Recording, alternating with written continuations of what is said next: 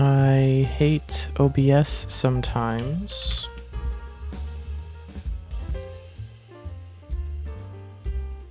Thank you, Innocent, for catching that. Yeah, it is set as the default device, so I have no idea why it wasn't working or why it selected literally anything else. Whatever, it's fine now. Anyways, welcome everybody to the stream. Sorry for the delays.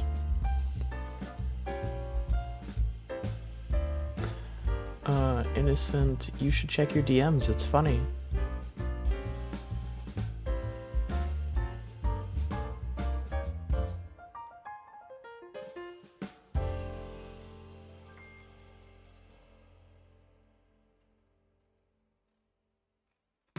Alright, yeah, that should be everywhere I need to. Refresh that, and we should be able to start now.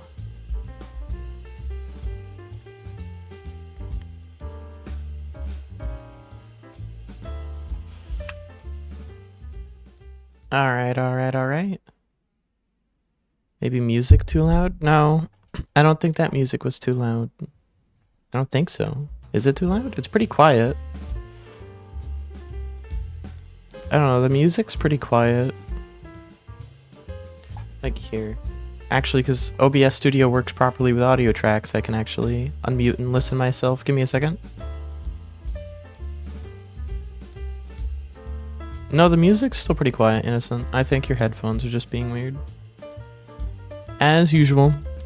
Because any tech you interact with is instantly broken. We still need to get parental controls on that laptop.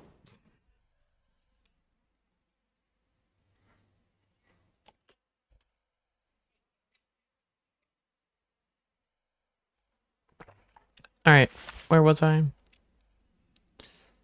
Oh wow, we're on a still alive character, but carried between two streams. It is a miracle. Oh yeah, I crashed out because of something I can't remember.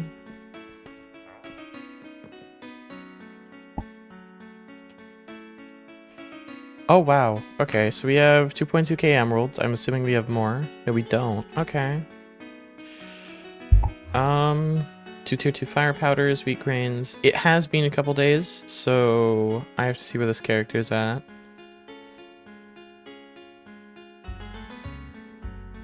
I have some spare put aside.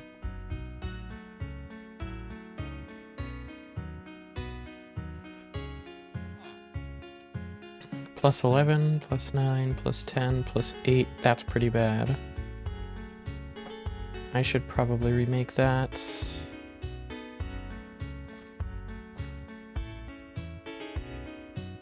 That I can sell. Okay, yeah. I was gonna go sell this, and then I can move on.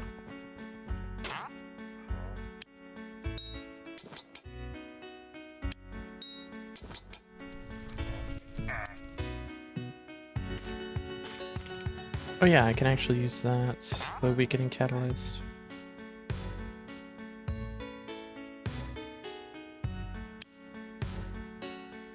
And 16%, kind of bad.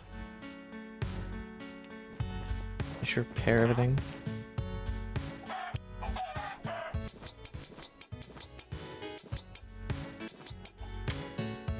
What's my weapon? Ooh. I mean, 16 to 19 neutral damage isn't bad by any means, but it's not that good either. Even for a level 7 weapon, that's kind of not the best I can do. Ability shards I'm not going to use. This is just all going to be cell fodder.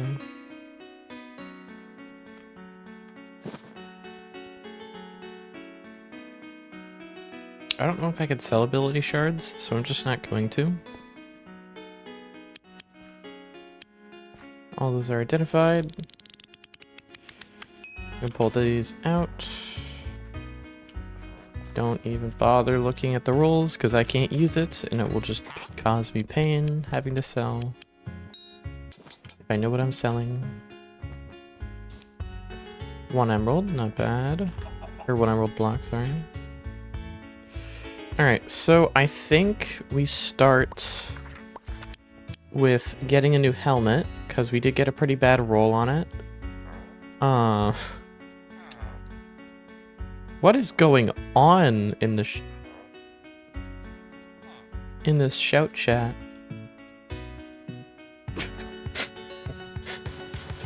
What? Okay. Wow, that's great. That's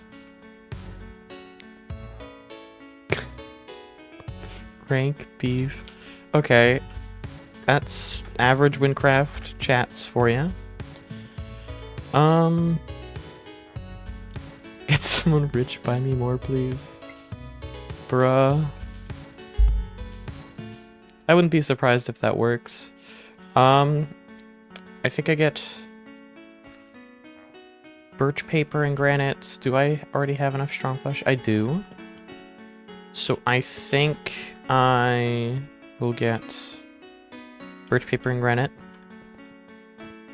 Birch paper, I have to get around debtless. Granite, I get near debtless.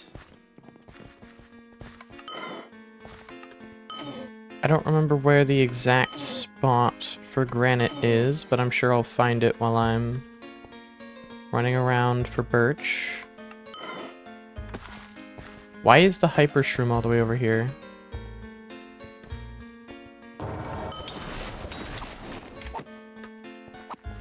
Why are you here, bub?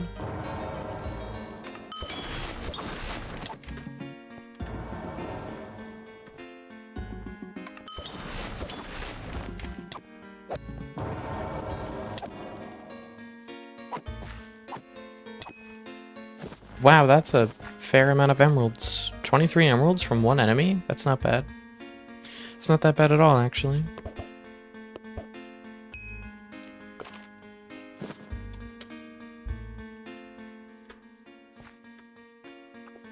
Now here I have to be careful because of the zombie militias.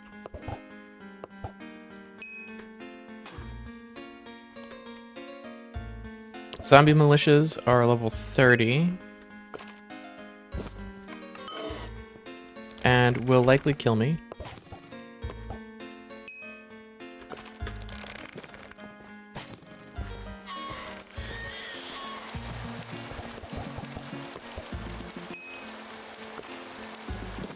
Right, I need tier 2 paper for this.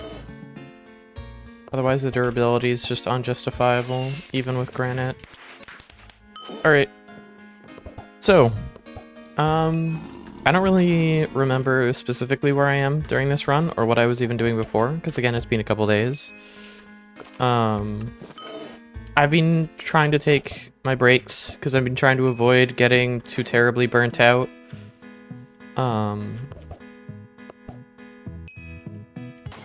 Not that that's really a problem. For me to get burnt out of something takes a while, but... Oh, hey. Exactly what I was looking for. Passively. Now I just need a tier 2 piece of granite.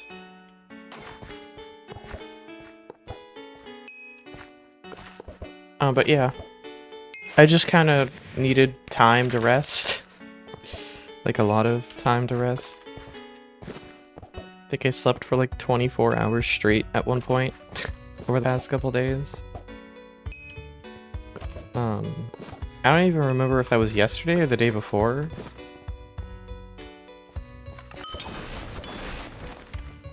But yeah.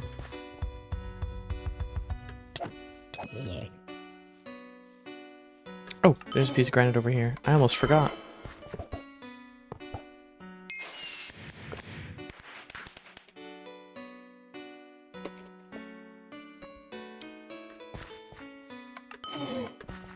You could probably hear the strain in my voice alone.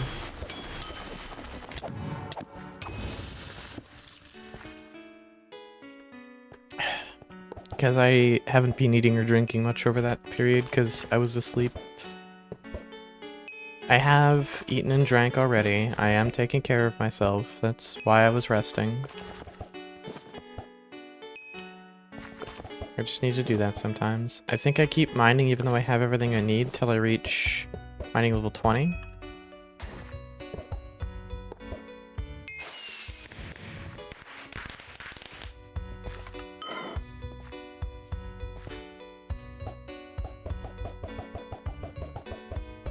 You know what? Never mind. I can deal with that later, and the consequences of not doing with that later.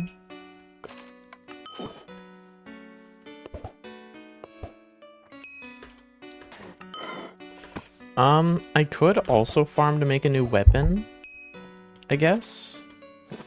You know what? If I'm gonna farm to make a new weapon, I'm just gonna bite the bullet and do it.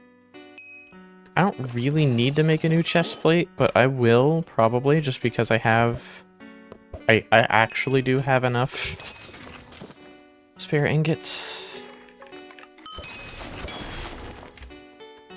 Okay, I have enough spare everything after farming for the helmet. Now, for my weapon, I'm going to be using pigment ivory. We'll see if the damage rolls are better. They might not be. For that, I would have to farm another tier 2 granite ingot.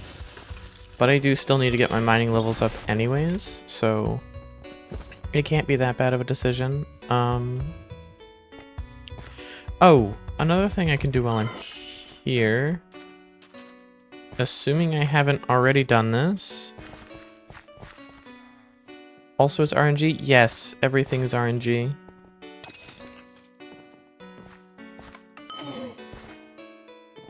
If I go up here... I don't know if I've done this one yet. I might have. Even if you've already done it, it will still let you fire the cannon and stuff. But if I haven't, this will be a time saver. Nope, I have not yet. Not really much to discover down here, at least for my sakes. Right. Oh! It puts you in the ground. Okay. Well, that almost got me killed again. I always forget that that secret discovery is broken and the exit puts you in the ground. I right-clicked instead of left-clicked. Also, yeah, for those who don't know, collecting different tier materials is entirely RNG. You cannot impact it at all. The increased refining success rate thing that it shows in chat is not true. It does not affect anything or change anything. That is a remnant of an old version of the profession system that literally hasn't been part of Wynncraft for almost like 8 years now. Give or take, I think. Might have been even longer than that. I don't know when they reworked it. But I just know that they did rework it. Which it does leave it in kind of a weird situation. It's an 89% chance, I believe, to get birchwood. Then a 10% chance to get... Or, not birchwood, sorry. To get a tier 1. A 10% chance to get a tier 2. And a 1% chance to get a tier 3. And if you hit not that, then, you know, obviously it breaks. The only thing that the refining success rate actually applies to is it makes it more likely for you to actually get the mineral in question.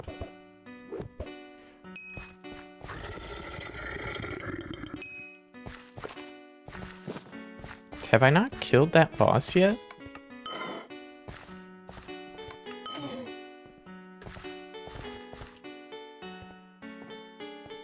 Huh. Must have been from somebody else who hasn't.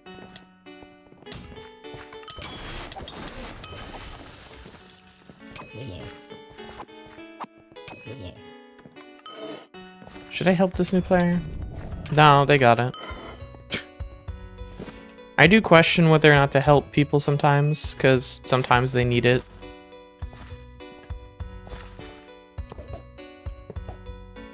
I'm willing to be helpful. Some people aren't, which does suck, but hey, to each their own. Nobody's obligated to help each other.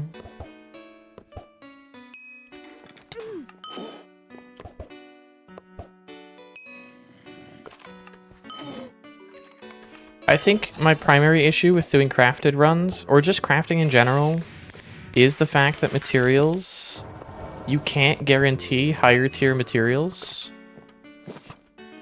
You can guarantee higher level materials, just not higher tiers, which really sucks. Because the higher tiers are kind of the important part.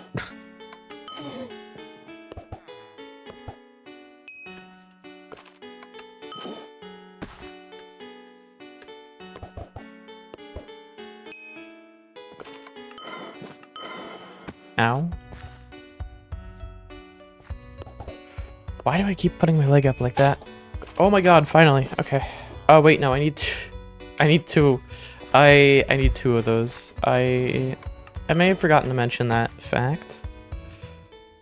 Yeah, I need two tier 2s for a spear.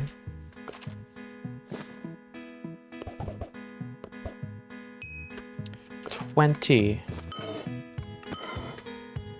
Wow, for a 1 in 10 chance so far, it's looking a lot more like a 1 in 20 chance.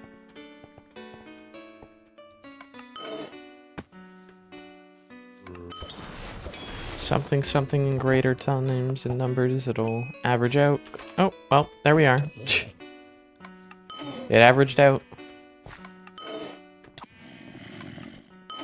Alright, I have the strong flesh. I do not have the strong flesh I need because I'm recrafting my helmet and my chest plate. I'm also recrafting my weapon, which means I need pigment ivory. And I only have 1 pigment ivory right now. I could go and get more. I also could go and do some cave running. I think I do some cave running in the Emerald Plains for now. Yeah, because I'm at a point where I can't really continue without better stuff.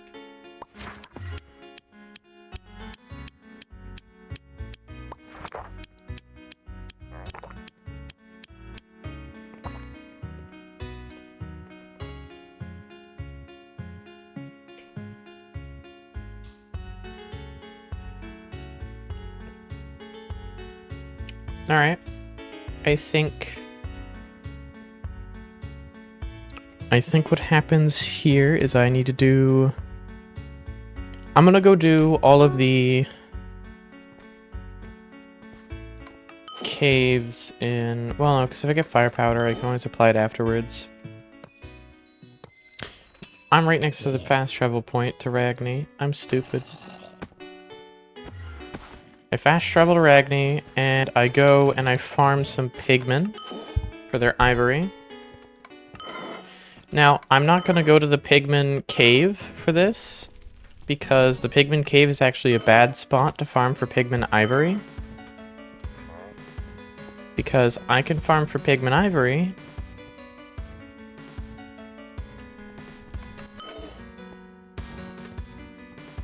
at Pigman Ravine over here, which is a significantly higher level area, but has a lot more pigmen, and these pigmen are more likely to drop what I'm looking for.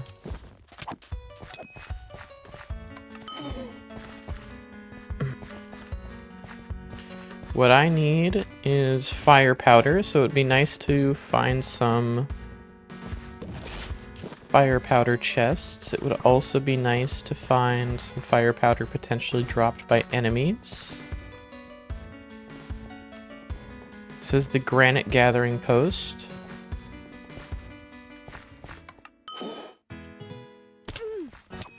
I do not have an ability that I'm used to having at this level.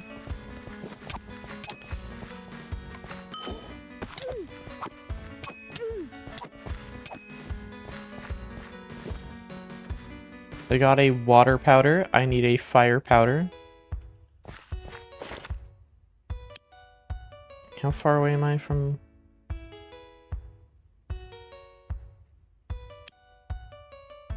Yeah, heavy impact here. My next ability point I'm gonna spend on heavy impact, which will be useful. Ooh. Could have something decent in you. Of course, I will always take emeralds. Even if said emeralds are in the form of items.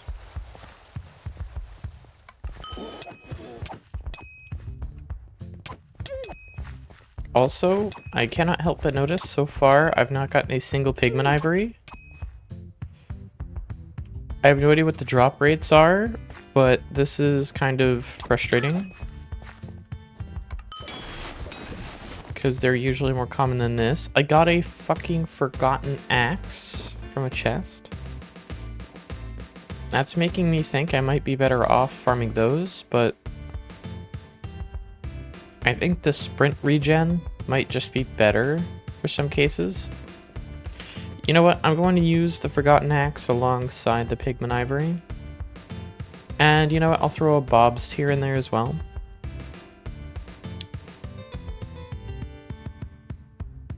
I'm using tier 2 materials, so I should be left with plenty of durability. Yeah, I should be good. I just need three more pigment ivory. Yeah, 3 more pigment ivory. Which would be great if I got 1 to drop. So far I've been getting a lot of meat and not ivory. Oh my god, finally. There's 1 pigment ivory.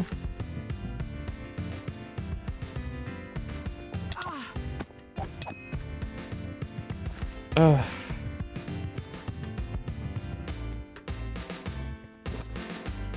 It'd be really funny if a guy named Wynncraft just used a shout to say hello textilated back. Unfortunately, his name was not Wynncraft. So over. Funny was not achieved. How could these random strangers fail? How could they not have the exact required alt account to make that funny?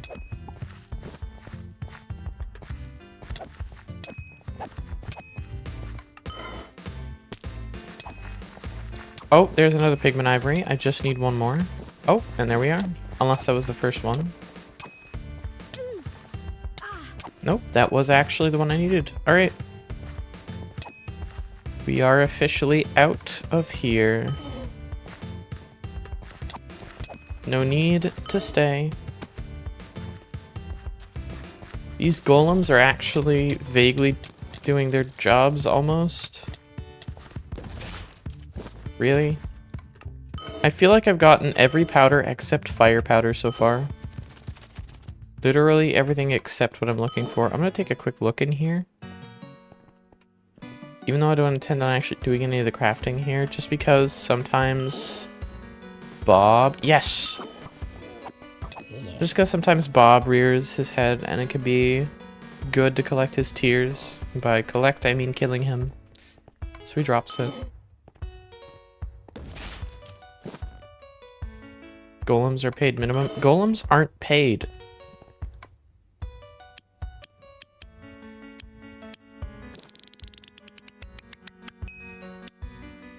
To my understanding, they're not even sentient.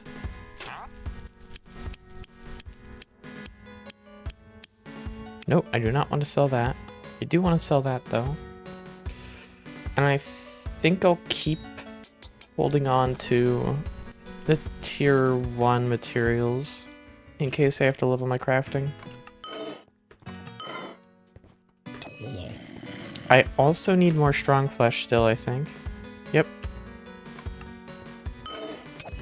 I just need 2 more though. Shouldn't be that hard to get my hands on. Yep, and here's my 2 strong flesh right here. Alright, that was quick.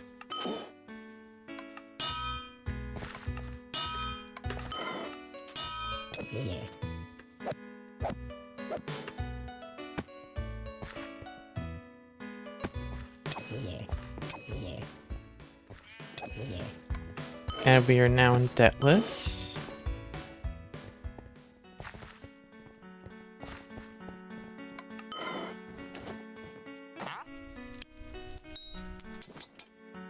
which means I should be able to craft what I need now. Okay, weapon-wise, I want to make sure I can actually use these.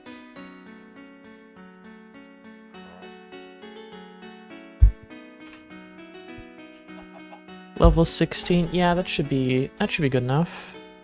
Then I put this one in.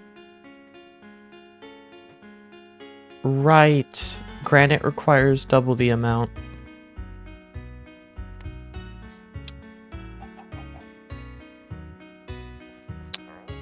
Yeah, I did forget that. I did forget that granite requires double. Yeah. So I don't have enough birch paper for a helmet because it's 4 birch paper for a helmet. Well, back to the mines.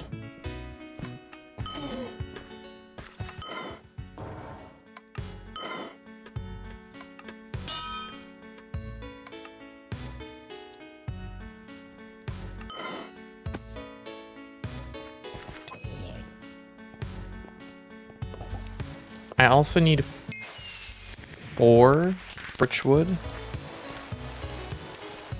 So for paper, 2 would be enough for that. So I just need 2 more. 2 would be enough for the chest plate. I would just need 2 more tier 2 papers, and then I'll be able to switch to wood cutting to get the 4 tier 2 woods I will need.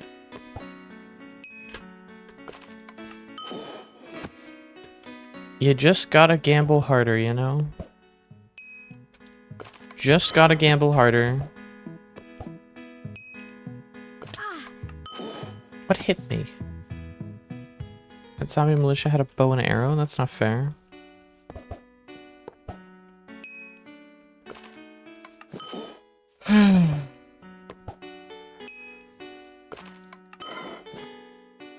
Alright, come on.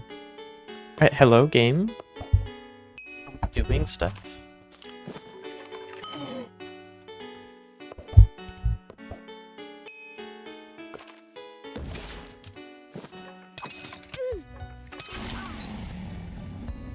You know, that was not what I was trying to do, but close enough. I feel like I was being kind of unfairly grouped up on there. I think I need to cull some of this army that's amassed here. And by cull some of it, I mean panic and kill all of them instantly.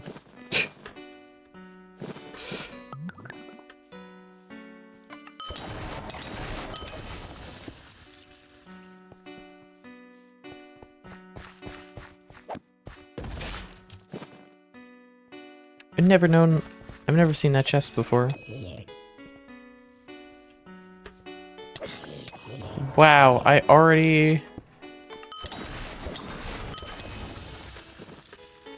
already respawning, huh?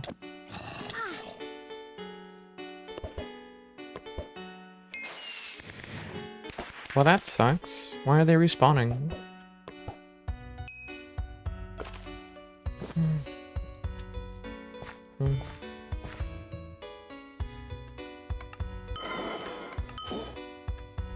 Get me some more paper. I just need 2 and 4, so I'm still 2 paper off, I think. I need 6 tier 2 paper.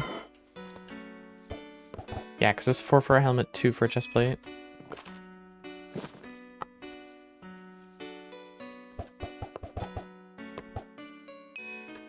I am not getting very lucky at all. For a 1 in 10 chance, this is very, not going too hot for me. Oh my god. There we are. Can we get 2 in a row? As rare as that would be, it'd be funny. Holy shit. The funny thing happened. Let's fucking go.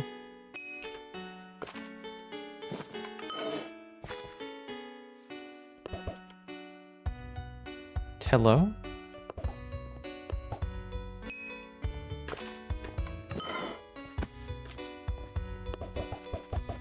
It's like gotcha luck. True. It is actually very similar odds to like getting a 4-star or equivalent in gotcha games. I don't know, the only gotcha games I've really played are Hoyoverse games. I haven't really played any other gotchas.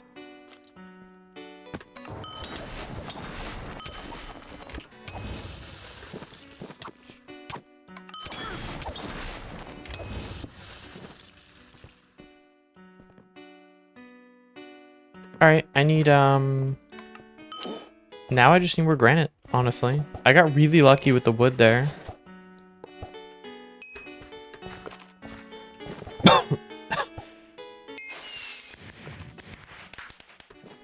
And I mean, I got really lucky with that wood there. I didn't get lucky with the paper. I mean, I guess I kind of did in the end. The 2 in a row was kind of crazy. But, counterpoint, I did spend a fairly large amount of time on that. Could have been larger or longer. How much do I even need? Because I need 2 for a helmet, 4 for a chest plate, and then, so yeah, it'd be 8. I need 4 more tier 2.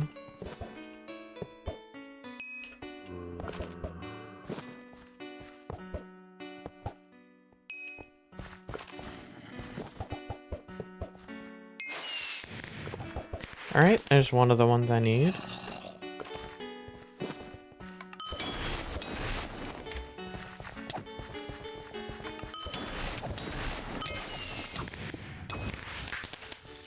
Combat level 17. I'm leveling up my combat levels pretty quick for not doing quests and that kind of thing. Is this respawned yet? No. I don't know why zombified sheep are passive, or not passive, neutral.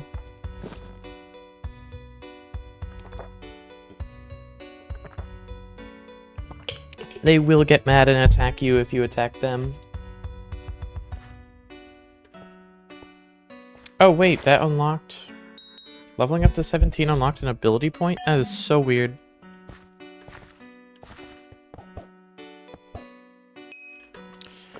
We're up to 6 or 8? We're halfway. Wait, 7? Can we get 3 in a row? 3 in a row? Damn. Still pretty cool though. This puts me tantalizingly close. Okay, that was unfair. There was no way you could have avoided getting hit there. I'm still mad about the TNT minecart incident. How the fuck was I supposed to know that the TNT minecart would be an enemy?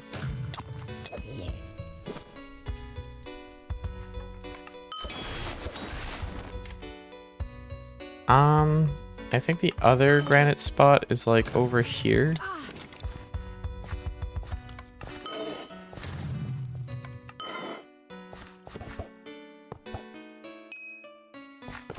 Just to try some different granite crops.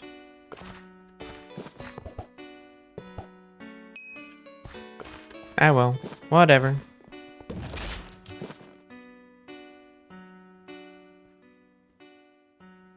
Why? Okay.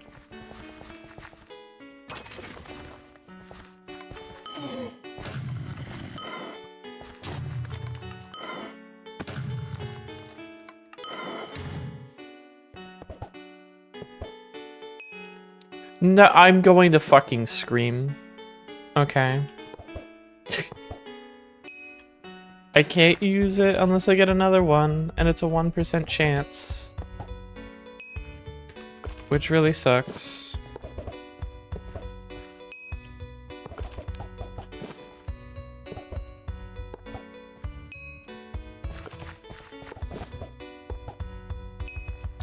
I swear.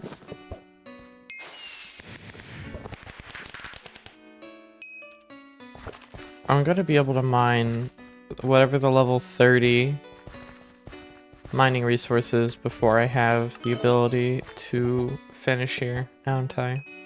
Oh my god, finally. Thank you, game. Thank you, luck. Now I no longer have to bother with this. Don't have enough mana to cast this spell? How much mana was it gonna cost me? It's a 20 mana spell.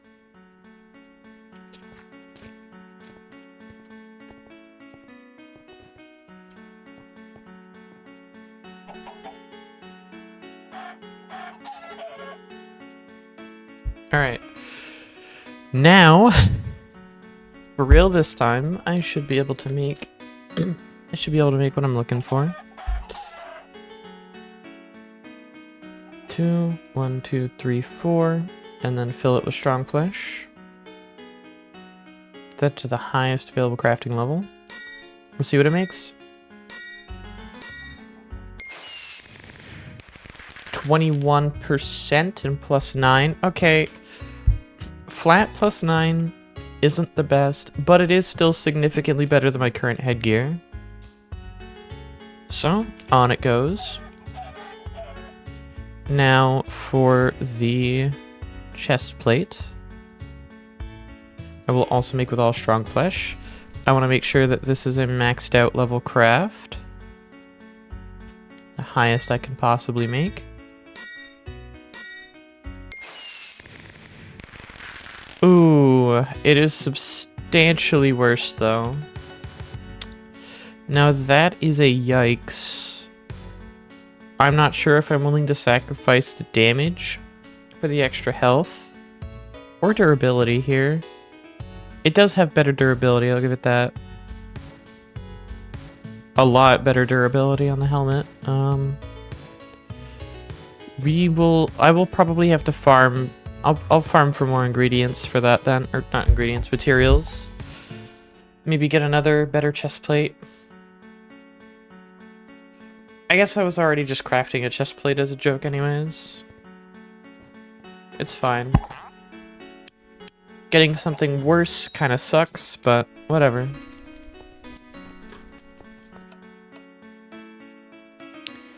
Two, three, 4. 1, 2, and now I'm going to put the Bob's tier first because it only applies to the ingredients underneath this one, which will mean you have to put it first for it to apply to all the ingredients. Put it to the Forgotten Axe, and then 4 Pigment Ivory. Make sure to max out the crafting level it's aiming for.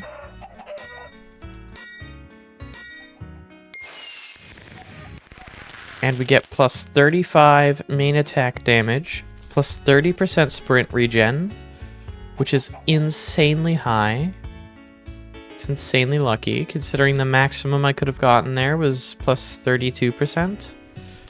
Maybe with the Bob's tier, it could have gone up to like 34%. But getting most of the maximum possible I could have gotten is great. I don't know why there's a random forest spider in Deathless, but this is why I'm sitting in a corner. The plus 35 main attack damage is great because that obviously doesn't show in the top damage number. And this is substantially better by default, even though it doesn't look like it's going to be much better. It's only 18 to 23 base compared to 16 to 19 base.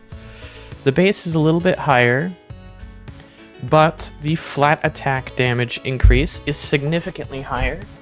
And because the damage on this is going to be so high, and it's a fast attack speed weapon, that's actually fucking amazing. Holy shit. Because the damage on it's significantly higher and it swings significantly faster, the percentage damage on my armor will scale off of it significantly better.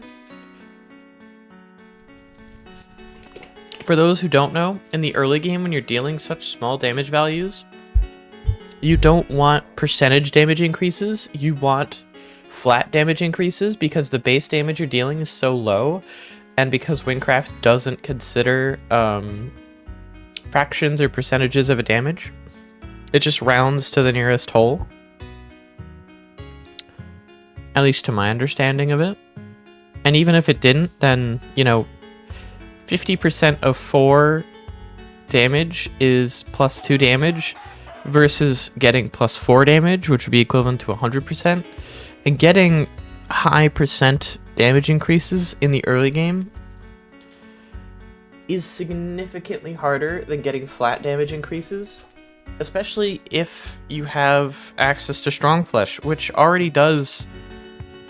I mean, I obviously don't have a Strong Flesh to show it off right now, but Strong Flesh by default gives like a plus 2 to 3 flat damage increase, which that's per Strong Flesh. So if you have 6 of them, you've already potentially octupled your base damage, which would be equivalent to like 800%, which you're just not going to get as a percentage increase, especially not in the early game. You're just not going to see that on anything unless you use flat damage. So in the early game, flat damage is worthwhile. I would say the breaking point for when damage percentage starts to matter a little bit more is closer to 100 flat damage, but for all practical purposes, around 50 is when you want to start considering mixing in flat damage and percentage based. Because once you reach 100 damage, then adding 2% damage or 3% damage or 4% damage, which will be substantially easier to get, will be a lot more impactful in the flat damage. If your base damage is 100, then the main attack damage percentage will be better than the flat attack, because every percentage would be equivalent to 1 flat attack or greater. So the higher your base damage, the less effective flat damage becomes. Percentage becomes almost multiplicative and scales with your total damage, whereas flat damage doesn't necessarily scale.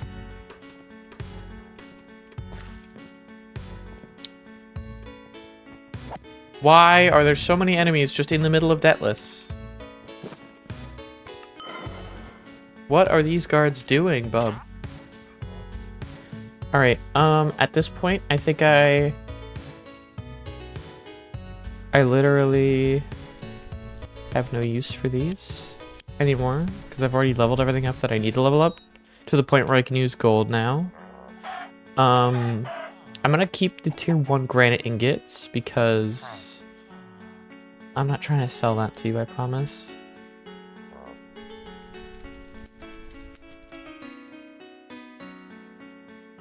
I should probably...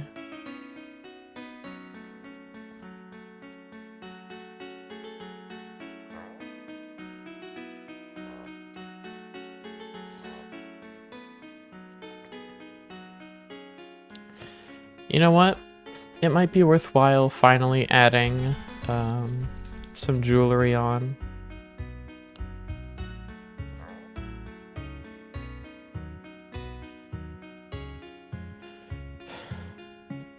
Poisonous spider eyes are probably going to be my best bet.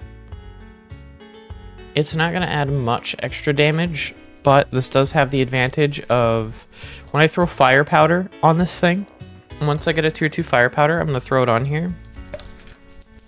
Once I do that, anything that has a resistance to fire, which is a fair number of enemies, will presumably take significantly less damage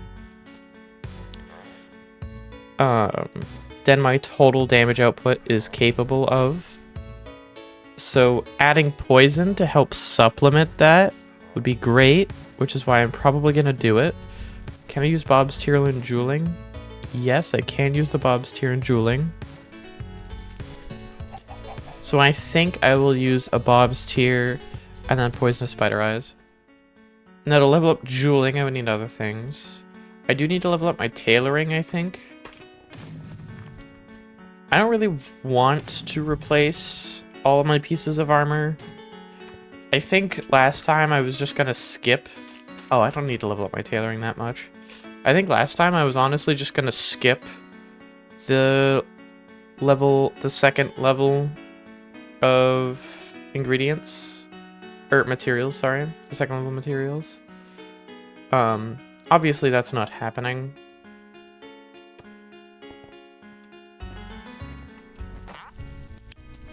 One thing I do want to do is I do want to get a feel for how my current setup will work. So I should probably go and test out my damage. Because I'm not used to using a fast attack speed spear, so I should probably fight something. Oh yeah. Oh, this'll do nicely.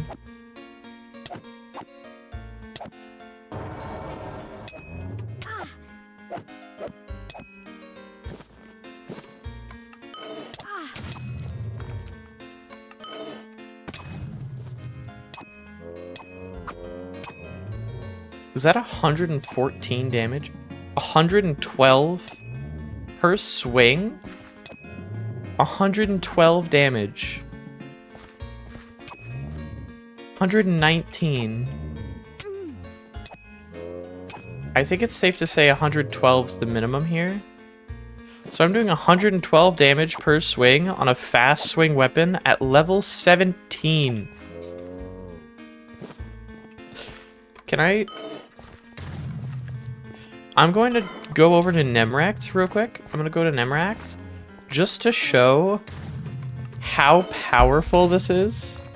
I'm also going to go to Nemrect so I can do some farming. You know what? I should probably get more health potions and such. Like I still have plenty, don't get me wrong, but I would like to have more. I almost one-tapped the level 21 roaming skeletons.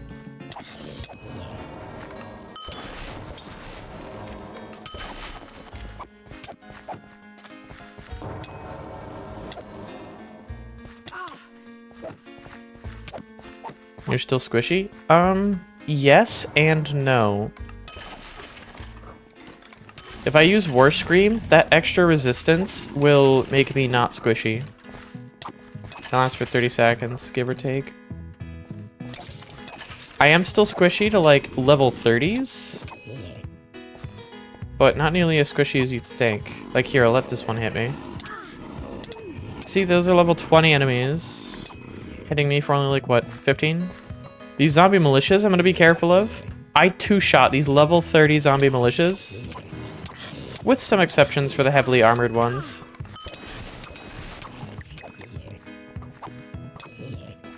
Like this heavily armored one takes 3 or 4 hits, give or take. And this is without me putting fire powder on it yet.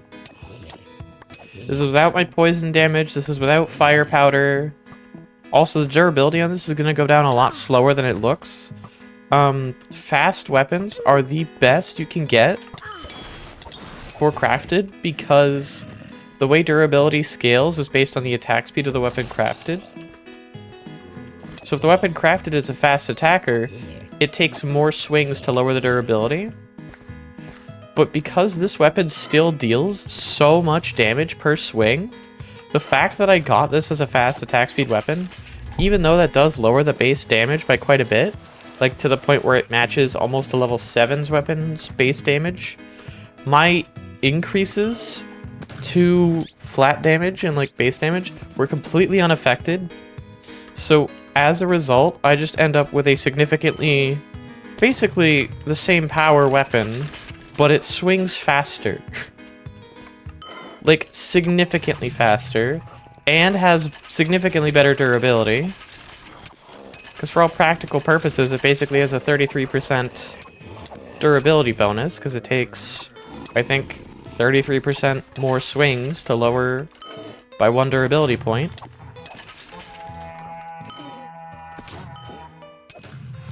So if you want to compare the durability, you have to multiply that 33%.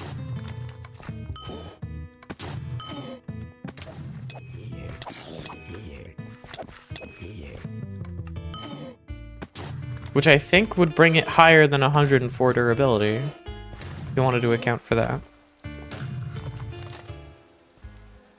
Surely, right? It's at 89. Yeah, 89 times 30 times times 1.33. Let me do this real quick.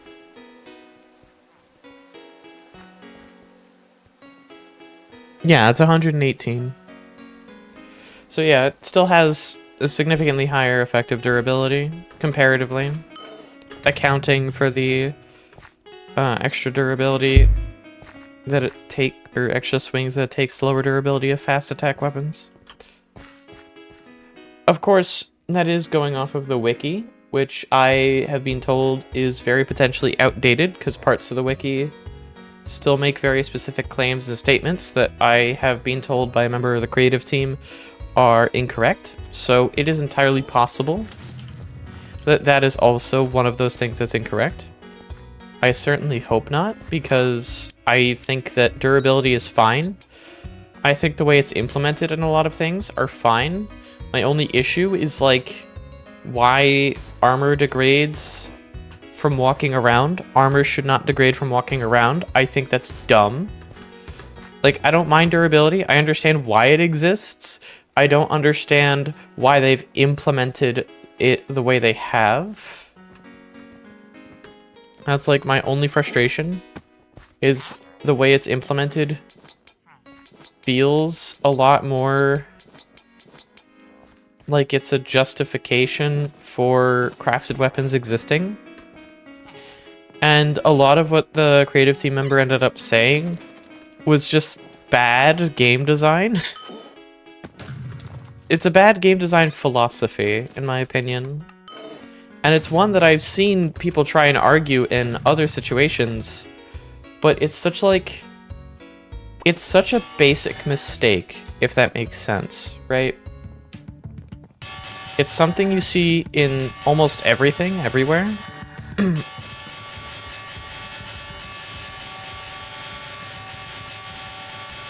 In game design, like especially in the more inexperienced sectors, when people are making recommendations, because a lot of the arguments when it comes to game design are like, oh, but it doesn't really matter because these players don't care, but these players do, blah, blah, blah, blah, blah.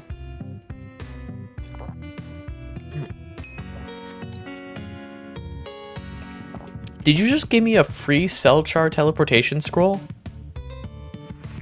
My fucking man, do you know how expensive that shit is? That's like a liquid emerald, I think. Bro just gave me 1 LE. Gee, thanks.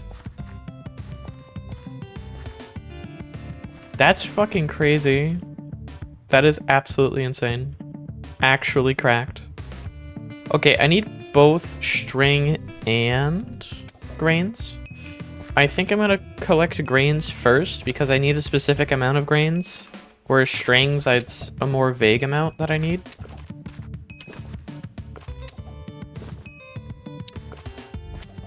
Honestly, I don't really want the tier 2 grains right now. I'm probably just gonna sell them. 14, so I need 28. I need 28 wheat grains.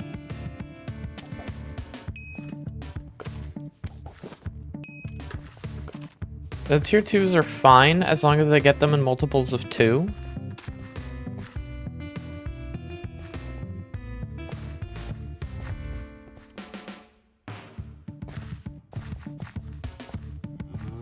Also, it's still playing the Sea Skipper music, even though I'm on the Durum Isles already. This is kind of comedic.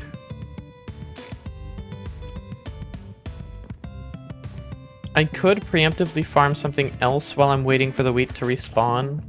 My only issue is inventory space is very limited, as you can tell. This is what I'm limited to. This is my whole inventory space. This is everything I can hold in my inventory at any given point in time. It has to fit within this. This is everything. I cannot hold more than this, ever. I can't access my character bank. I can't access account bank. This is what Iron Man does. Iron Man forces you into using this, and it prevents me from trading with players. I can't even interact with the trade market on this character if I wanted to.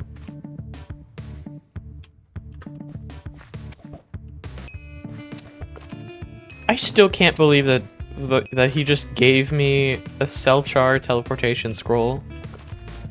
What a fucking G. It would have been so funny if he gave me, like, not the reworked teleportation scrolls, if he just gave me, like, one of the old ones that doesn't work anymore. Because for those who don't know, I think it was before the 2.0 update, the way teleportation scrolls used to work is they were consumable, and so you'd have to keep buying them. If you bought one, that would work for a one-time use. If you wanted to keep using, you'd have to keep buying. Oh, that's the worst case scenario. Come on. Now I keep going until I get one more tier 2 because...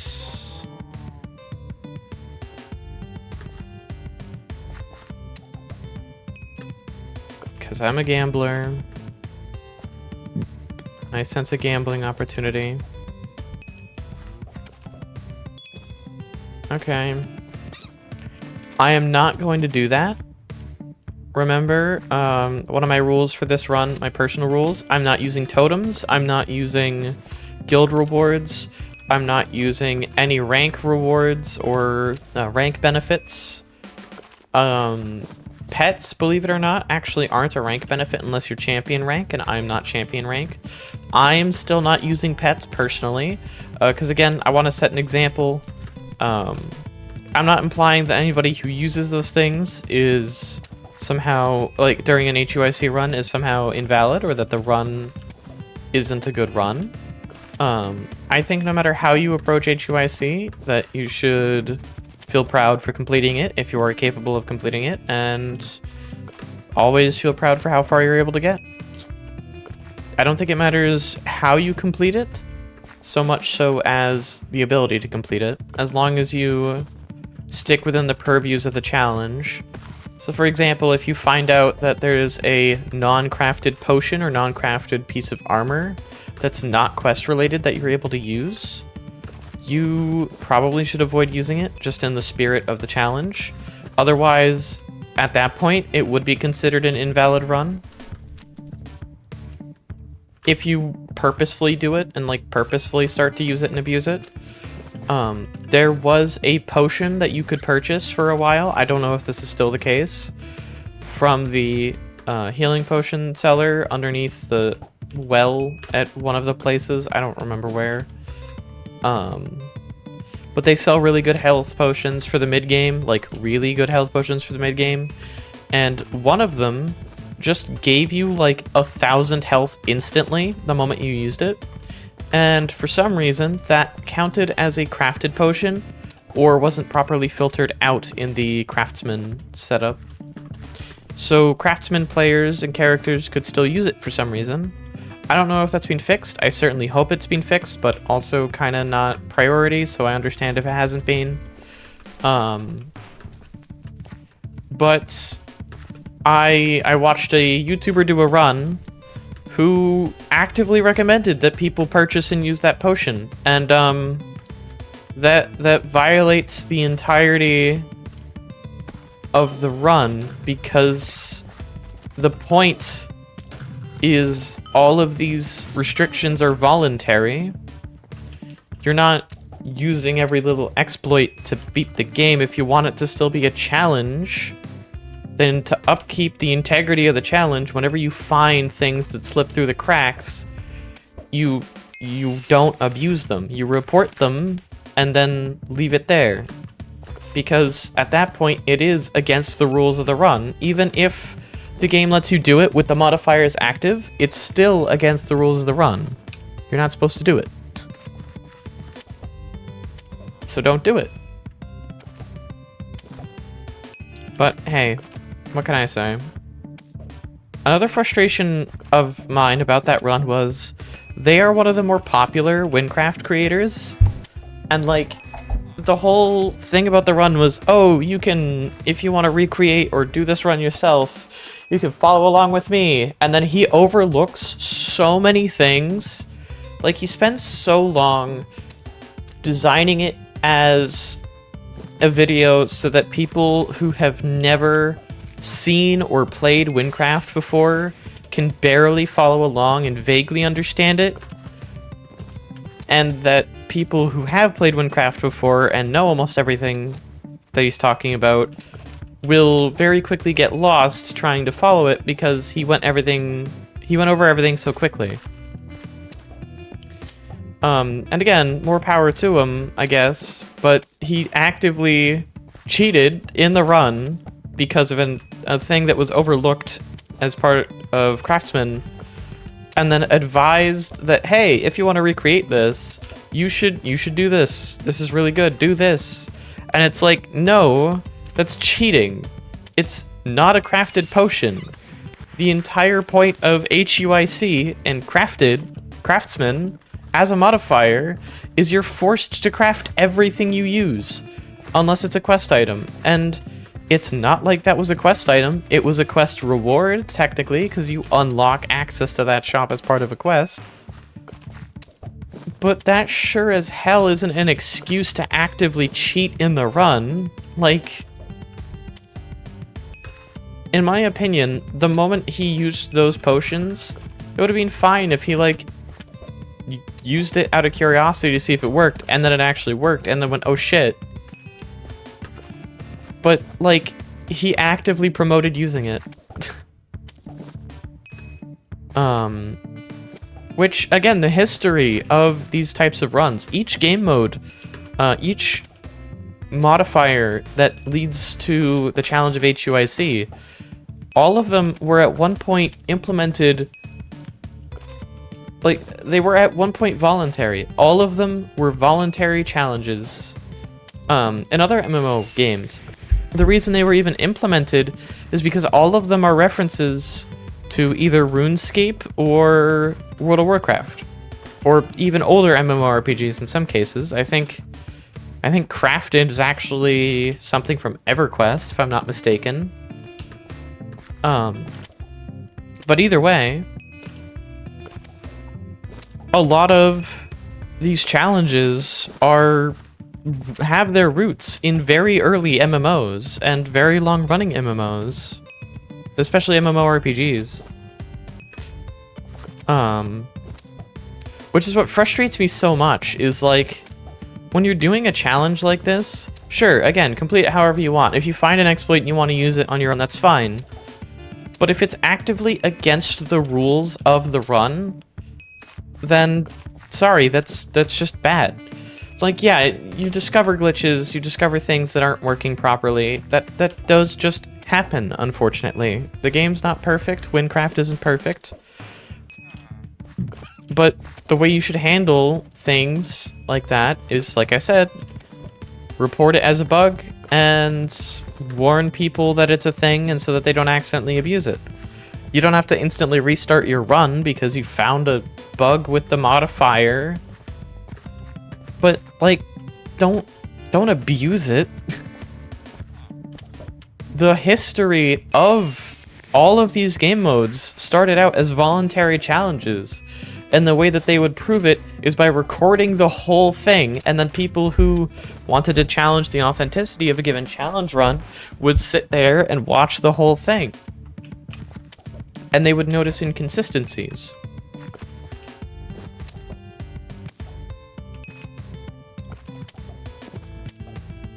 That's why I even bothered to watch the other competition, like other people who had done HUIC on YouTube and on Twitch. And like, some of them are doing it legit, but then they're not recording everything. They're only recording the end part of it. Or they're just like proving that they did it as opposed to actually going in depth about it, which sucks because it makes HUIC harder to access for challenge runners that might be interested in it. And I think HUIC is one of the more interesting ways to play Wynncraft because of how it forces you to interact with all of these things. Like, you have to interact with virtually every piece of side content so that you can upkeep your combat levels. And because you're encouraged to, because you want to get as much loot, and you need to give yourself as much opportunity for that loot as possible,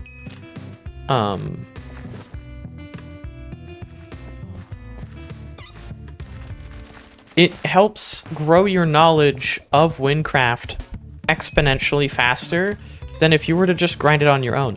I have learned more in the 8 days where I've been grinding these runs, these HUIC runs, than I have in my prior years of playing Wynncraft. Just because playing Wynncraft normally doesn't require that much thought. It doesn't require concerns, because if you die, you just go back to wherever town you were at last.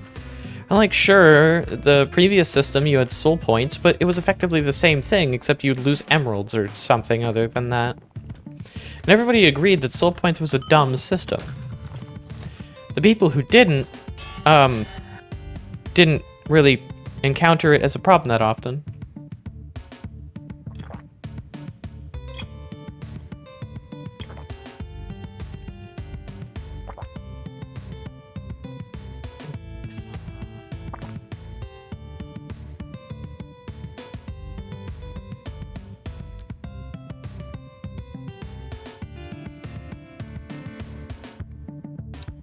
Ah, well, doesn't look like we're getting anything special this time. I still can't believe he gave me a Selchar teleportation scroll. I actually don't believe that I got a Selchar teleportation scroll.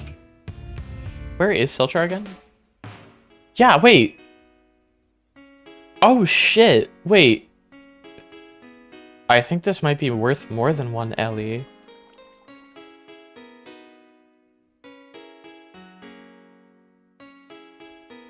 Yeah, because this is where you go reef. This is where you go for the reef loot runs. Oh wow. that is funny. I think I'm gonna keep my hands on that, honestly. I'm not gonna sell it. I could sell it, but I'm not going to. But anyways, as I was saying, the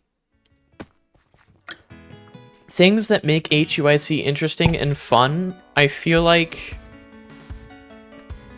come down to actually just doing it. Because yeah, it sucks. If you die, you lose the run. You have to start over. But from that, you become more familiar with the game. Whereas previously, you wouldn't know, like, how dangerous or how safe a given thing is, because you wouldn't care. You would just go in, die, oh, I need stronger equipment, go get stronger equipment, or level up a bunch, and then come back later and absolutely destroy it, because you out-level everything, usually. And when you don't out-level everything, it's because there's actually no way for you to progress without min-maxing your build, and even if you do that, you're still not going to be able to proceed easily without help. That's one thing that frustrates me whenever the developers are like, oh, but you never have to interact with crafting, so why bother? And it's like, yes, but your reason for the crafting system existing is because it's an MMORPG. The practical use of this system is to supplement when there's no other options available for players, item-wise. Like a mage between the levels of 40 and 50. What are you going to use? Sage?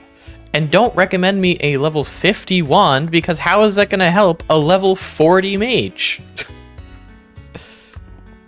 And Sage is a pretty decent wand at level 45, but it's still not good enough. Even if you have a really good build, which is a pain in the ass to grind, and a casual player is unlikely to want to interact with that grind, let alone know what to grind for, because the wiki is so unreliable.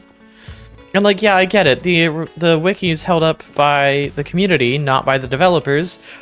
Personally, I think because they have a creative team, and that creative team is so knowledgeable about Wynncraft, they should have an official Wynncraft wiki. I think that would clear up so many things and miscommunications, because the ability for players to look up information from a reliable source without having to skim through change logs, a wiki is a lot more accessible. Take this from a Terraria veteran. A wiki is a lot more accessible than having to read through change logs. If you want to grow your player base in an MMORPG, have a reliable wiki. Especially on a Minecraft server, have a reliable wiki. And I get it, that's time not spent working on new content, that's time not spent refining the game, that's time not spent on making Wynncraft itself better, but it makes the player experience better. I will keep arguing for this. We need the fucking player experience to improve.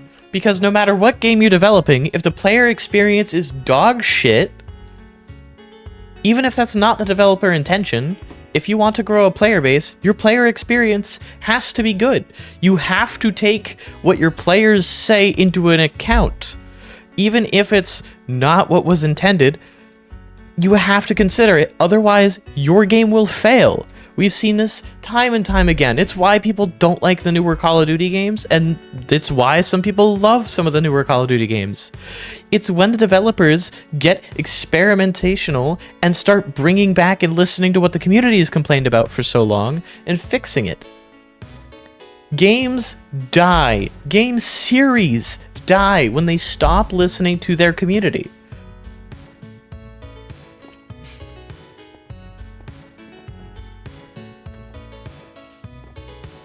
I am surprised that Wynncraft is still alive. Genuinely, I'm surprised Wynncraft is still alive.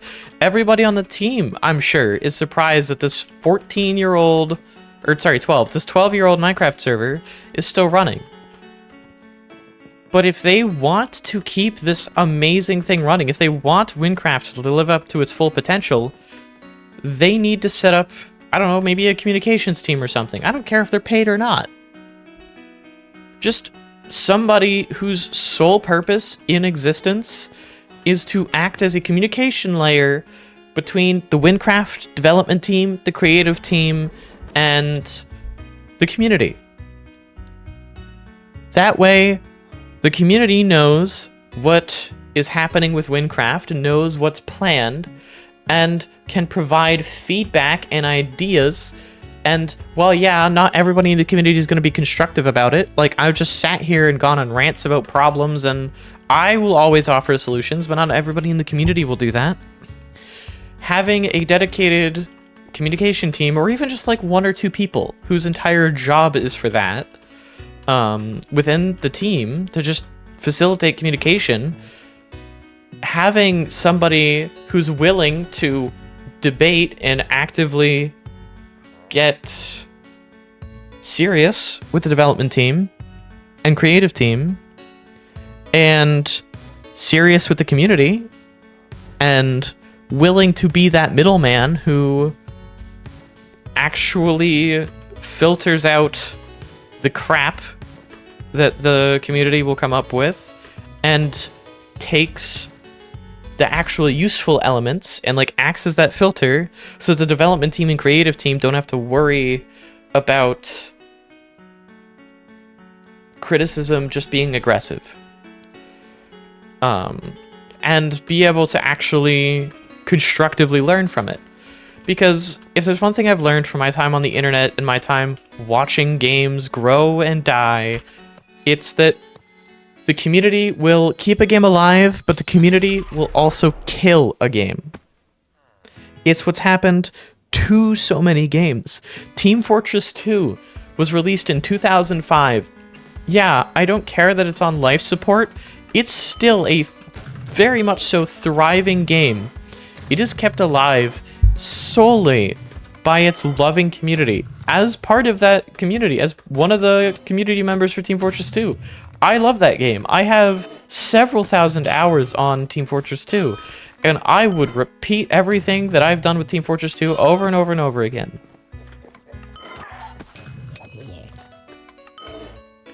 Yeah, I'm pissed off that Valve hasn't released anything Team Fortress 2 related as a major update in like, what, 9 years now or something? Like 9 years or some shit?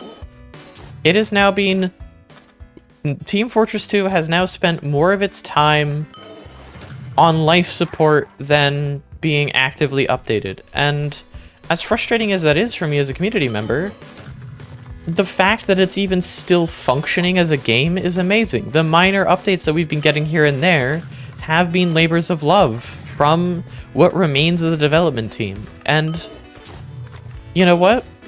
I still love TF2. I think everybody in the TF2 community agrees on this. It's still an amazing game, and always will be. Our only issue is just botting,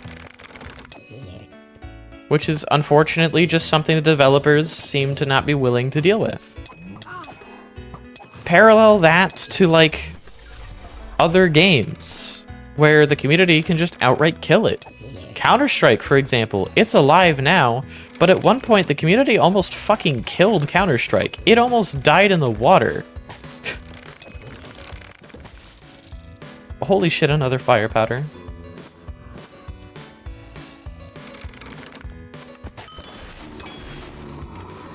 Especially when the community almost refused to play CS Source. It took the casual CS players to actually save Counter-Strike to that extent, because I doubt Valve would have worked on Global Offensive if CS Source didn't end up becoming as popular as it did. Which CS Source was still hated in most of the competitive CS community, and in a fair amount of the CS community for a while. And don't get me wrong, CS Source was loved after a while, but when it first came out, whew. And okay, you want a prime example of a game that actually died because of its communities before it died to its developers? Destiny. Destiny's community killed Destiny.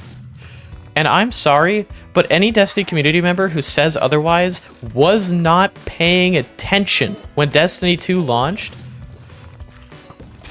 There were death threats sent to Bungie because of Destiny 2's launch and creation, and I think that was completely undeserved and not okay, honestly. They did not deserve to receive any level of harassment. Like, yeah, sure, constructive criticism, but if I've learned anything about the Destiny community, it's that it's incapable of giving constructive criticism, or at least was at the time. It was so toxic, and I think it's what led the developers towards not wanting to release a Destiny 3 and choosing to delete content instead. I think the reason they didn't create a Destiny 3 was because they remembered how fucking feral the community got the moment Destiny 2 was announced. And obviously, not wanting to repeat that, I'm sure the executives didn't help. Don't get me wrong, the executives made some stupid decisions, but I'm willing to say that the executives weren't the only factors that led to Bungie's downfall. I think the fact that the community probably made Bungie and the development team on Bungie terrified of the concept of making a new Destiny game is what killed Destiny. It's why Destiny went downhill after Forsaken. Because after Forsaken, they would have loved to have transitioned to a Destiny 3. But then they were kind of stuck between a rock and a hard place, where so many people had just finally come around on Destiny 2, and then they would have to convince them all over again to do it with Destiny 3. And instead of doing the right thing, they did the easy thing. Because they were scared. They were scared they would lose their audience, they were scared they would lose their community, and honestly, I wouldn't be surprised if some of them were scared for their safety if they were to go down that route. They saw what the community did before. I saw what the community did before. I was there. I was there with everybody else. And genuinely, it was completely fucking unacceptable. I think Wynncraft, in its early days, had a similarly toxic community to some extent. Especially because in the very early days, the moderation wasn't the best on Wynncraft. The moderation's gotten better in Wynncraft, don't get me wrong. But when you have members of the community just basically clowning on developers whenever developers start speaking, because the developers just ignore feedback with the excuse of it's not constructive or it's not useful feedback. Like, I get it. Not everybody... Like, I get it. It's frustrating to have to filter through all the 9-year-olds that are trying to suggest funny ideas because they think they know what they're talking about versus the people who actually know what they're talking about. And I get it. A lot of people who are complaining about something, they're complaining about something, so they're not going to be as useful. They're probably going to do what a lot of normal people do, and that's just be angry and complain. Because it's not up to them to change it. All they're doing is saying, hey, this should probably be changed. And yeah, they're saying it with varying degrees of usefulness. But they're still saying it. It's not up to the community to be perfect. It is not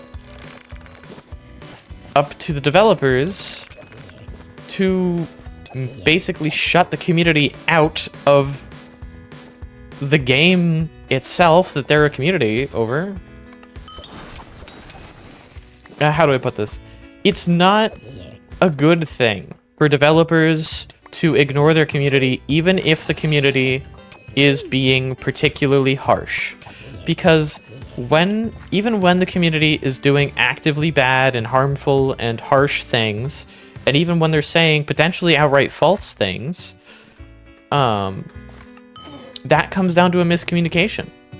Like, yeah, you will always have people who are being actively malicious, but people who are willing to sit there and complain about a game so passionately because they want to see it change for the better, even if what their perception of better isn't the best, maybe hear them out. Even if they don't have a good option, or if their implementation or recommendations for a solution aren't the best, or if you don't entirely agree that it's a problem, it's still worth considering. It's why you have a team.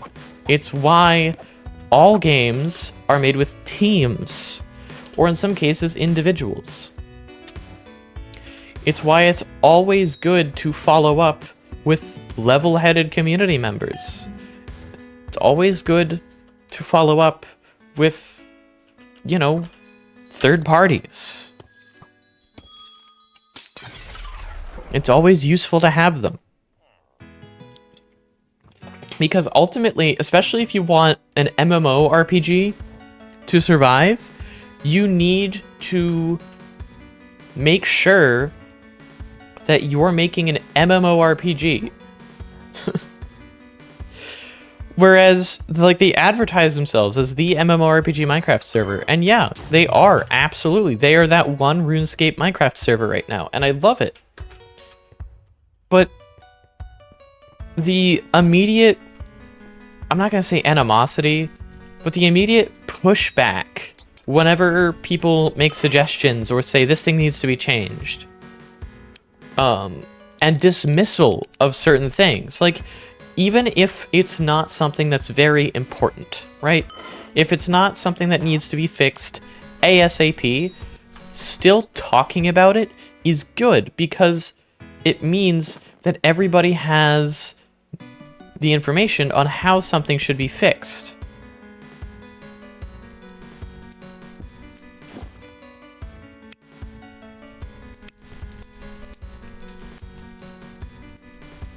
It makes it easier when you eventually go to fix it if you already have agreed upon what the fix is going to be, if that makes sense.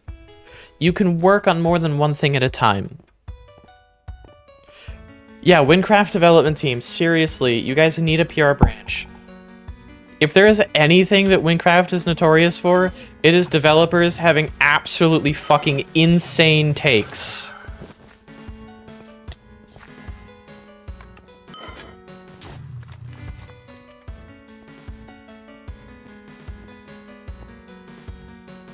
You're safe.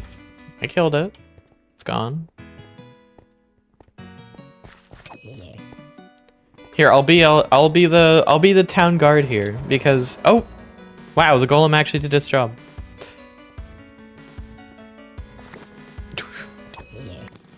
That's kind of surprising. Anyways, I don't know what this golem's doing. I wish they gave us a way to like reset the guard golems. This golem's just fucking off now, dude. Okay. But as I was saying, the Wynncraft developers have always had an issue with talking to the community. And it always came off as a sort of animosity towards the community. Like, I know that's not the case. It's just because you guys get treated by the community so generally poorly, and that again comes down to Wynncraft being as toxic as it is, and the casual players not really talking about it much. This is one of those things where if Wynncraft was not built within Minecraft, I think there would actually be a genuinely good case for this to move outside of Minecraft to a separate game entirely. But being that that's not the case, and to keep it the way it is, because that would be a massive gamble, you're gonna have to contend with the fact that most of the people who are going to play your MMORPG have to already own Minecraft. So to that end, you should be advertising Minecraft, maybe? Instead of advertising that it's a vanilla Minecraft server, advertise it as the Minecraft MMORPG. Advertise for Minecraft Java Edition. Make it so that, I don't know, more people are willing to actually give it a try. Because I think Wynncraft has a lot of the best elements of the best MMORPGs out there, and some of the worst elements of itself. Like, I think it could be so much better. I think Wynncraft could genuinely become something incredible if the development team was willing to make it that. And yeah, I know, a lot of them are working for free, and if they are getting paid, it's not much, probably. But they need to be dedicated. They need to be willing to listen to the community and community feedback.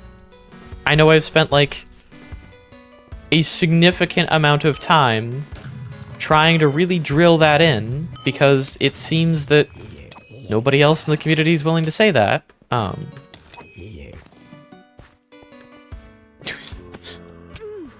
Or at least they're willing to say it, but they're not going to do so in a constructive way. So if nobody else is going to try and be constructive, I guess I'll be that person. If I want things to change, I just gonna have to do it myself, I guess. And I don't mind that, but it's still mildly frustrating I'm put in that position.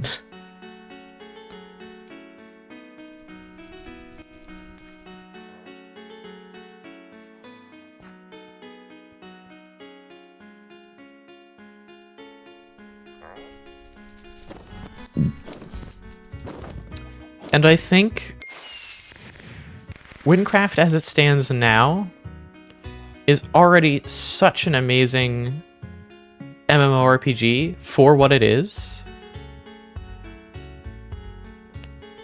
And I genuinely hope that it gets better. But with the way that the current development team is treating things, I just don't entirely see that happening. And again, that's fine. It doesn't have to always be improving. Like, I don't expect it to get better constantly, but it would be nice, and I would love to help in any way I can. That's why I'm trying to be as constructive as I can. When I'm complaining about durability, when I was talking with that creative team member a couple streams ago, I was willing to do that back and forth and, like, try to instill what needs to happen, or at least that something needs to change. In the end, I'm glad that they ended up agreeing with me.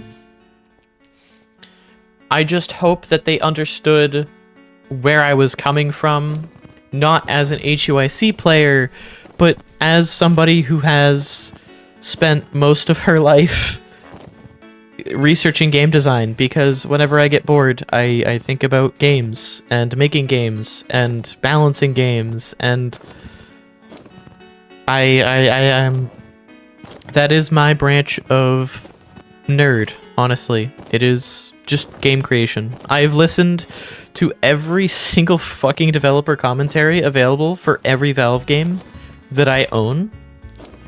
And it's fucking great. I love that shit. The same goes with a lot of other games that I'm aware of. Hello, Sarah. Welcome, welcome. Just leveling up my tailoring right now. Anyways. But as I was saying, like, I hope they improve things, especially with how they treat the community, because my god, when I'm complaining about how stupid durability is, and the first thing is like, well, you're an HUIC player, it doesn't apply to most players. Like, that should not be the default response to a criticism of a system in your game. Like, I get that it's not exactly on the priority list. That's fine. But immediate dismissal is a very, very bad approach towards game development of any kind. Doesn't matter what game you're developing, the moment you dismiss your community outright is when your community starts to despise you.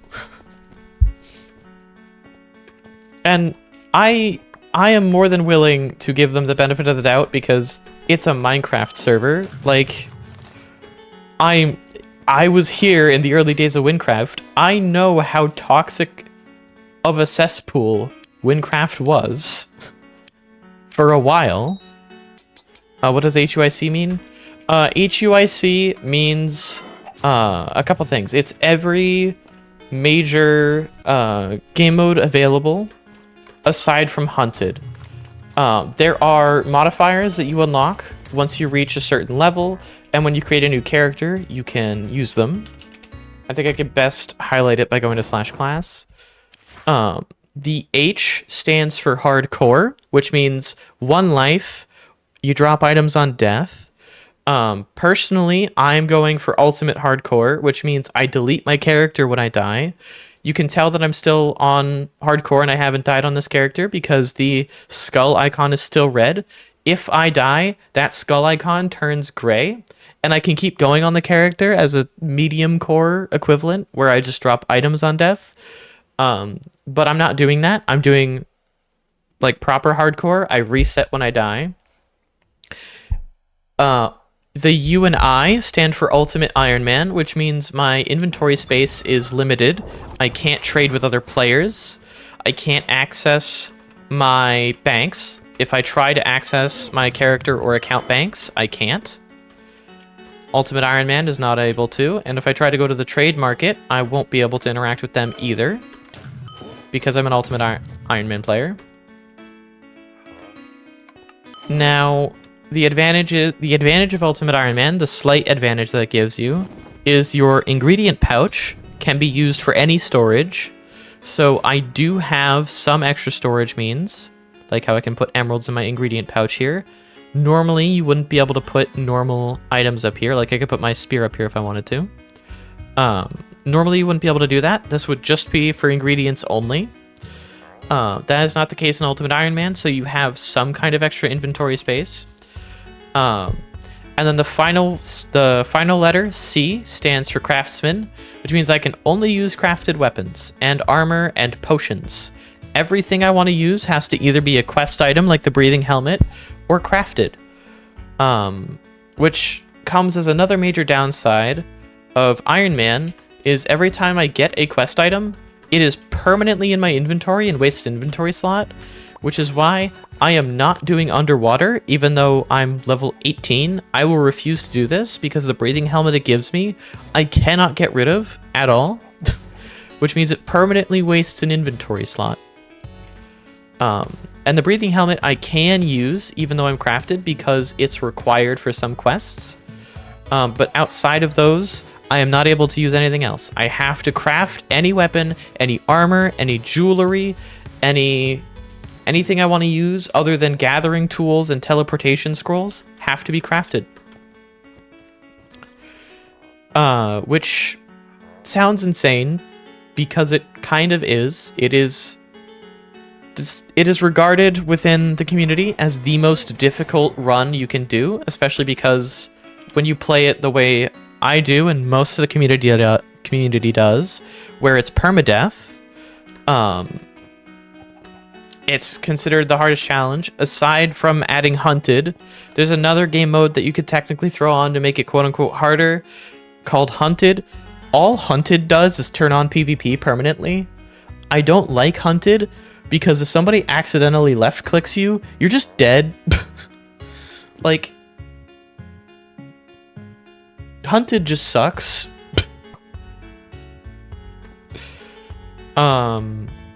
It's incredibly reliant on luck and not being left-clicked by a tryhard who's already level 105, who's walking past you.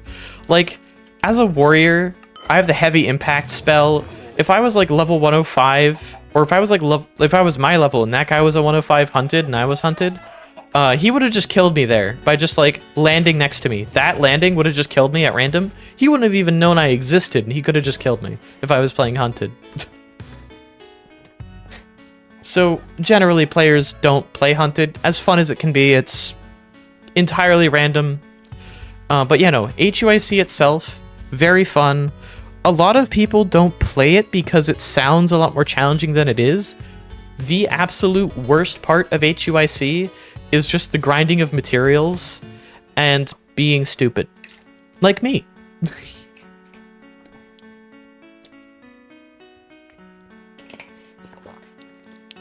HUIC can be done reliably if you are willing to play things safe. And a lot of that comes down to being willing to do Runescape level farming for large periods of time. It's not a bad challenge. I highly recommend playing it if you can. Innocent, champion rank even with 30% off would still cost me like $50-something.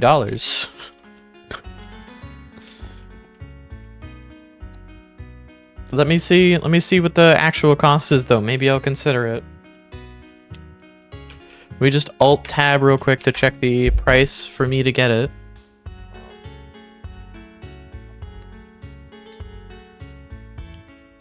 Yeah, because I bought it. Oh, sorry.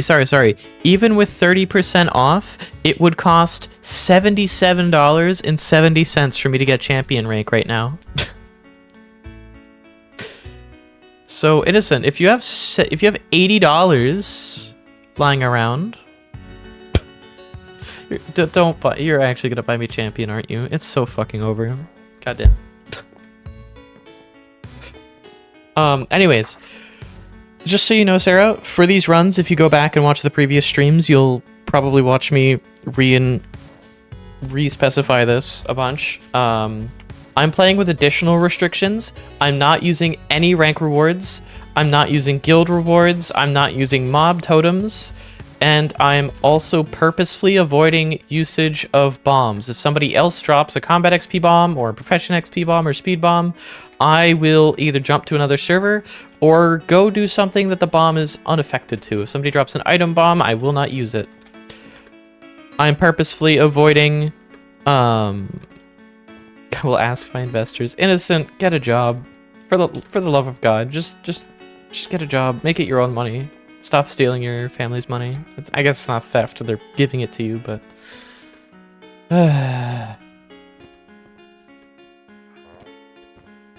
Anyways. Right, I need to level alchemy. That's what I was doing. I was trying to remember what the final thing was. Hello? Oh, there we are. I guess you can't use crafting stations if you're standing on top of them, which kind of sucks. Oh, I'm already level 15. That's kind of funny. Why is the level 10 recipe listed twice? Whatever. Craft the highest level potions I can of these. The reason I'm doing that is because I want to set an example Because I want to prove to people that HUIC is not only possible, but relatively easy if you're not crazy like I am. I'm actually working on a video based on my streams that will act as a pseudo tutorial and what not to do. Never played RuneScape, so everything is new to me. Wynncraft, I relate Wynncraft to RuneScape because a lot of RuneScape elements are present. This is a very old Minecraft server. To clarify, Wynncraft is a vanilla Minecraft server. You can load up a vanilla client of Java Minecraft 1.21.2 and you can play it without any extra mods right now. There's nothing stopping you. If you own vanilla Minecraft, I would highly recommend playing it for yourself, especially if you have friends who also play Java Minecraft. It's very fun.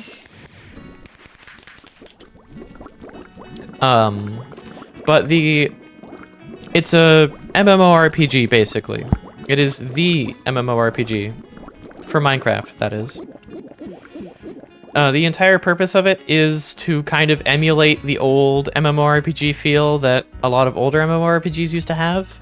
So a lot of the inspirations for the developers initially came from things like MMORPGs like RuneScape, World of Warcraft, EQ, and a couple others. You don't have to necessarily have played them to understand. Hell, I played Wynncraft before I played any of those. Wynncraft first came out in like 2012 or something. Yeah, I think it was 2012 or 2013 when it first came out. But yeah. Oh wait, no, I can still make some more potions. And it's kind of crazy what they're able to do with a vanilla Minecraft client, and they've modded the server itself, to my understanding, but yeah. Especially if you have some friends, I'd highly recommend getting friends involved, because this can be a lot of fun with friends. To do HUIC, you have to get a character up to level 50 to unlock all of the game modes, which I like. A lot of MMORPGs allow you to start a challenge run up front, like without having already gotten a character up to a certain level, which kind of sucks, but you know, it is how it is. At least here in Wynncraft, they've decided against that, so you have to reach certain levels and certain quest completions to unlock certain game modes. The only one you have to actually complete Wynncraft to unlock, to my understanding, is Hunted, which is good because Hunted sucks. It's fun, but it's very much so not as interesting as a lot of people claim it is. But anyways, how fast is it to get to level 50 casually? A good player can reach level 50 within 1 day. A good player can beat all of Wynncraft within a week. Your average casual playthrough, level 50 will probably take about a week. If you're playing it slowly, enjoying things as you go. But I wouldn't recommend playing HUIC until you have a better grasp of the game itself. So it'd be good to hang around the community. If you have any questions, you can always, well, you can always come to my Discord and ask me there. We have the Win booth. Innocent, can you pin the Discord link again? Because I think that got unpinned from last stream ending. You can always ask questions in the Win booth. I can answer some of them. You can also join the Wynncraft official community server, and you'll be able to get a lot more help there. There's also a wiki for Wynncraft. The wiki is community sourced and community made. The wiki is incredibly unreliable. I would put it as significantly worse than the Terraria wiki was for the longest time. So I would highly recommend... wait, no. Why am I doing this? I don't want to teleport there. I'd highly recommend taking everything you read on the wiki with a grain of salt. I'll unlock horse gambling real quick. But yeah, I think everybody should who has Minecraft should give Wynncraft a shot because it's pretty fun. Pretty interesting story to tell. A lot of the grinding is a lot more fun than it used to be. My only gripes with it are just like minor issues, like how crafted armor durability goes down when you walk, which I find incredibly dumb. Even if you walk around on a horse. But I hear that's apparently getting changed at some point, maybe even reworked. So I don't know, we'll see. One advantage that Wynncraft has is it is still in active development, so things are bound to change. There was actually recently well, not super recently. There was relatively recently a major update that overhauled a lot of Wynncraft. And it is truly insane, some of the things they've added. Like, the raids are absolutely crazy.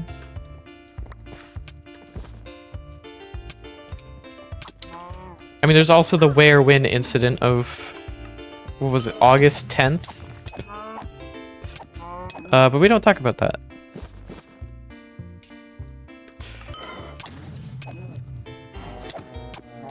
Wynncraft, by the way, like most Minecraft servers, does offer like some paid ranks and stuff to keep the servers live and going. Most of the time, anything you purchase is purely cosmetic and doesn't give you a major advantage, but there are some purchases that will give you advantages, like unavoidable ones. But they don't give you major advantages. They're just like speeding up the grinding, which is kind of fair, I guess. Pretty much every MMORPG has equivalents to them, so I'm not the most surprised. The ranks don't give you major advantages. They give you minor ones, like daily mob totems, which allow you to grind more efficiently by just spawning a totem that makes enemies spawn more in a given area. Which, by the way, Innocent, if you were worried, you do realize that as warrior, my defense scales with my combat level, as does my health. So even if my health isn't the highest, I'm still able to tank things. Alright, chat, do I gamble? I think we gamble. It's gambling time, chat. Instant black horse. Damn.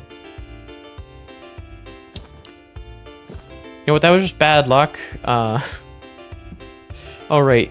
These max out at 9. Hold on. How much do I have now? 1.8k? That's enough for another round of horse gambling. Let's go. Still a brown horse. It's so over.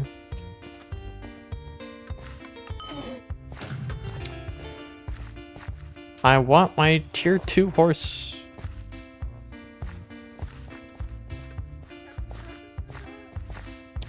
The IP is play.wynncraft.com. You can also just look up Wynncraft on the on Google. Go to the website, scroll around there.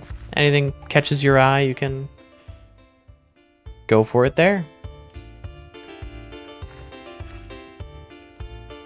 I think I sell those wheat grains. Is there no item identifier here? Like, I get this is a poor town, but my god. They have stations and a booth shop. Wow, this really is a poor town, huh? Wait. Questing. I'm stupid.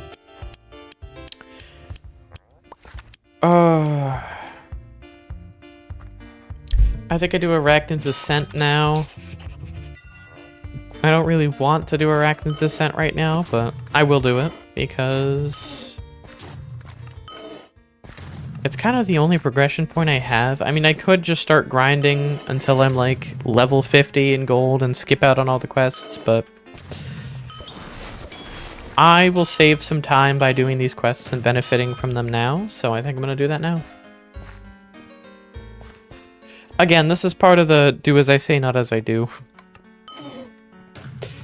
you want to mimic an HUIC run like I do, just know that playing the way I do will lose you a lot of runs because I am very dumb. If you want to be perfectly safe, you have to play well. And by play well, I mean spend hours and hours and hours doing nothing but grinding until you have the best gear you can possibly get your hands on, then clear a bunch of content, and then rinse and repeat. Yeah. Oh, the person got kidnapped and the spiders are doing a massive... We gotta kill them. Gee, you don't say.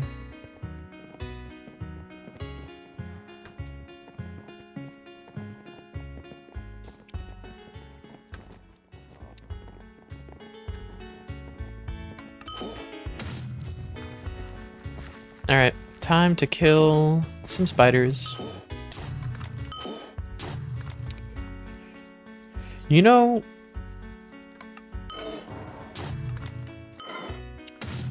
if I got lucky during that horse gambling, I could have a black horse right now. I could be getting an actually fast method of travel that doesn't involve spamming my movement ability.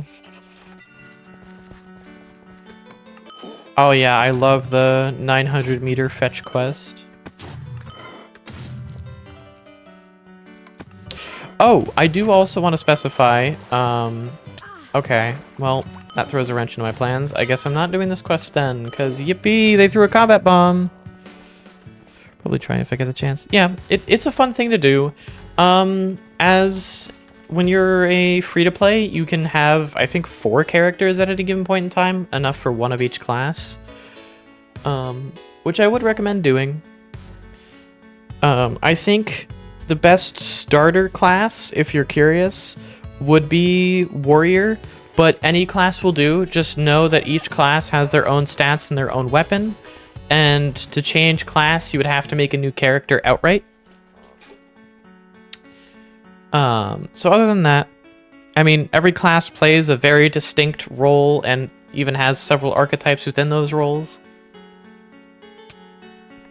It's not really that big a decision. Play whatever class you vibe the most with, honestly. But personally, I would recommend Warrior for your first, just because Warrior plays the game on easy mode effectively. Well, not really on easy mode. It's still the same level of difficulty, but it's more consistent. It's not reliant on... like, Shaman in the late game gets reliant on either being a summoner or using your health as damage, which becomes glass cannon-y. Warrior doesn't become reliant on being a glass cannon in the late game. You can actually scale pretty well off of other things and still be able to take hits, which is why I recommend Warrior. It just gives you the most room for mess-ups and mistakes. And it gets you right up close with the enemies, so you're more likely to encounter, like, actually having to play around whatever the enemies do, versus Ranger, where you just kind of sit in the opposite corner, and when the enemy starts walking towards you, you run away. Whereas Warrior, you're more incentivized to keep close. I don't know.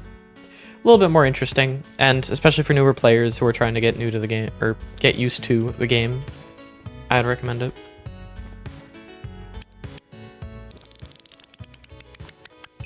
Playing with high ping. It depends where you are. I mean, they have a lot of options for servers. They have NA servers, EU servers, and Asia servers. The Asia servers are actually fairly new.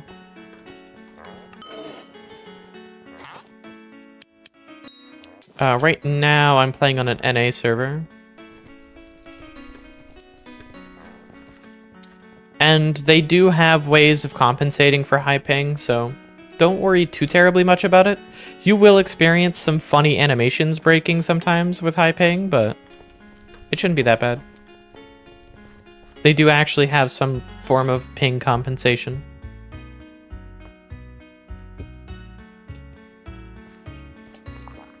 Which is always nice.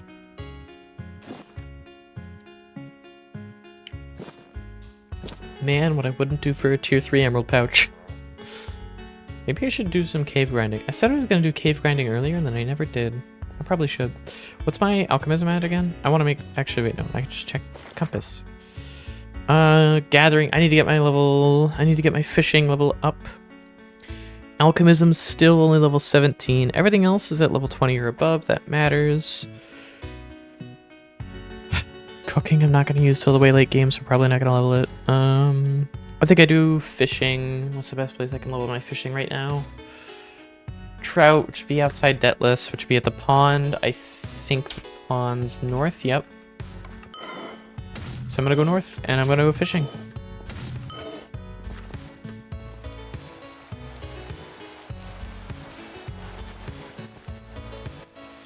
Not a big deal, but still melee fighting is always clunky with high ping.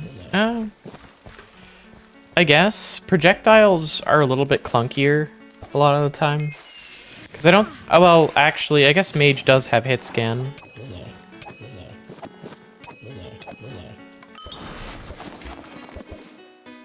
I don't know. Again, just pick whichever class you vibe with the most.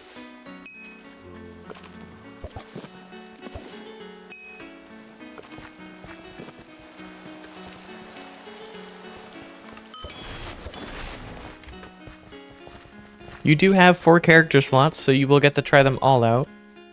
To unlock all of your class abilities, you have to be like around level 15, I think, is when you unlock your final skill.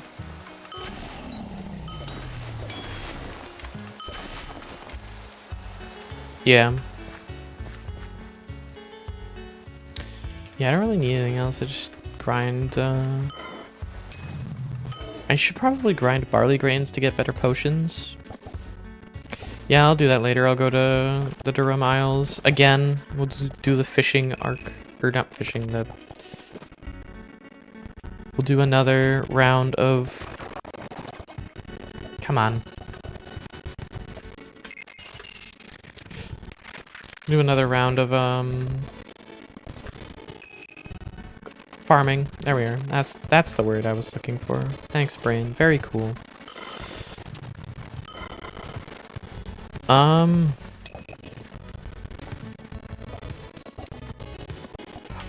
Another thing. If it's not obvious, I'm playing with mods. I'm using a mod pack that I put together myself for this. I have Distant Horizons, which allows me to see, you know, way off in the distance. The default render distance is only 12. I'm also running shaders. I have sodium for that. And I'm running Windtills, which is a dedicated community-made mod that adds a lot of things. It adds some extra HUD elements, like the tracked quest in the top right, the being able to see where I am at any given point in time in my top right, what direction I'm facing, including the minimap, which is also part of Windtills. The way my content book looks, this is also a Windtills thing. The default one's still pretty decent. The Windtills one tends to glitch out, though. The default one's pretty cool, though. Like, a lot of the default stuff, when you play it, will look a little bit different, but it'll have all the same functionality.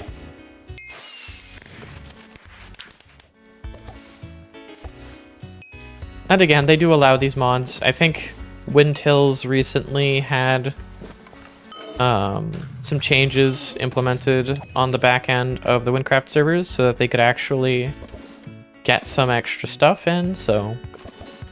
It's a community-made mod, but it seems to be officially supported, at least partially now, which is great news for me anyways. Or at least, to me, it's pretty funny and interesting.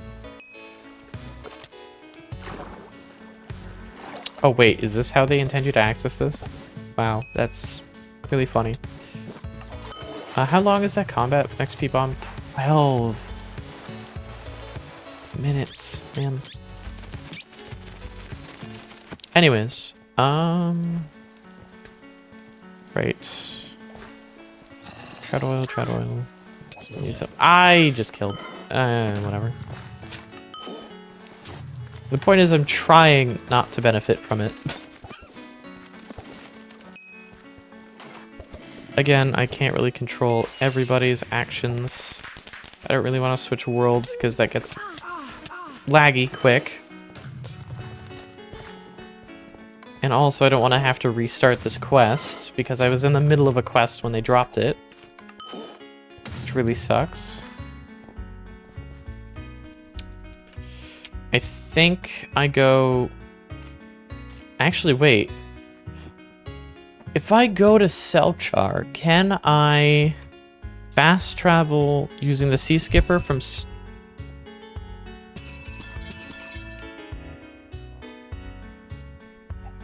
That is incredibly cursed.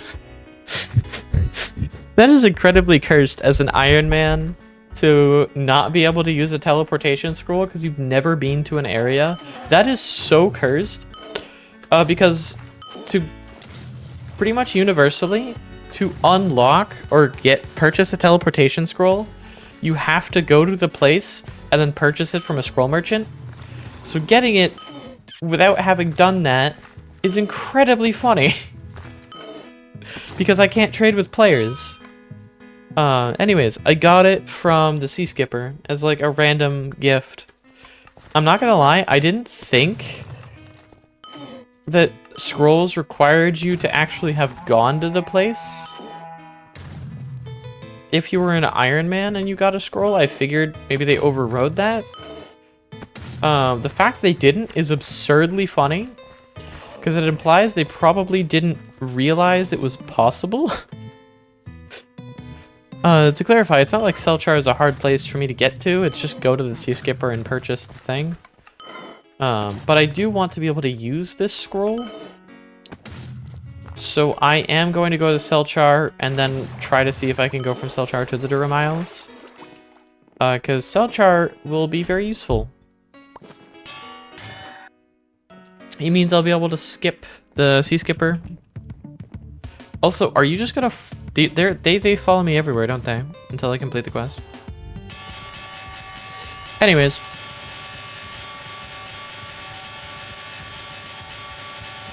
I love how this scales with every time you click.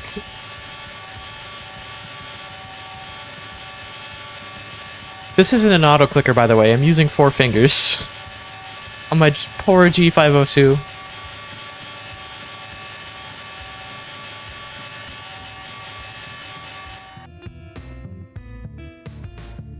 Don't worry, Sea Skipper. I was not falling asleep during that. Right, now I'm in Selchar. So now I should... Did I unlock it already? No, I have to go further in.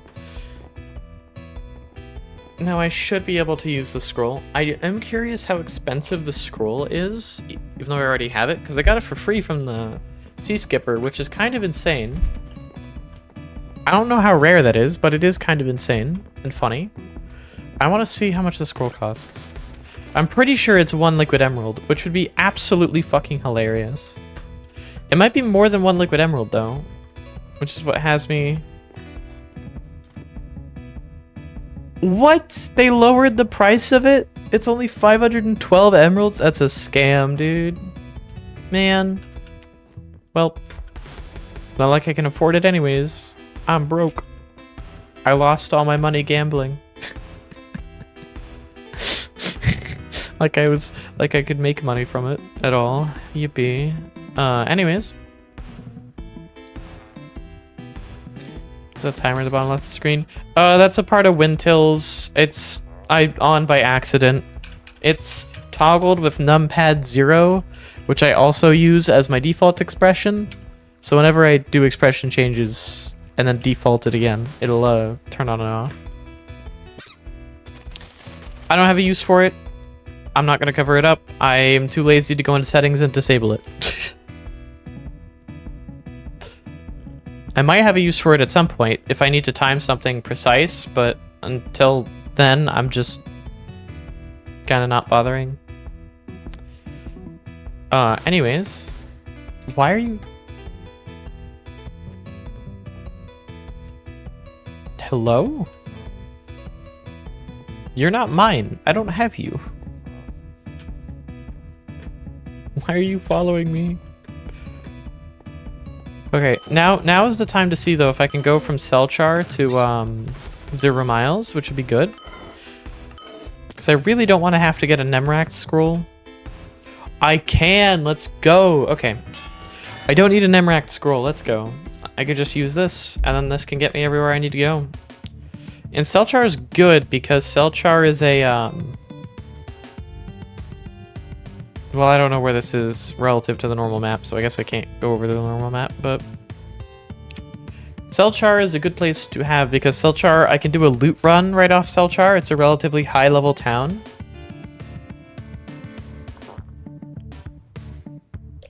And I think there's a couple quests that go from there. I also think I can go straight from Cellchar to Gavel, which would be great. Anyways, what I was trying to show off is Cellchar has a lot of things in the area. There's a Seaval Reef, which I can go for loot running. I can go to the nearby islands without needing to use the Sea Skipper. But I do use the Sea Skipper just because it's faster a lot of the time. This is a completely open world. There's very few invisible walls that aren't like actual invisible walls preventing you from going around the place. Like if you want to go up here, if you want to get into Gavel, which is up here, this is the province of Gavel, sorry. To get into any of this, you have to go through Levagar over here. So you have to enter Gavel through here. There are invisible walls stopping you all along here. I'm pretty sure you might be able to get in through here. I don't remember though. But other than like specific elements like not being able to just go straight north, you do have to go to Levagar first. You can actually get to pretty much everywhere in the map if you try hard enough. Just from walking around. There are some places that you have to, there are some places where you have to do quests to unlock. Like I think Gavel, you have to be a minimum level and complete a certain quest to be able to go there. But other than that, for the most part, it's fairly well open. 3 minutes left on that combat XP bomb, by the way. I need to level my alchemism, which is good. I need to level my fishing. What's my fishing level at, by the way? 19. I stopped too early. Well, I can always do it again when I get... I forgot to repair my scythe. Welp. It's probably fine. That's good for, like, what, 7 grains? I spent emeralds to get here. I spent, like, 2 emeralds to get here. Didn't even bother to check the durability of my scythe. It's so over. Yeah, this is gonna go down quick. I like coming to the Durum Isles for farming specifically because there's no enemies here. Like, all of these are passive. It's just a safe space to farm. Which I like, because there's not many safe spaces to farm. And when I'm doing an HUIC run, if I'm able to farm without being murdered, yeah, I'm gonna choose that.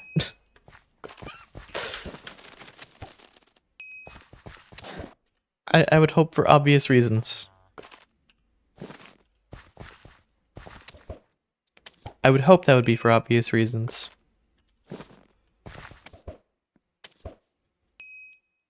And 0 durability. Well, that was short-lived. To Ragni we go.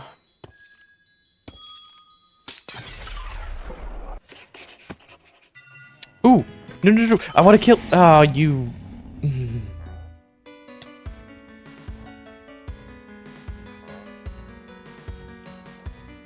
I am not dueling you. I am an HUIC player. I will die. Wait, are you just AFK? What?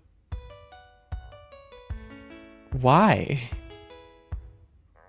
Also, what is that build? You're wearing Morph Gold, Tarnished. What is your armor set, bub? You need to get that checked out. That's not a good set. Maybe they're lagged out or something. It's a very weird bot, if so. Anyways. They just challenged me to a duel on accident because they're shift left clicking. I could kill them. I'm not going to. I serve to gain nothing from it, and if they are a bot just waiting for somebody to try and accept the duel, I'm not gonna die because I fall for that. I don't want to fall for that and die. So I don't know. I'm just gonna leave it as it is.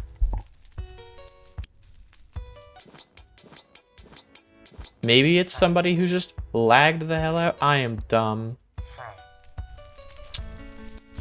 Well, it's a good thing I have spare wheat grains, huh? Please be enough. And it was enough. Now I'm going to go over here to the alchemism station here, and I'm going to craft. I don't really have enough. Oh, right. This takes more. Right. Forgot about that. I don't know why I always forget about that. I don't know how I always forget about that. How does crafting work in this game? Like this. At any given specific station, there are specific... There are specific things you can craft. So scribing, you make scrolls. Woodworking, you will make bows, wands, and relics, which are specific weapons. And weaponsmithing, you make spears and daggers. So you generally will only use woodworking or weaponsmithing because they alternate. I am a warrior. I can't use a bow, I can't use a wand, and I can't use a relic, and I also can't use a dagger. The only weapon I can attack with is a spear because I'm a warrior. So my only crafting station for weapons that I will use is weaponsmithing. But if I were an archer, I would not care about weaponsmithing and only care about woodworking, etc. So, anyways, you have tailoring, which you will make boots and pants, and armoring, which will get you your chest piece and helmet. You have alchemism for crafting potions, jeweling for crafting your accessories, and cooking. Cooking is also a thing. I wouldn't really recommend engaging with cooking until you're in the late game, because you won't really need to until you're in the late game. Crafting can get a bit tedious on the grinding side of things, but basically it works like this. You have recipes listed here. If you hover over the check mark, it'll show you what the recipes are. The recipes will call for a specific material and material level. So for the level 1 recipe, it uses gudgeon and wheat, which is the level 1 materials for those. The level 2 materials would be the trout and barley and a couple others. So there are different material levels as well as different material tiers. So material tiers are whenever you're getting a material, you can get a star rating on them. I refer to that as the tier because that's just the most useful way to refer to it as short form. Higher tier materials will get you things like higher durability, higher duration, and increased potency of whatever you're crafting, which is why they're valuable for normal crafting. But they are significantly rarer, and it is entirely chance-based. Unfortunately, there's no way to guarantee getting higher tier materials, which does suck because using lower tier materials gets frustrating to do because of how ingredients work. But anyways, what you do to set things up is you hover over the recipe, see how much you need, and then you just click on it. I need 2 trout oil, and I need 4 barley grains.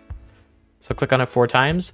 Of note, even if you don't have the amount, or if it would be an invalid amount, it will still let you add more. It will still let you like put invalid recipes in. So if it's a red check mark, or if you're hovering over it and it's not showing the right thing, it could be worth messing around with this a little bit to make sure your numbers are correct, make sure you have enough in your inventory and such. And the left side is the materials. The right side, this is all output, which it will store in the crafting menu until you're done. And then you have your ingredient slots, which are optional, but ingredients are very powerful in a lot of cases. for my use case for alchemism, for example, I'm not going to be using ingredient slots because I want to make health potions. And by default, when you craft a potion without any ingredients, it becomes a health potion. It becomes a crafted health potion. Whereas if I add any ingredients, it will only get the benefit of that one ingredient. So as an example, you saw me crafting a bunch of health potions earlier. If I throw in this one spider eye, which again, even though I only have one, it will let me put more than one in for some reason. This will make a potion of poison or something along those lines. If I brew this, you'll notice that it will literally only give me that poison damage. Now, the duration is going to be a fairly long period of time. It'd be longer if I had used higher tier, which I don't have enough of to craft. The duration would be longer. The downside of throwing ingredients in is they will decrease the durability or duration of the final product. But they do tend to have fairly good benefits. Poison damage, for example, is flat damage that bypasses all resistances, which makes it very consistent and reliable. So in this case, this potion will last 399 seconds, which is 6 minutes and 40 seconds, give or take. Something along those lines. Yeah, you can see it in the top right because I have windtills showing the duration of the buff. But notice how it didn't give me any health, despite normal potions that you craft giving you health potions. Which is unfortunate, but still fairly useful because it means that higher level ingredients... here's another thing I should explain. Notice how the ingredient itself shows a crafting level as well as a check mark. So, for example, I can use this pigman meat in alchemism, but I can't use it in cooking because I haven't leveled my cooking profession. The way you level crafting professions is crafting stuff. I know, such a complicated thing. You want to get better at crafting, just craft more forehead. It's such a complicated concept, I know. But if you want to use higher level ingredients, you have to make sure that the recipe you're crafting is that level or greater. If you want to make sure a couple other things, that you're able to use it, for example. The Bob's tier confused the hell out of me for a while. I was always having issues with it not letting me use it for some reason. Turns out it was because I wasn't manipulating the levels of my crafts. As you get to higher crafting levels, you can actually choose what level you want the crafted item to be. You probably noticed there were up and down arrows that appeared when I had a complete recipe. And normally, if you're trying to level quickly, you just want to click the up arrows and try to craft the highest possible level you can. But sometimes you want to craft a lower level item to be more consistent or to be able to use the item immediately if it's not matching your combat level. Like, for example, how I think it's tailoring. My tailoring's level 25, which means I could craft like level 20, I think up to level 27 combat level gear, but I can't use it yet because I'm only combat level 18, as shown at the bottom. You can also use your character info to check a lot of things. The character info screen is very useful, but it doesn't always show the full picture. For example, my damage here is listed as anywhere from 107 to 116. The minimum damage I can actually do is 112.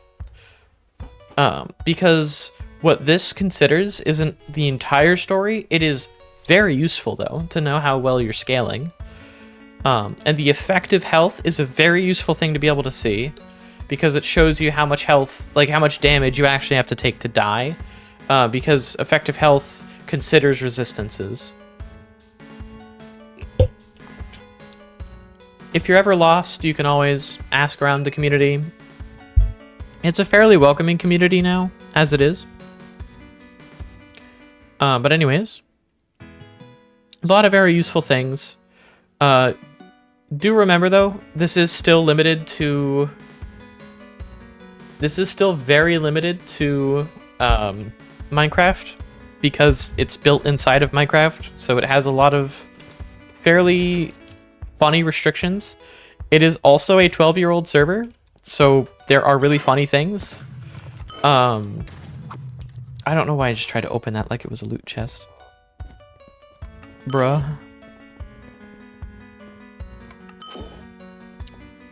So you will encounter things that are like not very well implemented, or you'll encounter glitches here and there. I promise you they're funny most of the time, and the times that they are mildly frustrating, skishu, just play the game better, forehead. But no, for seriousness though, it's not perfectly polished. There are glitches and exploits that are still present that you can do.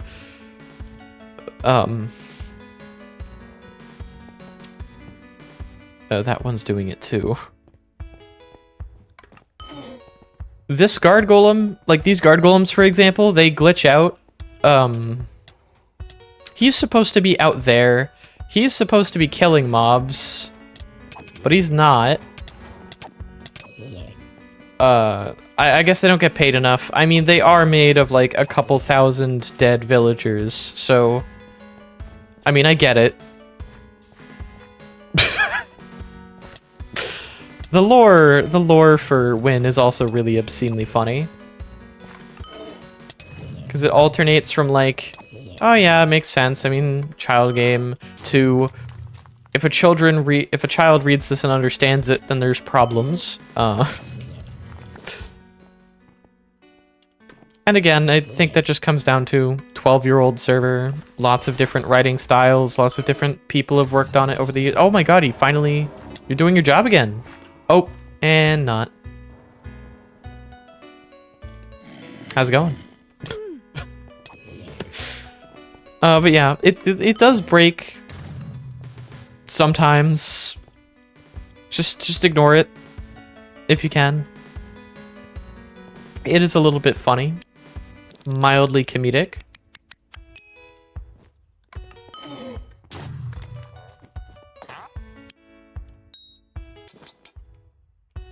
Took him some time to think. Bro had to wake up. Still here, huh?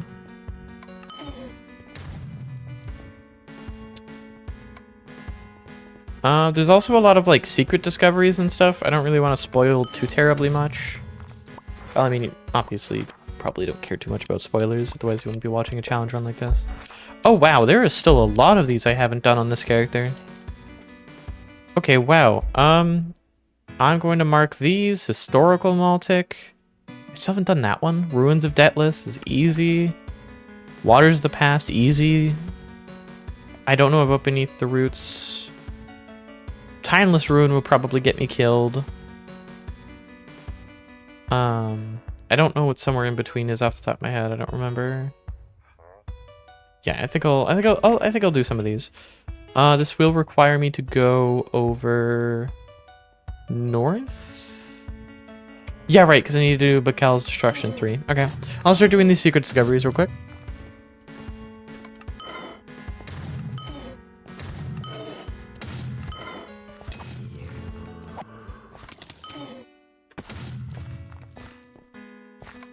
Anyways, by the way, crafted items are not the only way to progress normally. There are normal items that you see me identifying and selling, like, en masse, because I can't use them otherwise. Like, I just use them for emeralds.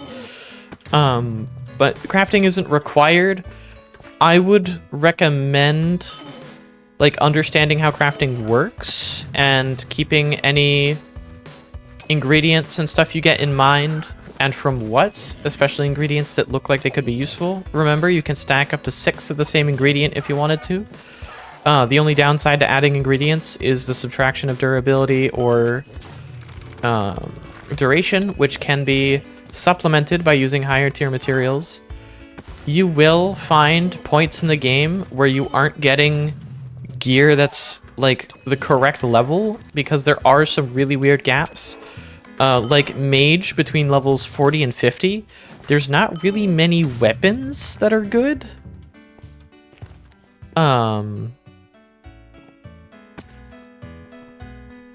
Anyways, oh hey, yeah, I forgot this one's just open. Time for the secret discovery. A random hole in the ground and cutscene.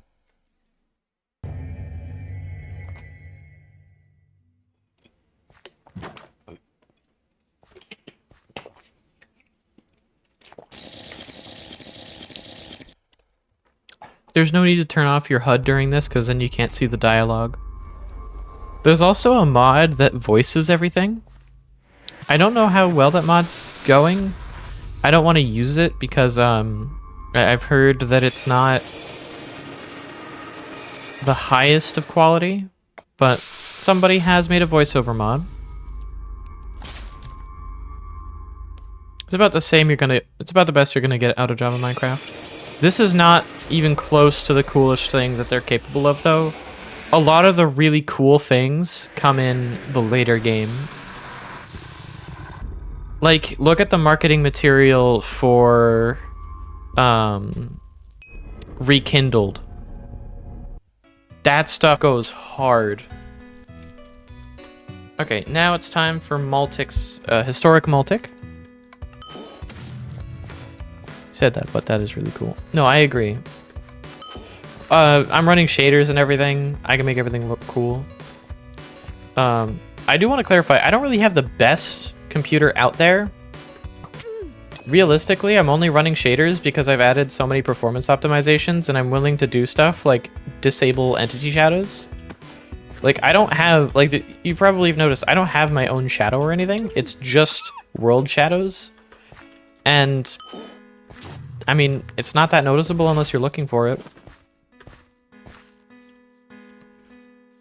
There are things you can do. I love this shader. This shader is called Photon. I highly recommend using this shader, or at least trying it out if you have a computer that might be beefy enough for it. Obviously, you're going to want a performance mod like Sodium. But anyways, for this secret discovery, this one's pretty simple. It's just a parkour challenge. A lot of the parkour stuff, just follow the carpets.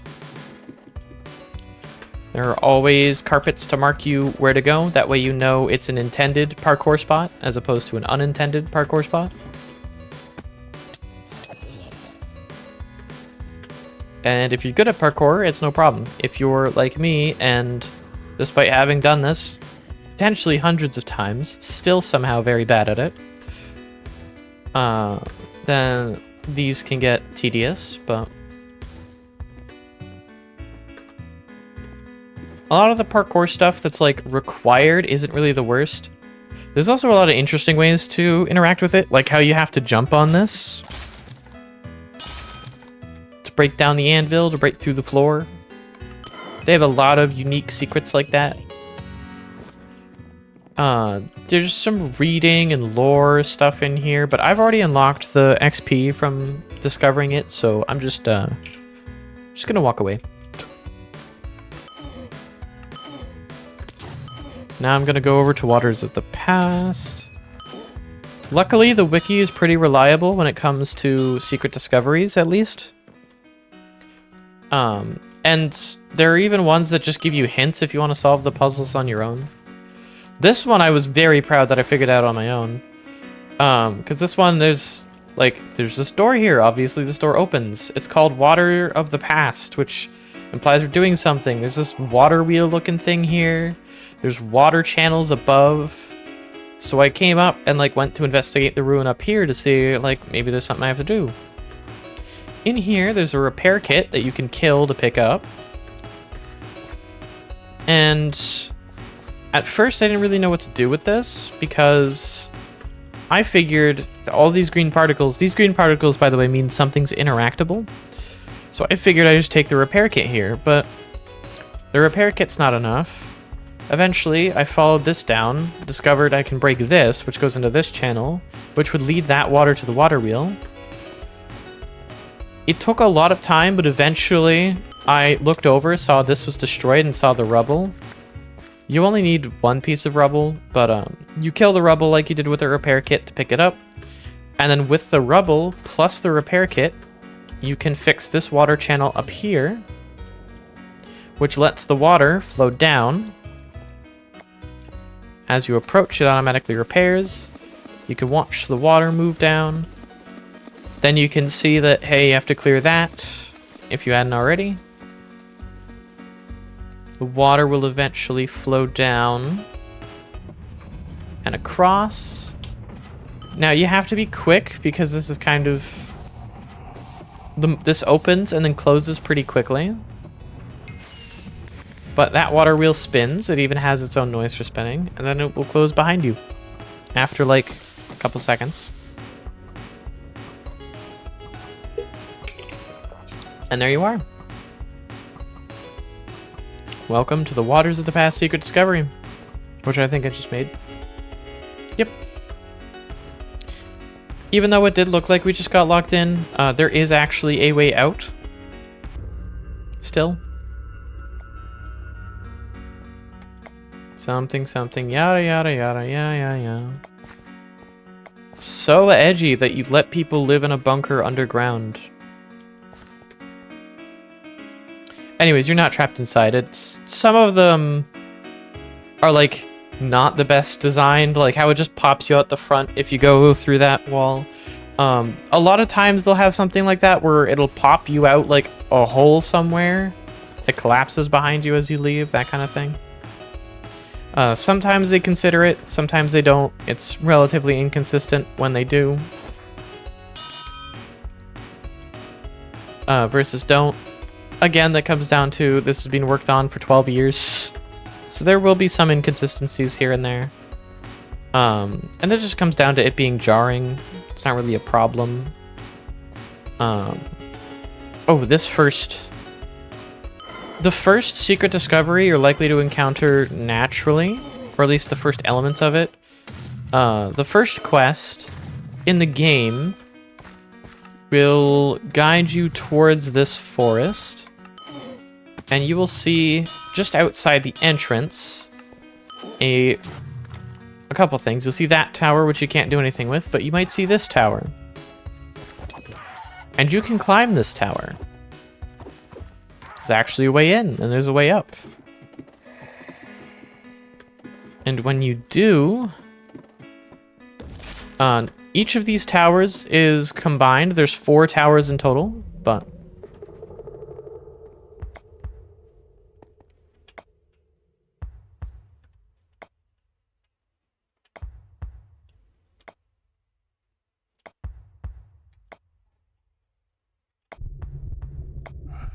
It says one of 4 towers. Wyntills does show the dialogue here. If you don't have the Wyntills mod on your client, then all your dialogue will appear in the text chat. Unless they changed that. I'm pretty sure that's still the case, though, for normal Wynncraft. But yeah.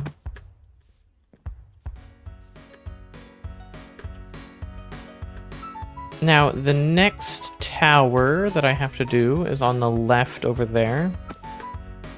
I don't have to go through the trees, but I think it's funnier to go on top of the forest and do it this way. Because it is just funny. Unfortunately, I can't reach the top, I don't think. If I were an archer or a mage, I could go up, but warriors don't really have vertical mobility.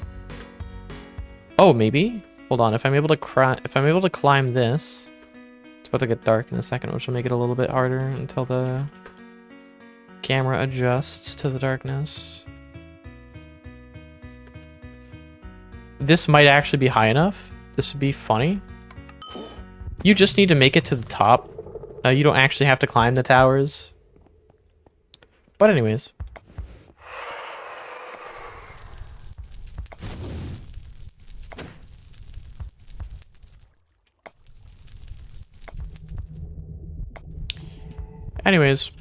Echoes of the Past. A lot of their storytelling, like a lot of the interesting storytelling, is done through these secret discoveries, and in my opinion, it's pretty interesting.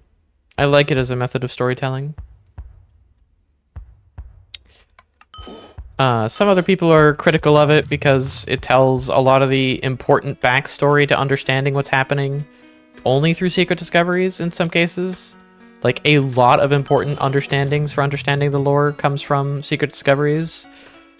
But to be fair, secret discoveries are telling completely different stories from the base campaign of Wynn, which is perfectly fine in my opinion. I actually kind of enjoy that because it means you can uncover the past of what's happening while simultaneously fighting for the present. I'm gonna go through this tower the normal way because I don't feel like messing around with my normal movement ability. Oh.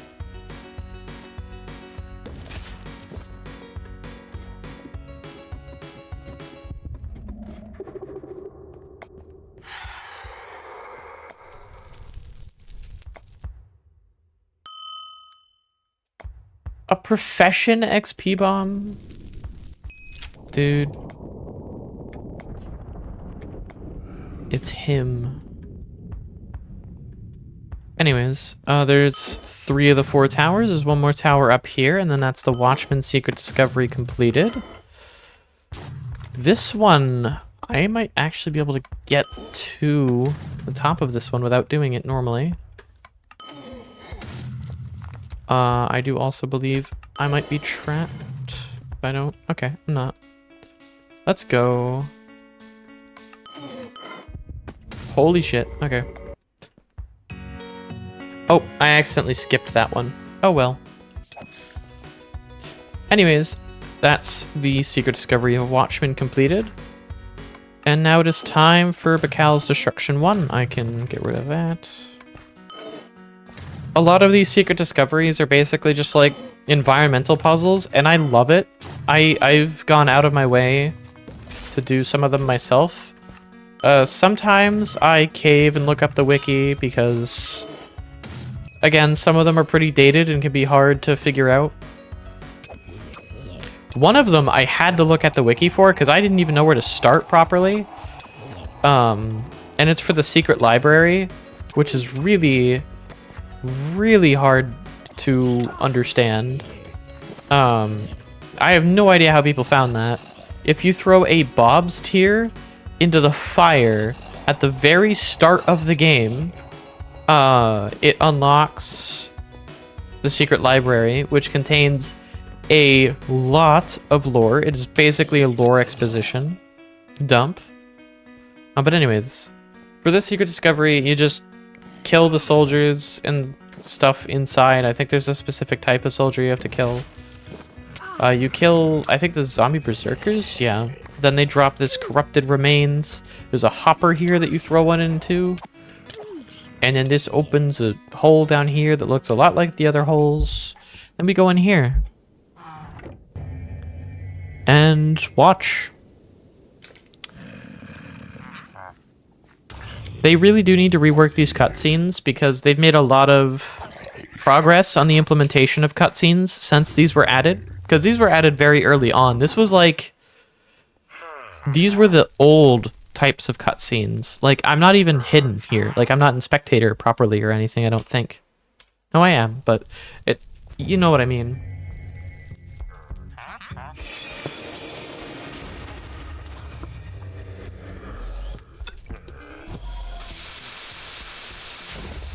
Something about this guy being overly powerful and just kind of killing everyone for fun.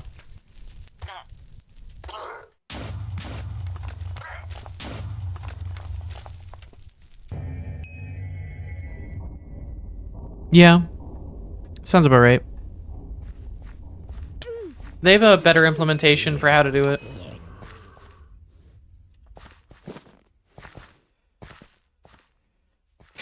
Oh my god, he's dead.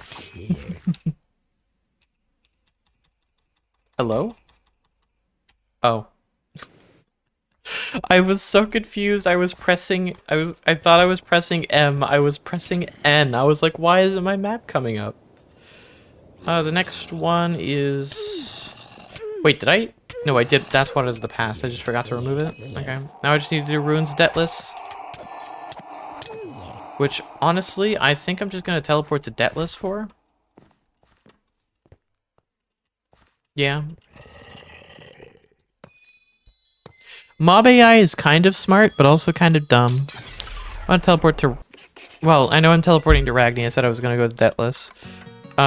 There's a quest you can do that unlocks fast travel between Ragni and Deathless, which is incredibly useful when you have a limited inventory space, like when you're doing Iron Man.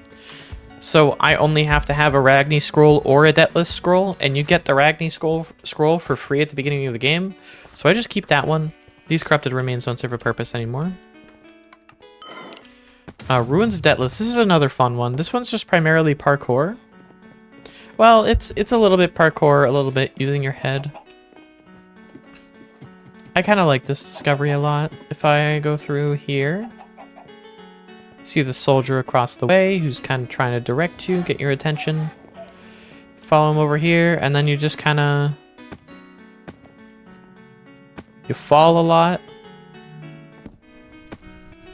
And then you're in a sub area. And then you go down some more. Movement abilities prevent you from taking fall damage, which is great. This one's a little bit convoluted. So you come down here, press the button, changes something with a fountain. You could talk to the basement dweller, but you don't have to. He just tells you to get the hell out of his house. Kind of funny that he lives in the basement of a fairly sizable house. But anyways, so you do this, and then you go and find the fountain, which I do believe is over here. It's in one of the corners of Deathless. The fountain used to be in the center, but then they moved the item identifier there. And then moved the fountain to like one of the corners. Yeah, okay, opposite corner, yeah. When you walk over here after pressing that button, fountain goes down. You go down with it. The Ruins of Deathless. There is a lot of lore in here. I'm just here for the exit. I don't know where the exit is. I remember I got stuck in here for like 15 minutes trying to find the exit to this place.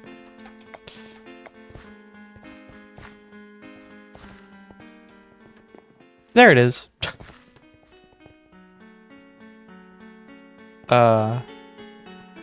Right? Yeah. It spits you out outside Deathless in this convenient little water hole, which you unfortunately cannot go down it to get in, but I think it's a nice way of exiting it that kind of vaguely makes sense. You know, maybe there's like a one-way trapdoor down there or something. Relatively reasonable explanations. Oh, I did 107 damage there? Wait, what? Why aren't I doing 112 anymore?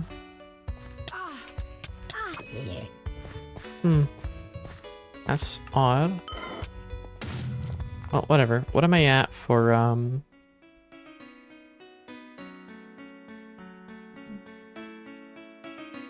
only have 3. So, yeah. Memorize all this. I've memorized a lot of it. Again, the stream name says day 8. I've been doing HUIC runs for 8 days straight. This is not the same run. I'm not level 19 after 8 days. I've died. I've lost so many runs. You can look at the clips if you want to see each of my deaths, but I have lost a substantial number of runs to things, mainly stupidity. My highest progression so far was 10% at level 28. The highest combat level I've gotten was level 32. And a lot of this memorization just comes from having to do things over and over and over again. And when you do things more than once, you start to like get a vague feeling for how to do things. Because it's just faster to memorize it and like remember what to do than it is to have to check a manual every time. So it's less reading it and more just doing it so many times that it kind of just gets ingrained in you. It also doesn't help that I'm just kind of good at memorizing things. Now that there's a profession XP bomb in effect instead of a combat XP bomb in effect, though, I think it is time for me to finally do this quest that I've been putting off for like probably way longer than I needed to. I haven't memorized the entire game. I actually haven't beaten Wynncraft since like shortly after it released in like 2014. It released in 2013, I think. But I beat it for the first time in like 2014. A lot has changed since then. The max level is significantly higher. They've added a lot of new content since then, like a lot of new content. They've reworked so much old content. I may or may not be doing a stupid and just grinding out HUIC runs for the sake of it because I find it fun, instead of experiencing win as intended.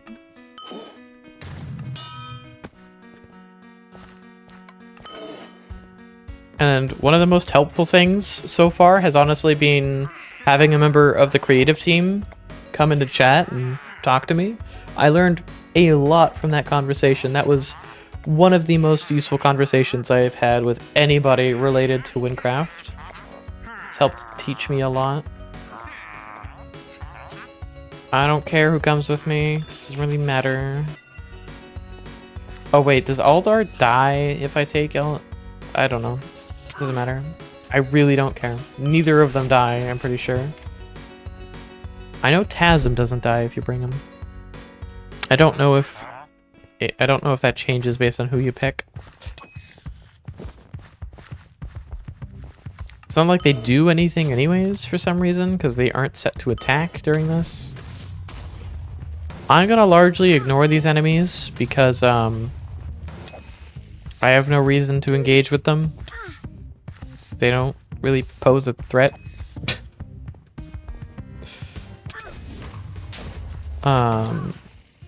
My next major upgrade is going to be crafting gold stuff, which will take a while of grinding. But for now, I want to reach content parity. I want to reach the point where the content is difficult again, and then I make better equipment and start doing equipment progression. That way I gain benefits from doing content instead of just spending all of my time basically power leveling my gear and equipment until like level 50, which I could do. It would be safe, but it would take significantly longer because I wouldn't get any bonuses from doing quests. And there are bonuses to doing quests.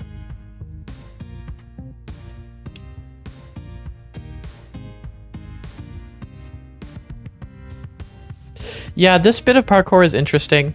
My only issue with this parkour segment is that and that when it lags out, it really sucks. Because the entire point of it is like, oh, the platforms are falling, but if that happens at the right time, you're just fucked. Which sucks, but yeah. Failing parkour never kills you.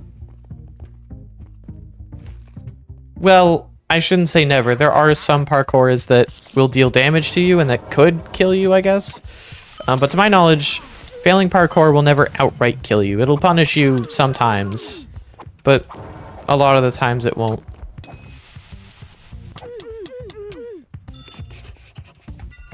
And I understand the reason why they're afraid to add punishments for failing parkour, because I would be afraid to add punishments for it when things can get laggy.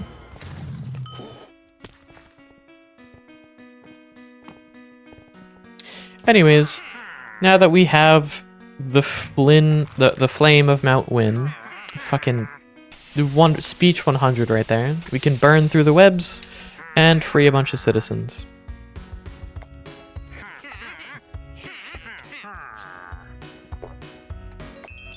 And now we kill the big spider. I cannot do anything with these eyes. I have no reason to complete this dungeon aside from... Excuse me. I have no reason to complete this dungeon aside from the... Oh, right. Key collector. aside from story progression, which is the only reason I'm doing this dungeon. Because this dungeon is just bad. Like, it's a good dungeon, don't get me wrong. I really like it. The rewards from it are literally useless to me. I know it's you, Liz. I'm well aware. You're the only one that ever screams in this apartment.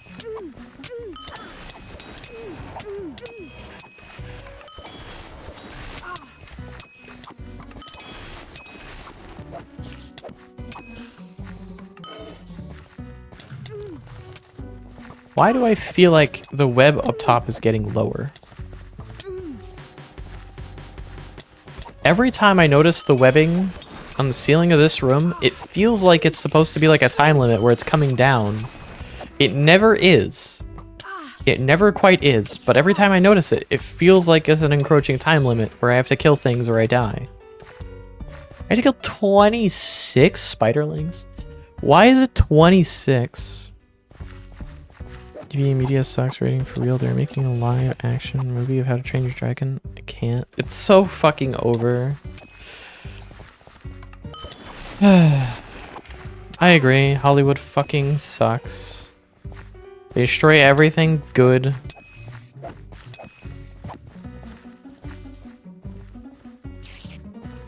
The downside of dungeons is sometimes the spawn rates are a bit too slow. There we are. Door's open.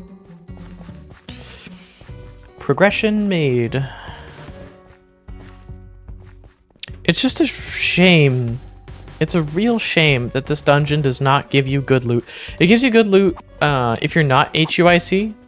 To clarify, the reason this is bad for me right now is because I'm playing HUIC and I can only use crafted equipment. The equipment you get from this dungeon is actually pretty good, and it's a really good dungeon to do for XP. I specifically, as an HUIC character right now, have no reason to do this dungeon because none of the loot I can get from it is functional for me. Like, none of it's usable, and what is usable, I already have. It gets you tier 3. It gets you the tier 3 gathering tools, which I already have from the Sewers of Ragni dungeon.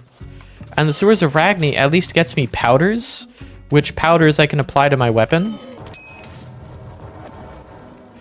to increase the damage of my weapon. I can also apply it to my armor to increase defenses, but it decreases defenses in other areas. It's not really a good reason to apply powder to an armor at any given point in time, realistically. But it is useful to apply it to weapons. Relatively well, by the way. Thank you for asking. So apparently there is a reason to close these, because it closes and prevents the spawn of the non-enemies you need to kill. But, like, I don't understand why that's a thing. It seems so random.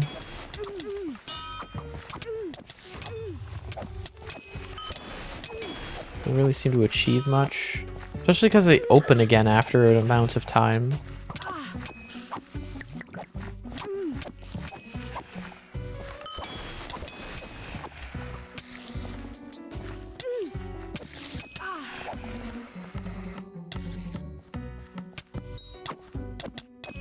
Door open yet?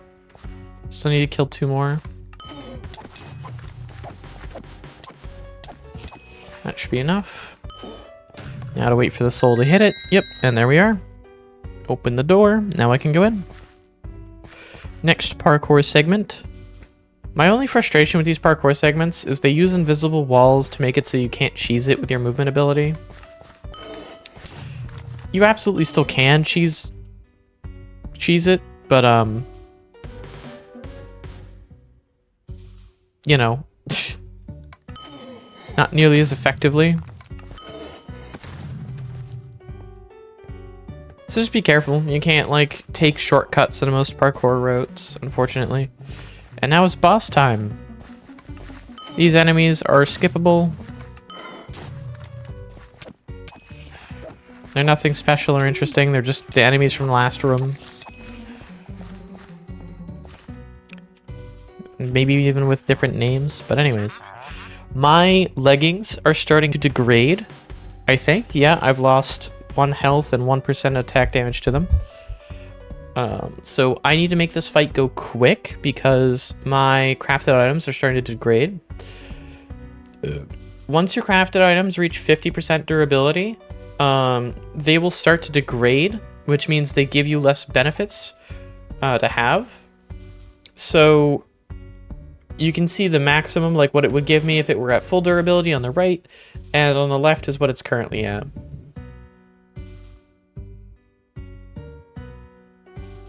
But anyways, this means I have to kill this boss. I'm at a time limit, basically. I can only stay in the fight for so long. I need to kill this boss before my health and damage reaches a point where I can't effectively deal with it. And also before I run out of health potions, but I'm not too worried about running out of health potions. I have 27 of them. I'm more worried about running out of good potions, because I don't really have that many great potions right now. Ow!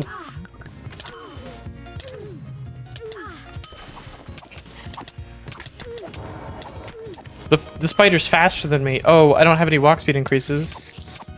Yes, yes it does. That is not a Wynncraft thing, that is a my mod pack thing. I also have like proper first person instead of the normal view models.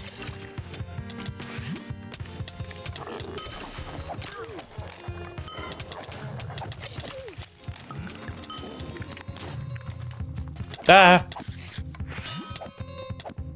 This is where things get sketchy.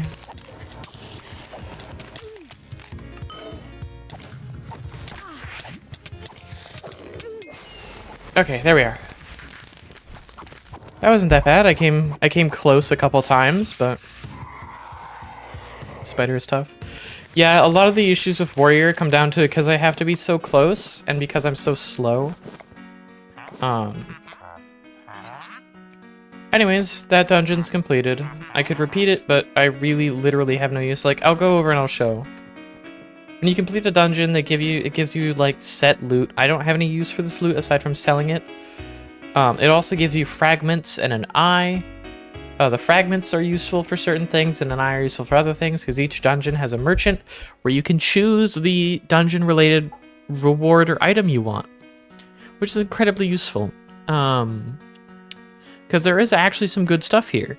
Problem is none of it's crafted, so I can't use any of it. The only stuff I could use would be the tier 3 gathering items, or gathering tools, but I can't, like, there's no reason for me to grab these when I could just grab them from the decrepit sewers. So, infested pick keys, I don't need these at all. Toss them on the ground, can't even sell them. And also, there's no powders. The decrepit sewers sells powders. So, I could just grind the decrepit sewers if I want to buy powders, which I might do, I might not do, I don't know. I don't really have a use for it.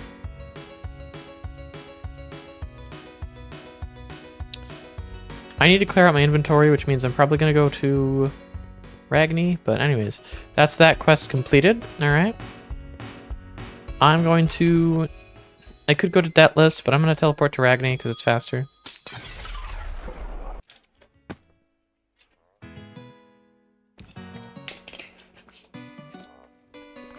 I am level 20 now, which has gotten me another ability point. I need 2 ability points for Flaming Uppercut, so unfortunately I cannot spend this ability point right now. I could, but I don't plan on dealing air damage, water damage, thunder damage, or earth damage. I will primarily be dealing fire damage and neutral damage. And while I could boost earth damage to compensate and help increase neutral damage a little bit, I'm not going to. I'm just going to save up the ability point for Flaming Uppercut, which will be useful because it'll apply fire damage to my uppercut, which just means it does more single target damage than it already does, which will be great. For obvious reasons, I hope. More damage equals more better. Man, the Golden Pants of Fortune. I would love to wear the Golden Pants of Fortune. Sadly, it's not crafted. The archetypes you were talking about earlier? Oh yeah, no. So you have your ability tree, right? And then almost every ability fits into an archetype. Archetypes don't really come into play until like late game, where certain abilities are locked behind having a certain like archetype progression. Like for Mantle of the Bovamists, for example, you need to have 3 abilities that are towards the Paladin archetype. For my use case, I'm going to be going down Paladin because Paladins are the tanks. They get you, like in D&D and a whole bunch of other stuff, they get you high defense, they get you a lot of health in this case, a lot of defense, and your damage will scale off of hits, and you will ramp up your damage over time, which is great. Especially when, as a craftsman, that will help offset the degradation of like my armor and weapons, which we started to experience there. Not my weapon, but my armor at the very least. I started to not be able to perform at my fullest. Counteracting that with the paladins scaling up in damage over time is great. It also means that if I'm careful and not taking too many hits, I can keep my durability high while also benefiting from the increased damage and whatnot from paladin. Which will be my endgame goal. Obviously, being tanky is strong, but there is also another reason I'm going paladin. At the very end game, you just get an ability that lets you come back from the dead. I don't know if this applies towards hardcore, but I'm pretty sure that this doesn't, because the way it words it is it keeps you alive with 30% of your health remaining after receiving a fatal blow, which implies to me that it doesn't actually kill you and then revive you. It just, if you take a fatal hit, it sets your health to 30% of your max health. This is amazing, especially for a hardcore character, if it works like that, because that means I can die without dying as a tank. Which, in the end game, when this will be applicable, will be a massive difference maker, because I don't have much experience with the end game, but I do know that the end game is 1, hyper grindy, and 2, hyper dangerous if you're not careful. I can also get Martyr, but I don't really need Martyr because I'm not going to be playing with people. I'm trying to do this as solo as possible. And while yes, it has a 10-minute cooldown, that way I can still actually die, it will still be incredibly useful. Because that 30% health mixed with Brink of Madness for the extra resistance means I could reasonably teleport away from a bad situation or disengage. It gets me a lot of extra breathing room in a situation where I get insta-killed.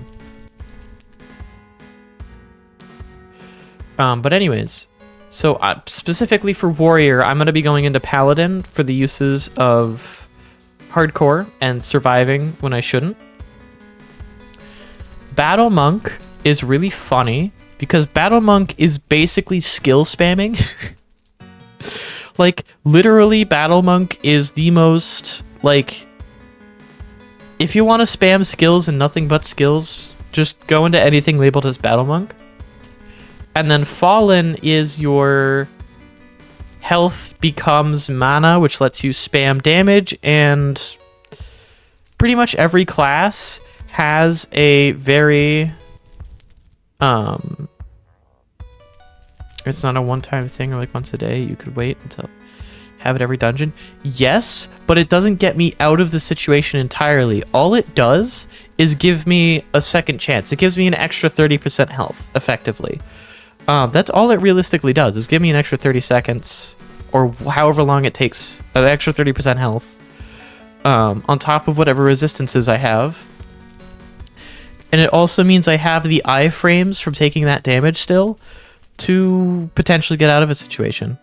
So if I proc it in a dungeon, I still have to complete the dungeon to leave the dungeon. I don't have... Either I have to find a safe spot where I can teleport out, which requires 5 seconds of not being attacked at all, or I have to stay back and survive, and then I don't have it for the rest of the dungeon.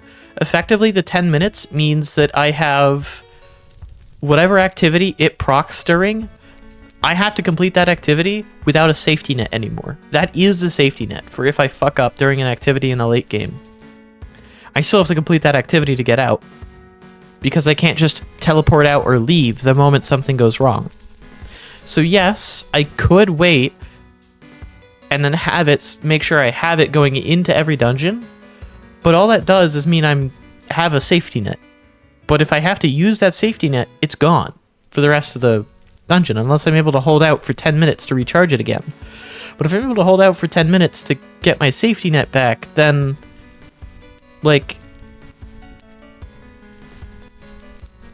late game content doesn't give you 10 minutes. If I die once, the likelihood of me actually dying a final death skyrockets in the late game.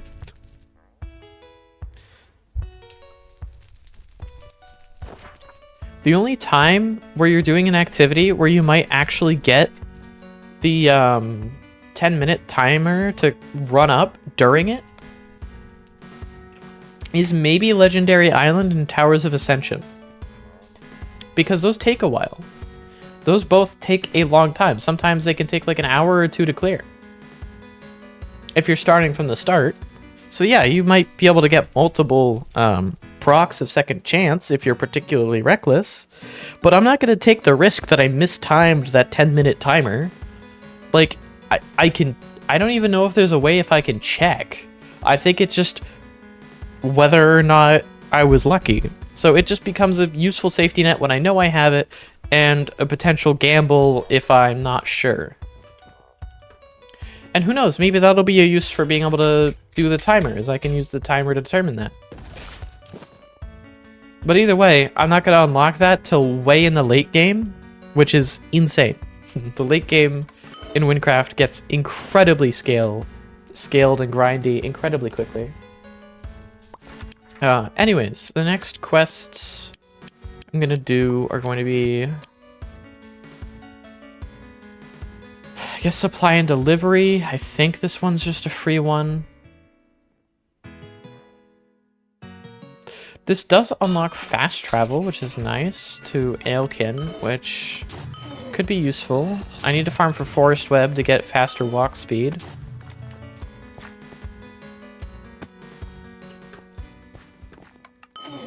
Again, I don't know if you were lurking for a little bit before you started chatting, but I was talking about game balance and a lot of stuff like that. I have a very keen eye for game balancing, and a lot of it's very unintuitive.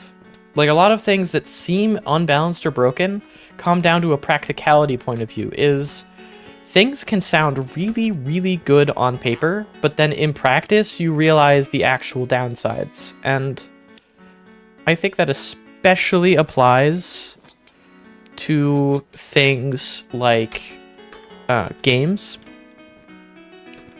Because things that seem obvious at first might not account for everything around it.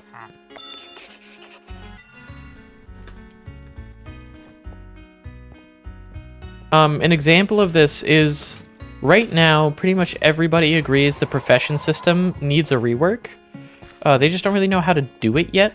And my proposal is to just add vendors that sell... Oh, this one's funny. This quest requires you to buy something from the trade market. Because I'm an Iron Man, I can't interact with the trade market, so I have to convince a friend to purchase it for me. In this case, an NPC. Like, friend in this case is an in-world NPC. This part's really funny.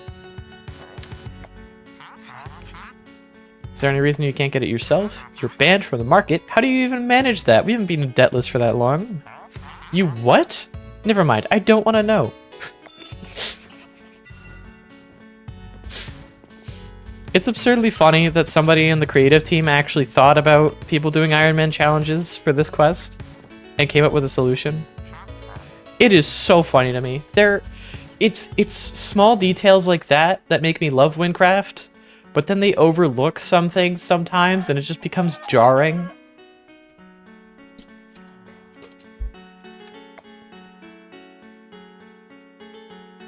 I see a lot of potential in Wynncraft, which is, I mean, I love Wynncraft as it is right now, but it will get better in the future, and I would love to help with that in any way I can, which is why I'm so critical of some elements of it.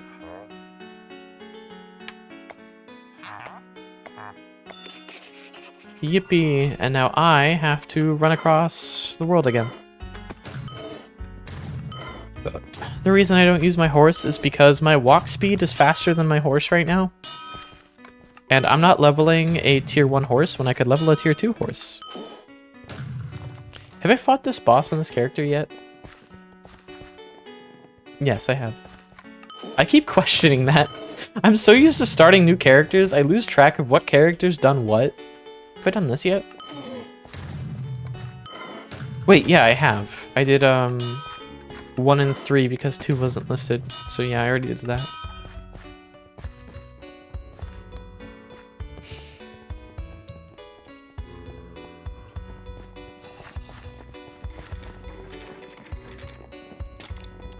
This is why walk speed is so important, is kiting. The reason I was struggling with that spider boss is I didn't have a high enough walk speed to actually handle everything. Like, to actually reliably dodge. Some bosses will match your walk speed, I think. They have, like, a reactive speed. Which is fine, but some bosses don't have a reactive speed, and I think that spider is one of them. Anyways, time to complete this quest.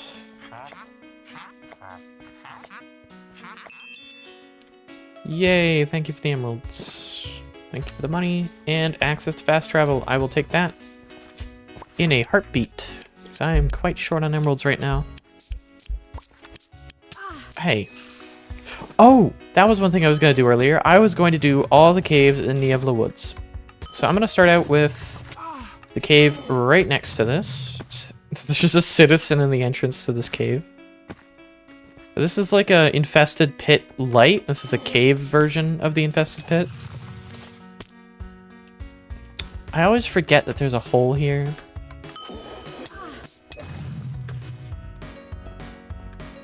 I always forget that there's a hole at the start of that parkour section. Anyways, caves are kind of cool, but realistically, there's no reason to stay at the entrance or any part of the cave that isn't at the end. Kill enough things, chest opens, you loot the chest, and congratulations, you've completed the cave. There are some caves that are more special.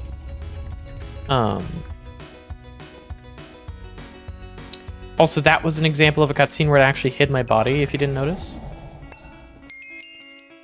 There's some caves that are more special, though, and I think we're about to encounter one of them, the old growth rot over here. This cave doesn't actually have, like, an entrance. To complete it, you have to kill these soldiers that are just scattered around the tree. These resurrected Ragni soldiers, you have to kill them. And as you do so, you'll notice in chat, it will say, one of the obsidian spikes has fallen, 1 of 4. So as you kill these guards, these obsidian spikes will fall. And once you've gotten all 4 of them down, the front of the tree will open, and you'll be able to access the loot.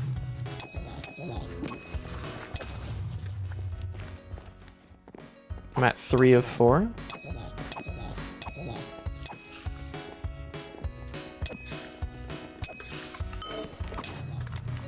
Obviously, I'm a little bit over level for this area, and that was number 4.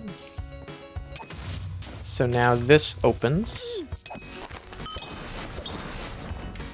Now I can go under here. This falls through to a false floor.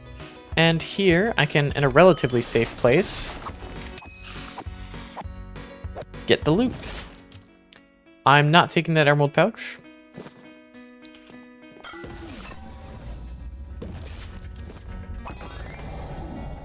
And whenever you complete a cave, you'll get like this dedicated loot chest that gives you dedicated loot.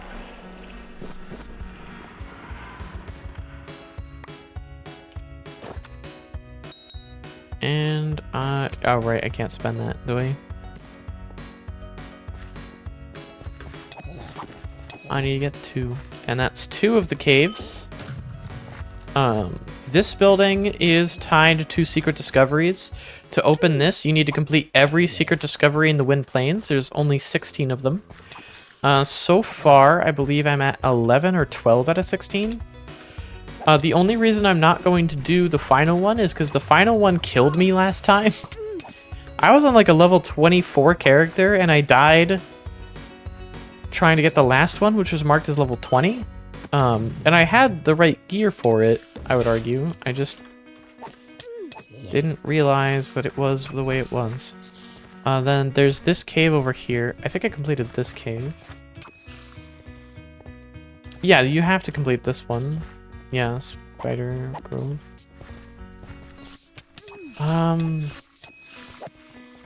Where is the cave that drops the boots? I'm trying to remember. Have I completed this slaying post? I haven't? Well, I have now.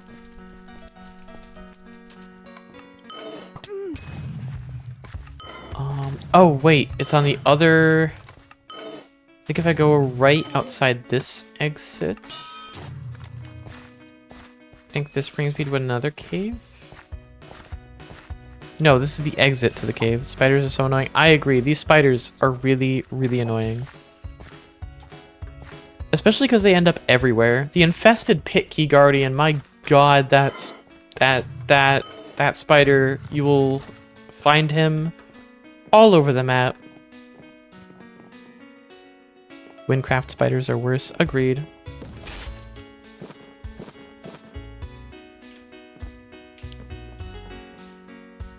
Wynncraft spiders suck so bad. This is with me being able to one-shot them, by the way. Imagine if you were at level and it took like 1 or 2 swings to actually kill them. God, they're so annoying. At least they aren't guaranteed to bite you if they get close. They circle around you. Sometimes they'll get close. But their attacks are, like, timed. So sometimes they'll bite you, sometimes they won't. They just kind of circle around you. That's what their AI tells them to do. 65% more spider per spider. I agree. I think the inconsistency in whether or not they attack you is really funny, but also really sucks. Also, I teleported to Raggedy to clear my inventory, and I never did that. Whatever. Right, I was trying to remember where you get the leaf boots from. I think the leaf boots are... Fungus log. I haven't done fungus log. That was the one I was forgetting. It was to the left of the exit.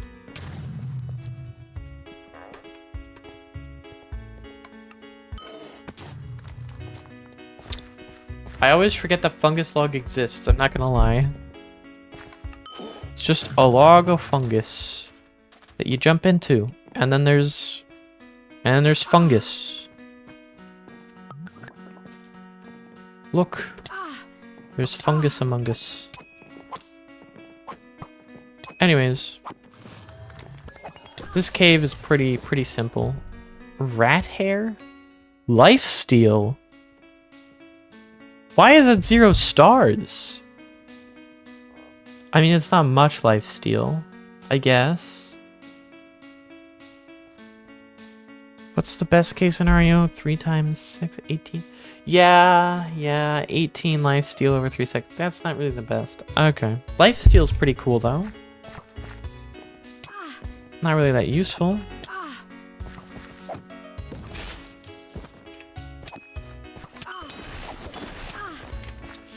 Anyways, open this loot chest. Get a bunch of stuff I don't care about. Love that. Gambling fails to pay off yet again. And there's the leaf boots. Fungi spores, those are bad. Take the barley grains over that.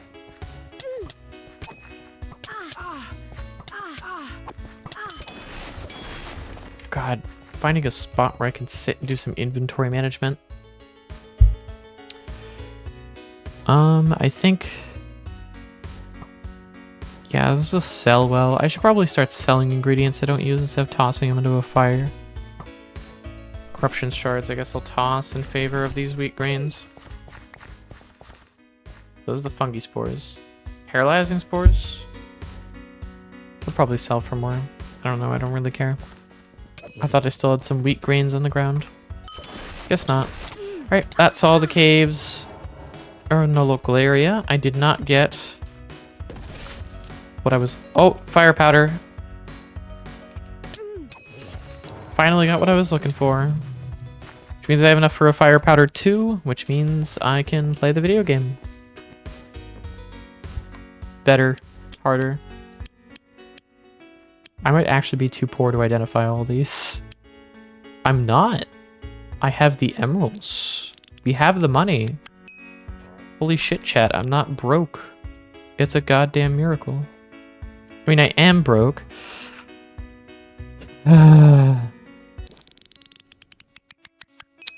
really need to stop looking at these rolls. It causes me physical pain every time I look at the rolls and then go, damn, why did I have to get that on an Iron Man character?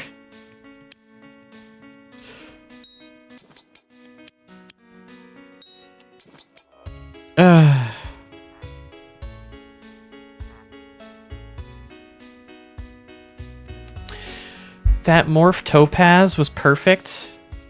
A perfect morph topaz. So there are various different rolls that you can get on various different items if you weren't aware. I don't really have any on hand to show off, but you probably saw like percentages next to those items. I have Wintills, which will show me the quality of the rolls compared to like a max roll and a minimum roll. Some items that are perfect are worth a lot on the trade market and are also very useful because, you know,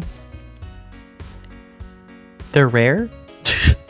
They're rare, and in the case of the Morph Topaz, it's useful. Like, incredibly useful.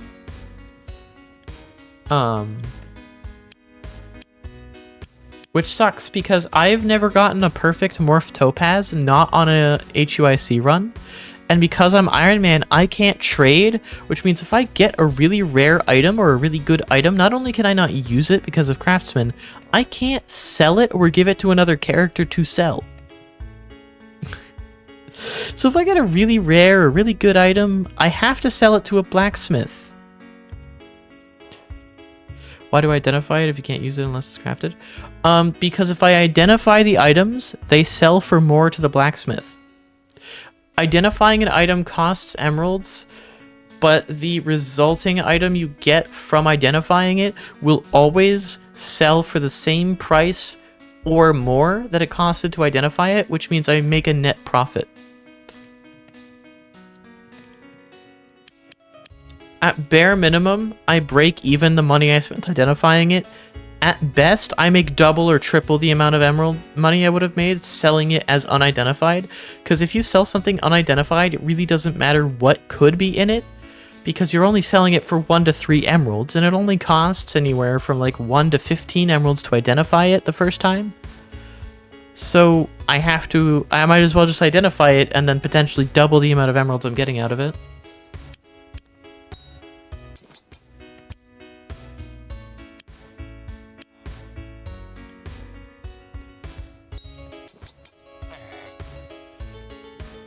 What is my alchemy level again? 17, yeah, so I want to keep that tread oil for now. Anyways, I am trying to clear out my inventory a little bit because there is a bunch of junk in it. There's a lot of things that seem like they'd be useful. Like I said, spider damage is useful, but this only applies to alchemism and weaponsmithing. My weapons, I'm going to be using other ingredients like pigment, ivory, and stuff on. Poisonous spider eyes I will keep for jeweling. But a lot of these ingredients just aren't the best. Forest webs I'll keep for the movement speed. Decrepit sewers fragments I'll keep for the potential of getting tears. Powders specifically. So I sell these. And yeah. Now I'm gonna try and repair everything. I might still be too broke to do this. Well, I'm broke now. But yeah, that's why I identify them anyways. What I need to stop doing is looking at the rolls after I identify them and just sell them to the blacksmith so I don't get psychic damage from realizing I got something rare or potentially pricey and then not being able to do anything with it.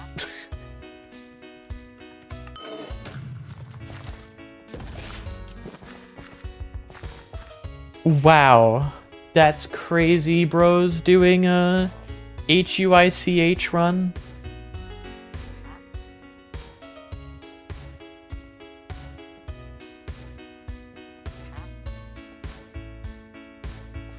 Wow, he's doing an HUICH run. No, wait, he's just doing Iron Man. It's not Ultimate Iron Man. Okay, so he's just doing an HICH run. He needs to do Ultimate Iron Man. That's what he needs to do. Level 13. I cannot wait for him to get absolutely murdered. Just because it'll be absurdly funny to watch him complain in chat.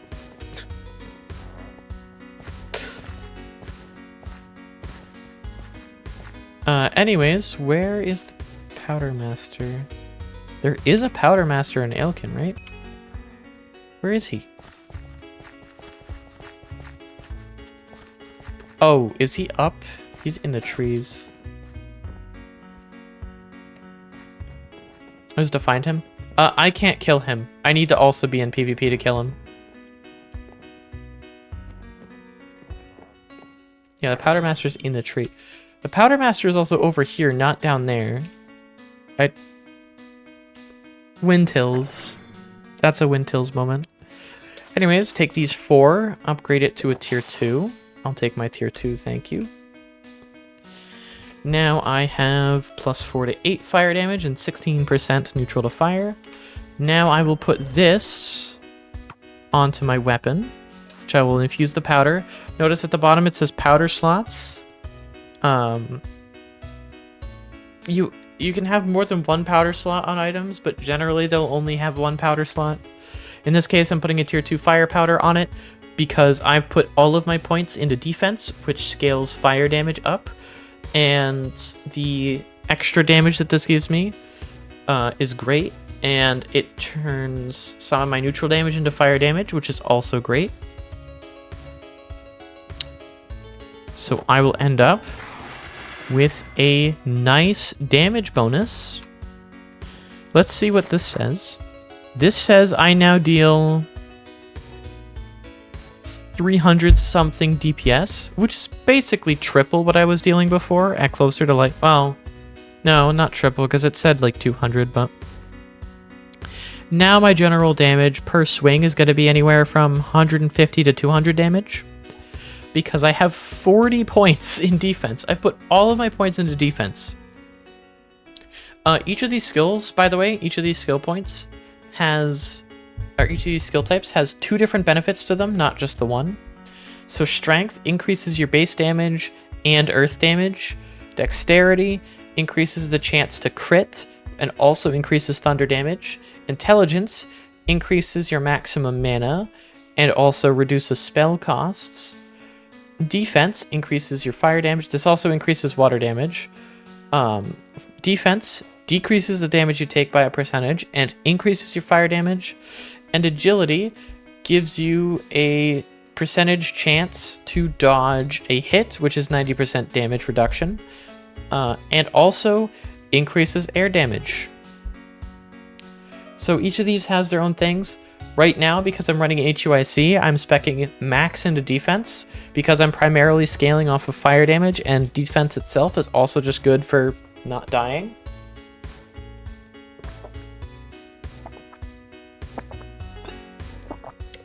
As you've probably noticed, I'm also not the luckiest person out there. And defense is overall a lot more consistent than dodging, than setting up a dodge build. And that's coming from somebody who's played Payday 2.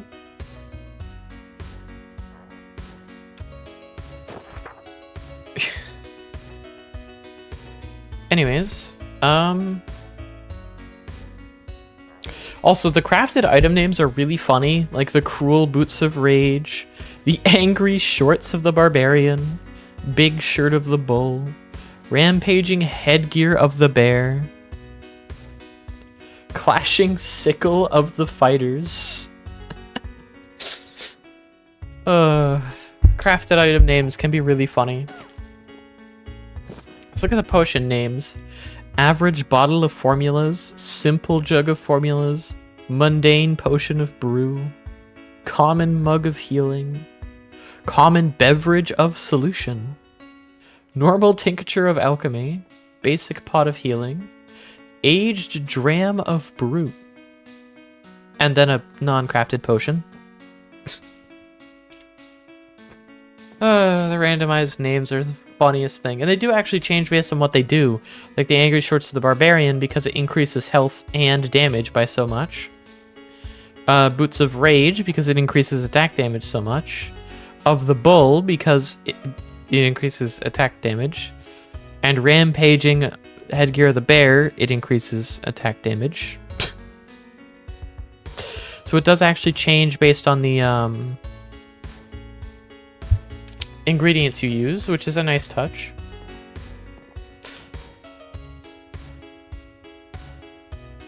Alright, I'm gonna go to Raggedy and I'm gonna do a run of Decrepit Sewers, which is the first dungeon in the game. Because I want to get rid of this key, honestly. But I also don't want to waste it, so I'm just gonna use it.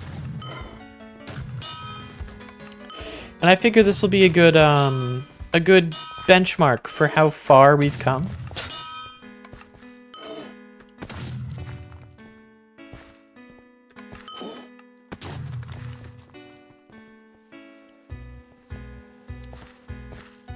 Alright, Decrepit Sewers, difficulty easy, give you the key.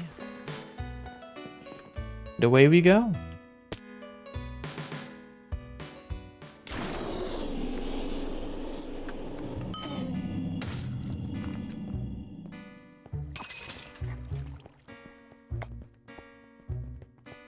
So much more work than having set names.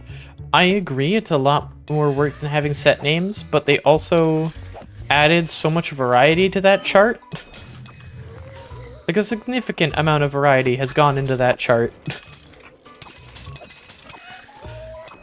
I would argue setting up like some set names would have probably been simpler.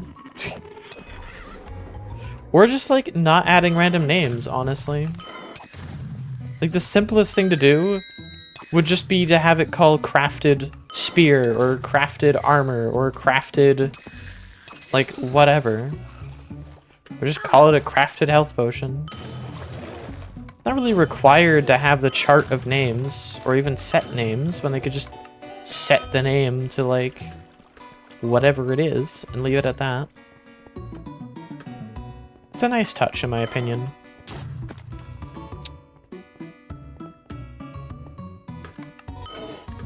I missed that, but it's fine. Also, I'm level 21. I should not be getting combat XP from killing these. When you severely overlevel enemies, it's supposed to not give you XP. I wonder if they broke that in a recent update, or if they augmented it to be, like, greater than it was.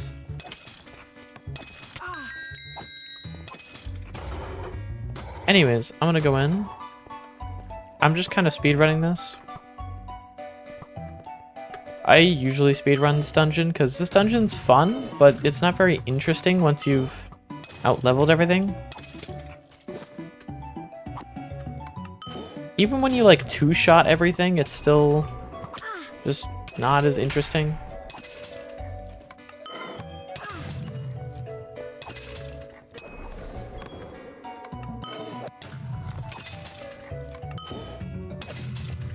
Here, I want to see how much damage am I actually doing per hit. Is it 57 plus 97? Not bad, not bad. I think on a max roll, I could do like 190 damage per swing. 74 and 64, not bad. Alright, let's see how well we do against the boss. I suspect this boss will not be a problem.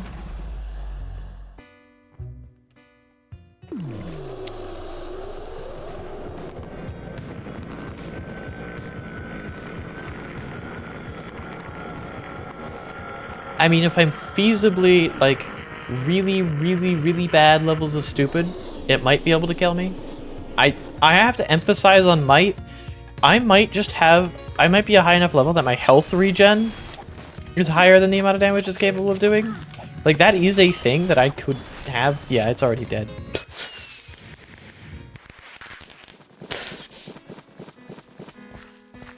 It's already dead. My man did not stand a chance. Alright, give me a fire powder 1. That's all I can get from this dungeon. The reason why this dungeon's more useful than Infested Pit, despite literally being an earlier dungeon, like the easiest dungeon in the game, compared to Infested Pit, which is a slightly harder dungeon, it's the dungeon that you're supposed to do afterwards, is because I can get powders from this dungeon at least, which are useful for reasons I feel like I've just shown. Basically, doubling, almost tripling the damage of my weapon by putting a powder on it for 3 emeralds. So yeah, those powders are pretty good. The reason I don't like grind that dungeon out is because, like I said, it does get kind of boring when you out-level it so aggressively. Which is why I wish Infested Pit was like, oh, you only have to spend 2 fragments for the powders. Or what if they sold, like, tier 2 powders? I don't know, if it was slightly more efficient or something, it'd be more interesting, but it's not. Which sucks. I think it's time for me to start leveling my alchemy again, though. Because I am out of good potions. I'm now down to my, like, almost 1/10 of my health per healing potion. Which is not the best. I think I need Trout, which is at Debtless. I need Trout, and I need to go back and get more barley grains. Because my alchemy level is still only 17, so I can't use salmon oil and oats yet.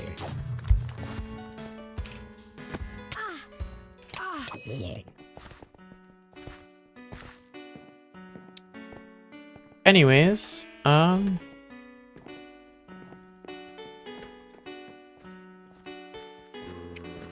north side? Yeah, north side. If I go to north side here, I should be able to... Yep, here are the ponds. Back to Trout. It all comes back to Trout. We've come full circle.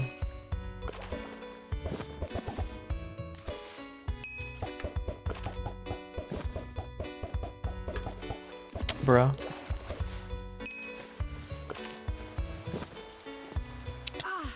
Ow. That maybe almost hurt.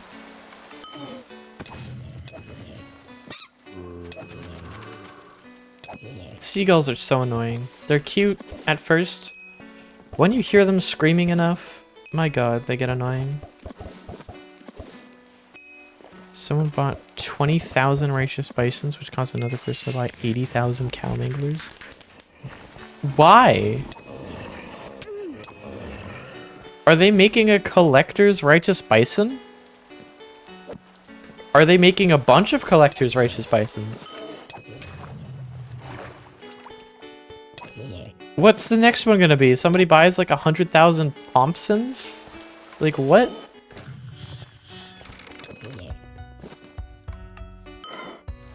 Is their inventory large enough for that, or are they just not playing the game so they don't have to delete the items? Spite? Spite for what? I'm so confused. That's not really that many. Like, in the grand scheme of things, there are literally millions of those items in existence. Having a couple tens of thousands of them isn't really that impressive, considering they're worth like a 1/14 of a penny per. So that's like at most maybe a couple $100 worth of weapons, and that's for the 80,000 one. That's like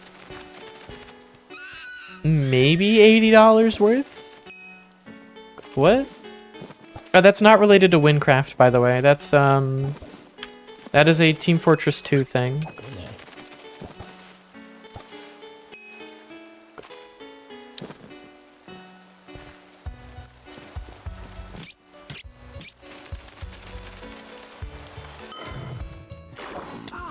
Get.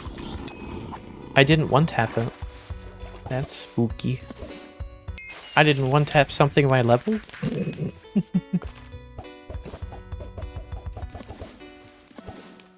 Oh, there's still one more.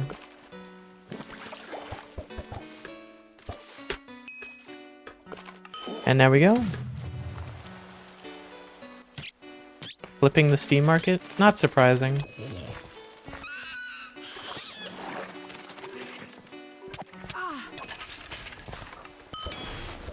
Gotta love good old-fashioned market manipulation. Somebody call Soundsmith. Oh god. That was always so fucking funny to me.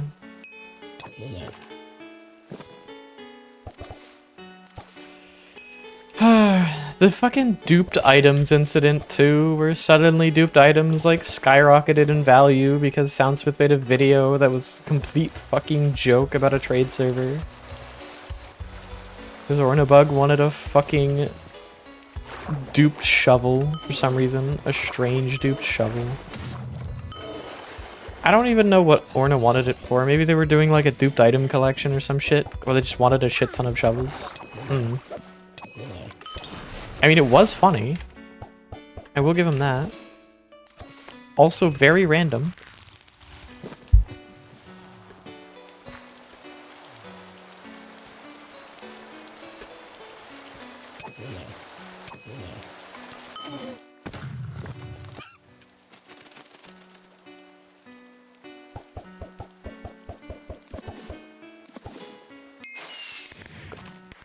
The TF2 community was always funny. The Wynncraft community has had some similar incidents that were pretty funny.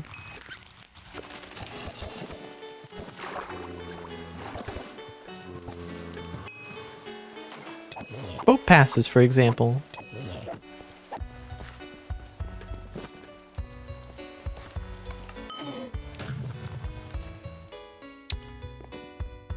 Boat passes are basically NFTs. In the sense that they are no longer obtainable, they are basically one of a kind if you find the right ones, and they're just collectibles worth fictional money in a fictional game. It's absurdly funny. Boat passes in relation to Wynncraft, by the way. Is this... I feel so bad. Am I following them around, or are they following me around? Like, what? I need an axe to gather this resource. I'm gathering trout. I don't need... Yeah, let me use my wood cutting axe to, like, catch this trout real quick. I'm sure that's led to a lot of success. It's a good game. It's a very good game. It has a very dedicated fan base. I still play TF2 from time to time. I love that game. I always have and always will. Shame they stopped updating it. But you know what they say about Valve time? You want Valve to get something done, you better have a lifetime to wait.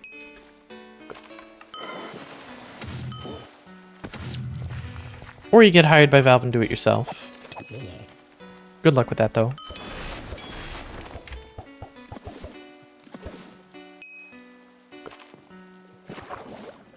Seems they are relatively content with their money printers. And complacency is probably what's net them the situation they're in right now, because honestly, every time they've done a major game release that was important was because they had financial incentives. The only reason Half-Life 2 realistically came out the way it did is because the entire studio rode or died on Half-Life 2. Same with Half-Life 1, same with the Half-Life 2 episodes. Once Steam was up and running, there was no more financial incentive that forced them to, like, crack down on projects. which is the moment Valve went from being their old selves to just sitting there and doing practically nothing. Like, still they did stuff, but not as actively anymore. They stopped development or just slowed development on other projects, and a lot of the projects they ended up working on were like not done entirely by them.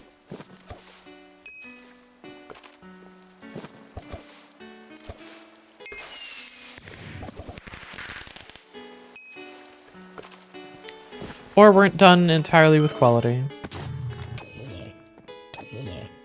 But hey, maybe Valve will wake up at some point. They've been spending a lot of time doing their hardware shenanigans, and everybody's begging for a Valve Index 2 or equivalent. We'll see.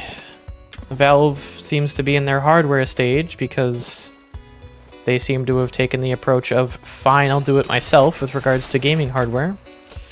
And I suspect that's because the requirements for what they want to do, they've long been restricted by hardware requirements. It's kind of what led them to a lot of the more genius things that they've gotten into with gaming. It's what led to them developing a lot of the things they developed and worked on. But it's possible that because of the constant hardware limitations they keep encountering, that they decided fuck it and decided to do it themselves. I don't fault them for that. I would too. My fishing is now level 24. I can stop fishing now. I think now it's time for me to go to Selchar. And then go over to the Durum Isles, because at the Durum Isles I can farm for grains.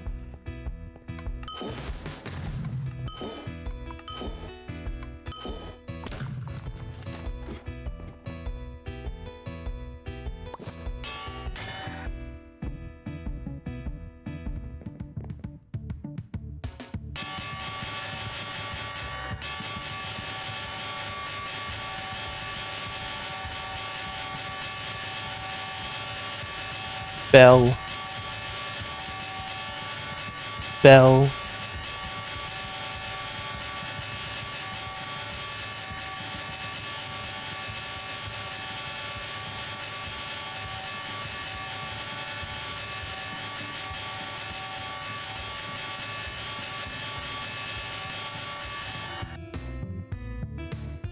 All right, here we are.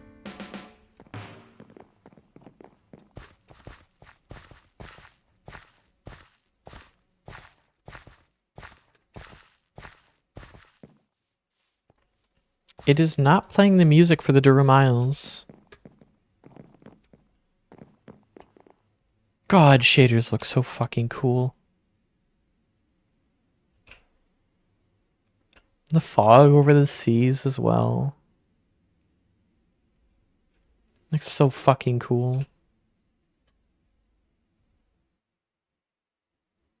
Ignore the bits of water that aren't rendering properly for some reason. Wait, is my... No, it is set to 12. Maybe if I lower it to 10. Oh yeah, that fixes it right up. Okay, maybe the render distance is 10 still. I thought it was 12. Oh, that's just actually like a patch of land over there, I think. Okay. Yeah, that seems to have fixed it. Though there are still some holes, but... Anyways, sorry, just shaders look really fucking cool.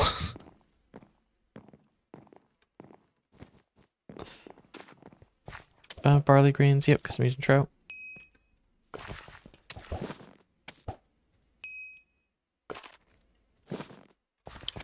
Alright, so now I should... Now we're back to farming the other thing. Alright, But yeah, no, this is a lot of what HUIC runs look like. It's, you spend more of your time interacting with the professions than you do actually doing content. Like, of course, I could, like, power level, spend, like, 12 hours straight just grinding my professions until I'm, like, level 50 and have everything I could possibly need for, like, skipping, like, not even skipping, doing all the early game content, grinding it out all in one sitting, but, like, that's not fun, and there's no risk in that. Again, do as I say, not as I do. I find it more interesting to play things risky, even if it means occasionally losing runs that made it pretty far, that kind of thing. I don't mind taking risks, because worst case scenario, I have to do it all over again. Except this time I've learned, maybe don't do that stupid decision again. I learned what stupid risks I can take, what stupid risks I can't, and get better at speedrunning. Of course, I don't know what my ultimate goal of this is. I mean, obviously completion. But the more and more thought I put into it, the more I realize my ultimate goal could very well be, like, to speedrun it eventually. To see how fast we can get the time, and potentially get the time down by substantial amounts based on what exists. And of course, it's going to change the moment there are any balancing changes. I think one thing that would vastly speed up the run is a potential professions rework, because right now we're just bound by professions. Professions take so incredibly long to do stuff because you need to farm so much. Not even, like, just for the crafting XP. You just need to farm them specifically so that you can get the higher tier materials, which become basically required for making good gear. The way to cheese it's to purchase from the player market. Like, that's the intended way to get around professions, is purchasing from the players who didn't get around it, and who decided to grind it themselves, and then sell it on the market. The only problem with that is, one, I'm on Iron Man, so I can't trade.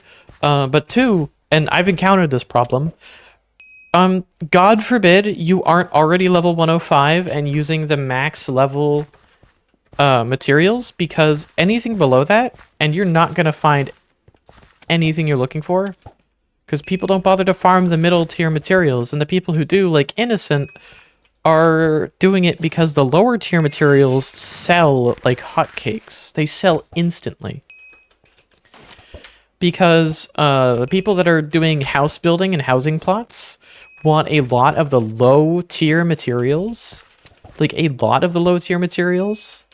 Like, they will use hundreds of the low tier materials, and they won't want to use the higher tier ones, because the higher tier ones are more rare. When it comes to the housing, like crafting the housing stuff, it's a lot more about quantity than it is quality. For obvious reasons, they're using it to craft blocks and furniture and that kind of thing. So quantity over quality in that case, because they don't have to worry about durability or anything. To my knowledge, I don't think there are any benefits to using higher tier materials. The issue that the creative team member that I spoke with, the issue they seemed to have was making it easier to get higher tier materials raised the concerns of how it would impact the sales of the lower tier material, like the ability to hold lower tier materials or obtain them, which would then allegedly have an adverse impact on the housing peoples. My counterpoint to that was, if they add a vendor that lets you increase, like, say I turn a stack of barley grains, like tier 1, into a 2-star, like a singular 2-star. It seems extreme, but, like, it's not that bad. It's at least a guaranteed way to level them up. Adding something like that means people are more likely to farm and sell the lower level ones in bulk, because then the people buying from the market can just go, oh, well, there's not really many higher ones for sale, or the higher ones for sale are super overpriced. And then they just buy the lower ones. They buy the lower tier stuff in bulk. Worst case scenario, it makes it a lot more profitable, because suddenly the lower tier stuff, like all of these, would become more desirable, because now crafting's actually reasonable, so people are more likely to engage with it. People are more likely to gather and sell it, and the prices are more likely to stabilize where they are now. Like, yeah, supply and demand will be fucked up for a little bit, but eventually they'll settle back to normal as people start doing the supply side again. What it comes down to is people realizing crafting becomes actually reasonable to do all of a sudden, and so they start doing it.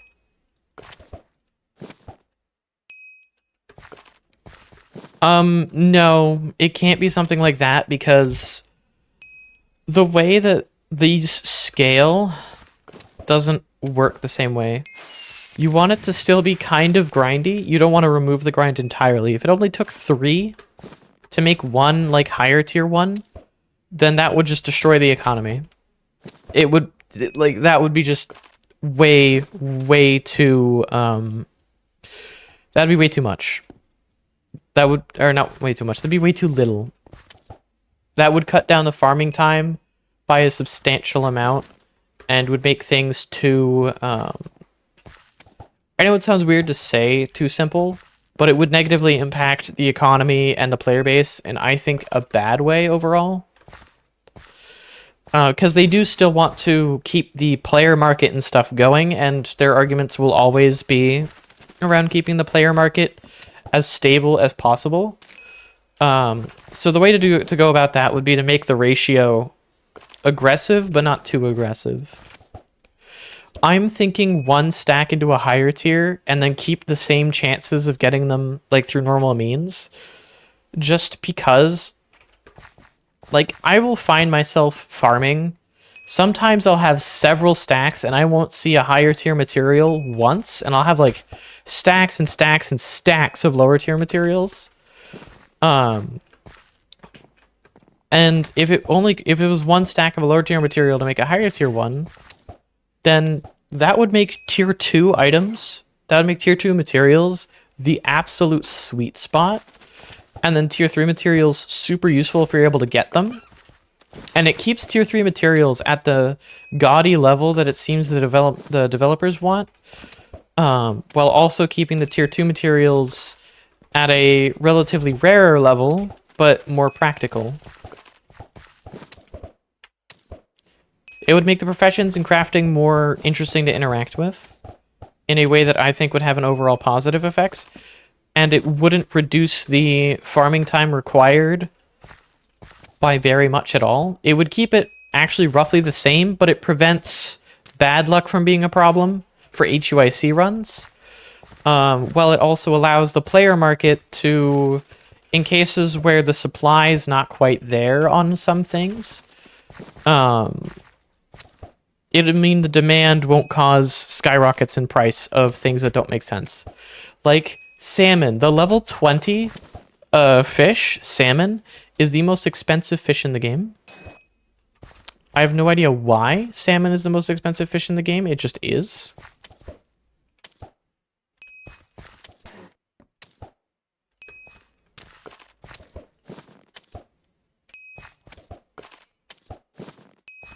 It's because of housing. I know why. It's because of housing. But the fact that salmon sells the best is stupid, because practical use cases, you would think the higher level materials would sell the best. Why would anybody grind a mid-level material for crafting when it's pointless? It's useful for housing, but like... it shouldn't be more expensive, is my point.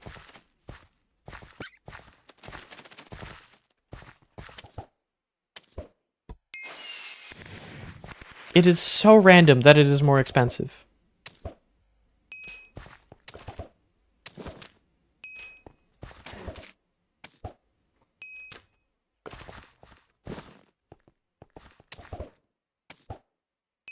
$13 durability left. All right. Hello, game. All right.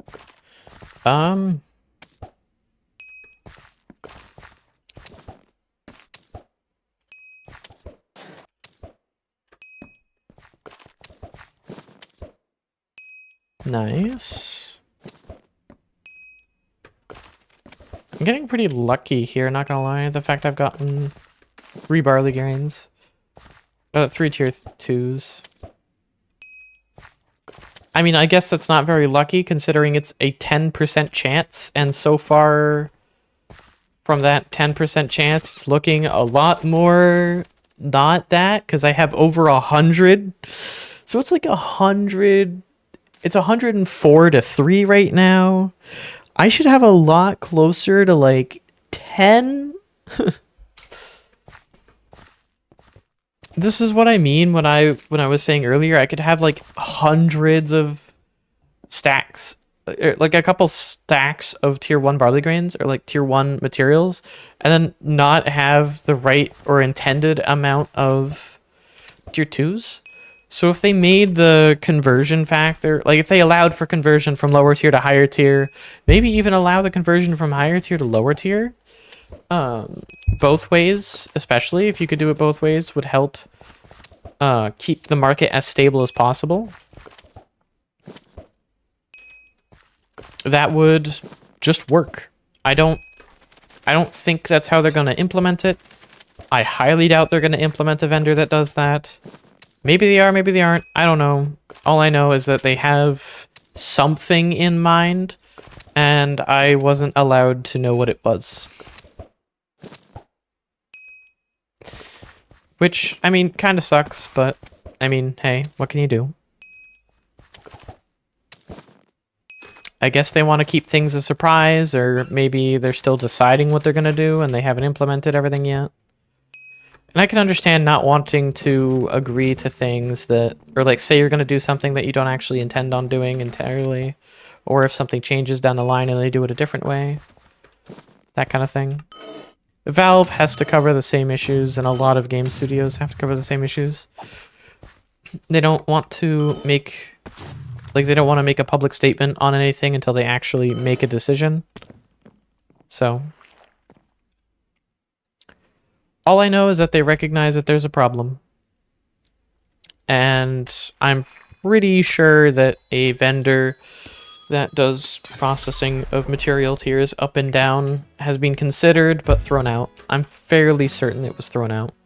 But who knows? Maybe me bringing it up and discussing the actual points and how it would actually impact the player market might change things. You never know. Again, I'm not part of the creative team or anything. I just spoke to somebody who was on stream.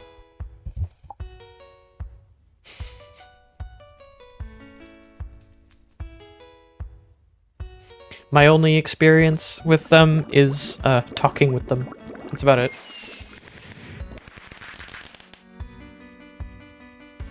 I can craft one more? Wow, that's crazy.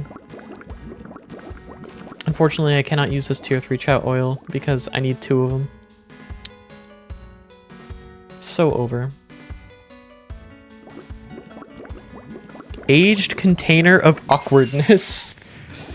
Tasty vial of alchemy.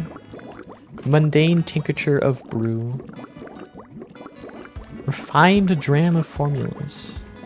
Mundane dram of brew. Tasty container of brew. Basic vial of formulas. Normal mug of alchemy. How normal? Normal bottle of alchemy. Common beverage of awkwardness. Okay. Refined tincture of alchemy. Mundane dram of solution.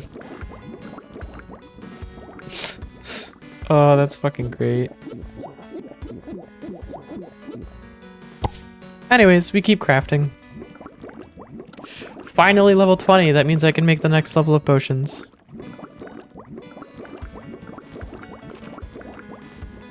Inspires me to go back to making games.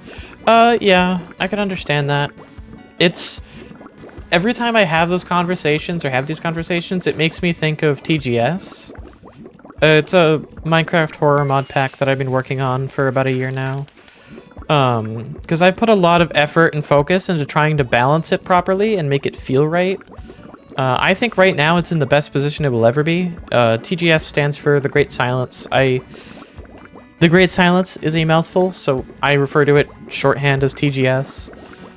It's on CurseForge, available to play publicly and everything. You just look up The Great Silence or TGS, and it should appear. There's like there's a mod pack that's also called TGS. That's literally random, I think. Like I don't know what it is off the top of my head. I don't remember. It's that unmemorable.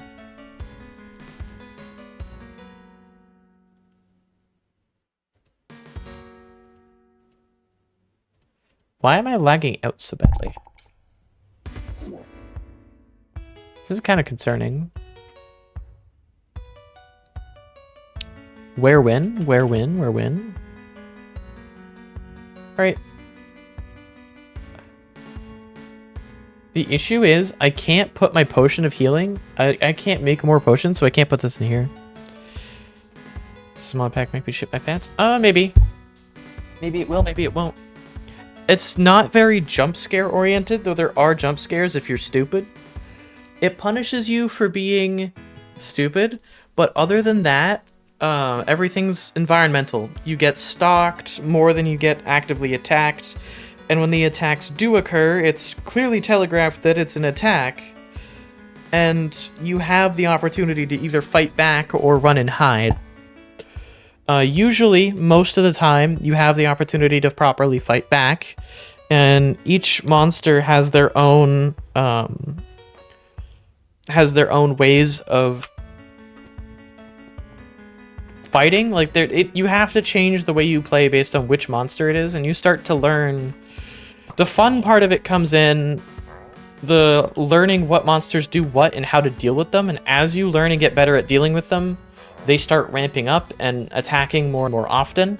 And the way that it mixes with normal mobs just came off as so interesting to me. That's one thing that annoys me about a lot of horror mods and mod packs in Minecraft, is a lot of them seem to just be designed for the sake of, like, making content and nothing else. Which severely limits their potential in a very frustrating way to me. Because the way that a lot of horror should work is, yeah, you have the initial time you're playing it, right?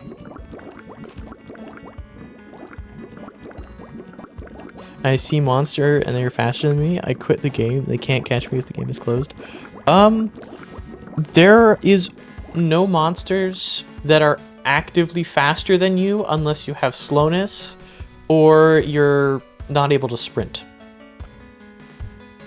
I've gone out of my way to make sure you can run if you have an open area, which will allow you to run if needed. But until then, yeah, no. You're better off hiding. None of them are particularly loud except one of them, and that just comes down to don't be dumb. You see a shadow over there that's not supposed to be there. Maybe don't walk up and hug the shadow. You'll get a jump scare for like hugging the thing that's ominously stalking you. Like, no doi. Or at least some of them.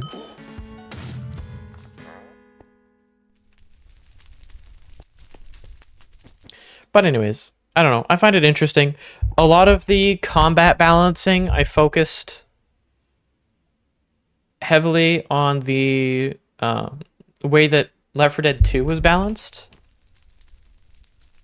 to assist me with setting things up properly. Hello?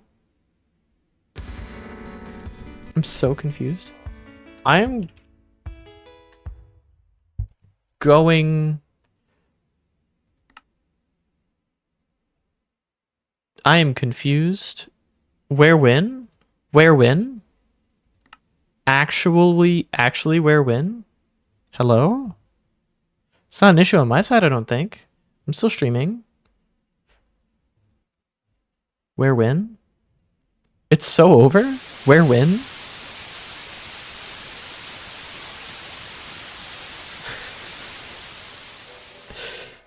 Where win, innocent? Where win? Go to the Discord, spam it. Where's the image? If we spam at the mods... Oh, thank you, Sarah, for the follow, by the way. I don't know why I didn't hear that. I'm going to restart my client in case the issue's on my end. I don't think it is, but...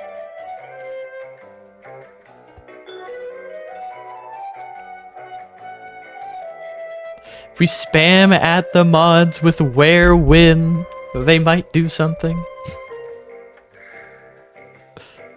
Let's go to the... Let me take a look at the... Let me take a look at the Wynncraft Discord real quick. Let me take a look at this. Let me take a look at this. Where is it? Where is it? Where is it? Wynncraft. Yeah, here. If I go here... Cave Dweller and Fever Dream, they fast as fuck, also rip stream. Yes. The Cave Dweller you can run away from. Fever Dream you can't. I will admit, Fever Dream you can't really run away from, but Fever Dream telegraphs its existence so aggressively, if you let yourself get caught out by it, that's on you. Like, there's this very loud, like, scream into a lightning strike, and there's fire, and then it slowly comes out of the ground. Like, you have a solid 10 seconds to hide or get to a vantage point where it can't follow you. It telegraphs where it's going to be because it spawns exactly where the lightning strikes. It telegraphs when it's coming because you'll hear its roar and then the lightning strike. Like, you will know well in advance.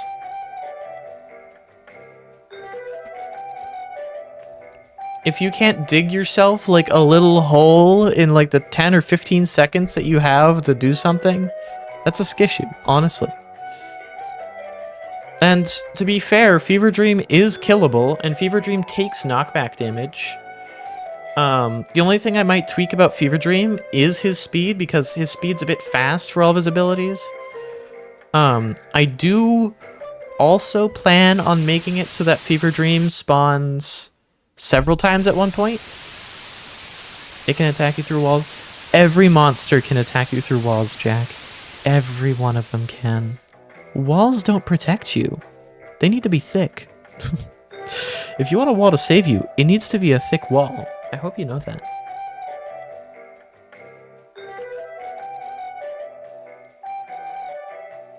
Salted's yacht holding the server went out of range. Where win? Alright. Is it still dead? Oh? I'm hearing that they're back? They're back! We're so fucking back. We're so back. Also, like, 4 to 5 spawn when you were in the nether, so there's no need to alter that. No, I do plan on having multiple of them spawn based on what dimension you're in. In the nether, I'm going to change it so that they don't spawn naturally. They only spawn at, like, set time intervals. What I want the nether to feel like with Fever Dreams is I want it to feel like the Fever Dreams are... not only are they aware of your presence, but they're coming in waves. I don't want those waves to get progressively harder. I just want it to be like a set... You have like 10 minutes, and then 3 of them spawn around you. They'll spawn off of the same... Ideally, they'd spawn off the same lightning bolt. So they spawn at the same time in the same area. And then have it be another 10 minutes set. Because right now, Fever Dreams actually just spawn naturally in the nether, as well as spawning enraged. The way the Fever Dream works, by the way, Jack, if you didn't know, they can spawn naturally. They don't just spawn from the Thunderstrike. The Thunderstrike is spawning an enraged Fever Dream. There are 2 different types. There's the normal Fever Dream, and then there's the enraged. The ones that you're used to encountering are the enraged variants. What I want to do is get rid of Fever Dream's natural spawning in the nether and allow for the enraged spawns, and I want that to be at set time intervals. And I also want to, if I end up making that audio subsystem and the general like gameplay system that I've been thinking about implementing for a while, I will likely have that determine Like I will have it give like maybe a minute to 30 seconds heads up where you can hear the roars of the enraged fever dreams approaching. That way you have the 30 seconds plus 15. So you have like 45 seconds to a minute to get safe or to know that they're coming and keep your eye out. Just because more of them will be coming and they'll be coming significantly more regularly. And I will disable their spawning in the end. Right now they can still spawn in the end. I want to disable them spawning in the end outright because they have no reason to spawn there. Again, I'm planning on implementing it so that the Ender Dragon isn't the final fight. The Ender Dragon is just kind of a middle fight, mid-game fight.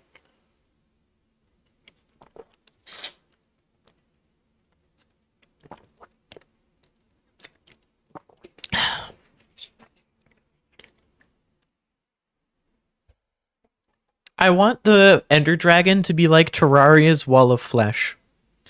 Where you feel like, yeah, this is the final boss of the game. Initially, in your first playthrough, it feels like the final boss. And especially with Minecraft, it's developed well that the Ender Dragon's the final boss. But then hard mode turns on, and then suddenly you have a whole shit ton more progress to go, and you're only halfway through the game.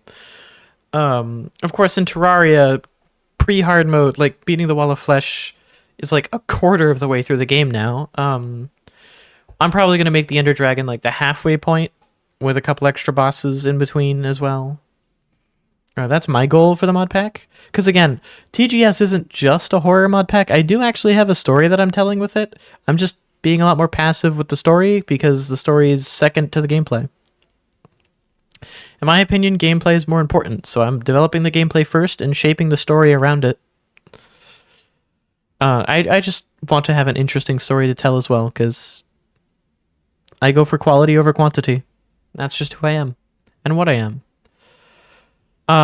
With the Wynncraft servers coming off and on though, I don't hear the music, so I'm assuming the server's gone. I'm assuming the server's just dead. Oh, there's the music. Suffer some more from my concussion. Oh no, how'd you get a concussion this time? What happened? Who died?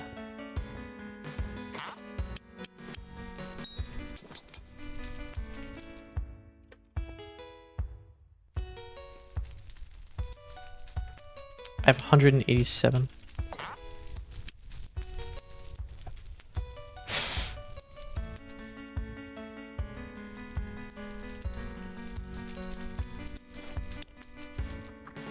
Repair my scythe. What else do we need to repair? Nothing else. I'm level 21, so now I can try and work. Well, no doy, but like, what's the story behind it? Oh no. I have to go to the gold mine. Oh, that mine's gonna kill me, dude.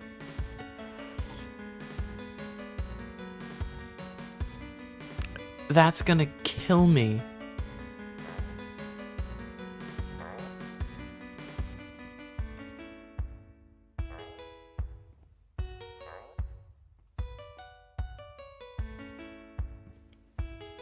Oh, I just realized I can't get gold.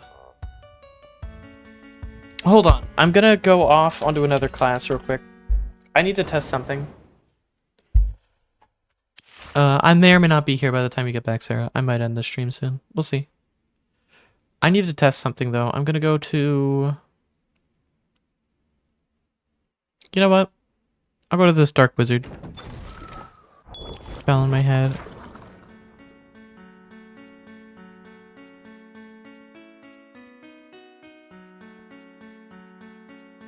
Oh, okay.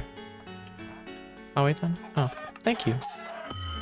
I just want to check one thing. I'm probably going to end stream and then start the next stream doing this, because it's generally how I've been doing the setups. I also don't want to stream for too much longer, because I've already been live for like 4 or 5 hours.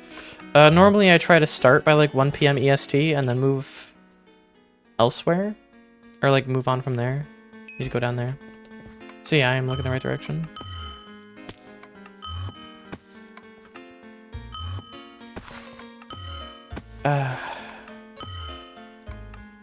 Mage is so funny. Sage. No, this is a crafted weapon, I forgot. Oh yeah, yeah, because this is the character I went copium, and most of my damage is earth damage. I think I have literally everything in earth. Yeah, I have 95 earth. If this character dies from the TNT minecart, then I'm not gonna risk it. Also, this character's level 46 and struggling to kill fucking... It's so over. Okay, so I need to go in here. These golden hordes have a lot of health. They have a lot more health than they should, in my opinion. Alright, I'm going off on in builds. My concern, though, is that the TNT minecart. Also, Innocent, do your job. You were just in chat. There's no way you weren't seeing that one.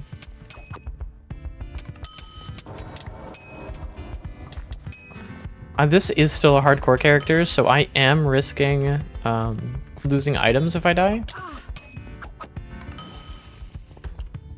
But I also care a little bit less about this character.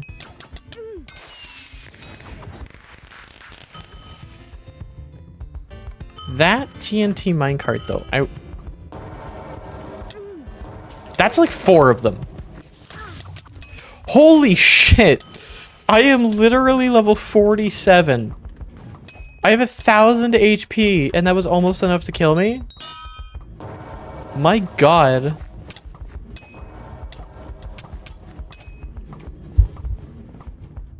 Yeah, I'm not coming here on my other character then. Also, Innocent, why... Oh, you did. It's just still showing, right? Also, Innocent, why are you saying what the fuck? I have a feeling this is about to be like a very bad thing. This is a terrible setup now. They nerfed poison damage. It doesn't scale with strength anymore. It's so over. I liked the poison damage scaled with strength. I don't know why they changed it. Anyways, I need to go over here and I need to get TNT minecart. I don't know if I can do this now. My issue is I have to come in here for gold. Wait, no, I don't have to come in here for gold. I have to do the lower mines, I think. How do I do, like... I'm just gonna follow this track and see where this track goes. This track is here. Okay. Maybe this spawns when I do the rest. So new FNAF game is shit. Well, that's a given. New FNAF games are always terrible. There's not going to be a good new FNAF game. It's just not going to happen.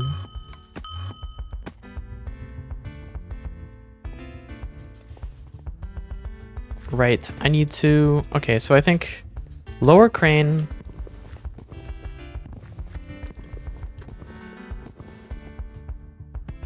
Move over.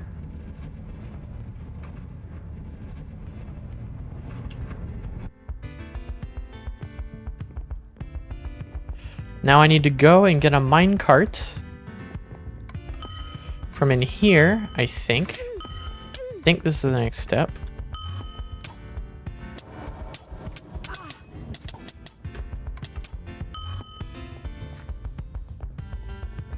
No, the button's not here.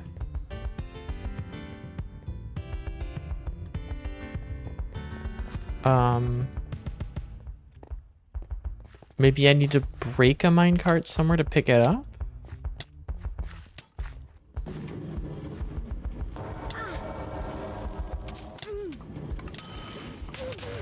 I died to a TNT minecart.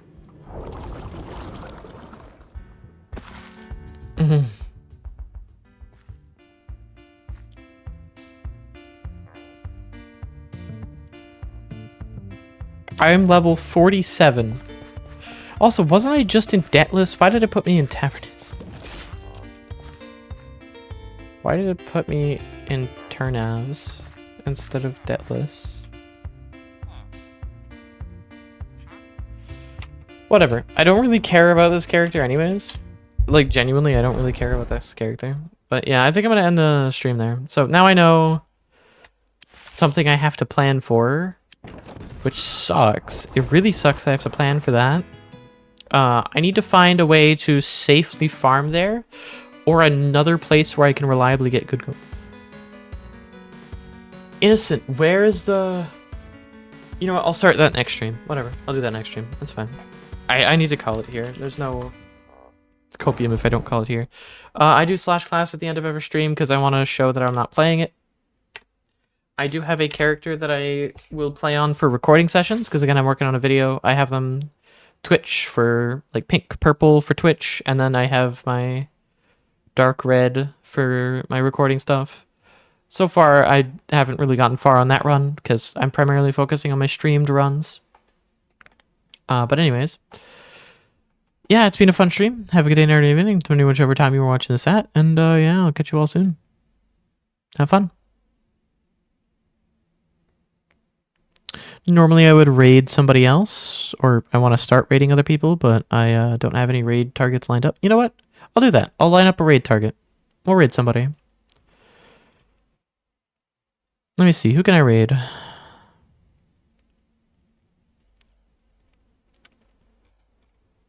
Is there somebody that I particularly care about live? No, none of my friends are live? Okay, then I'll just raid a random. Let's see, maybe I can... Is there another win? No, wait. Filter by category. Tag?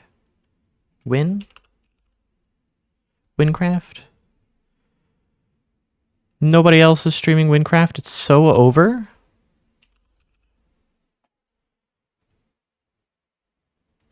Yeah. I wish I could search by name. Which kind of sucks. I can't search by name. At least on this menu. You know what? I'm going to go to a normal Twitch window and I'm just going to search Wynncraft. Yeah. Am I the only one live? Yeah, I am the only one live streaming Wynncraft right now. Oh well. To a normal random Minecraft streamer we go.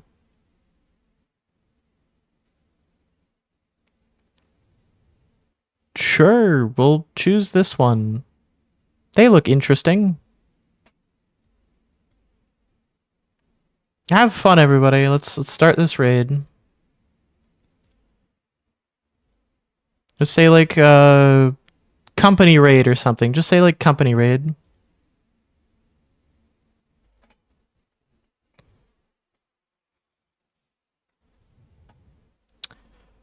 Oh, hold on. Let me get them the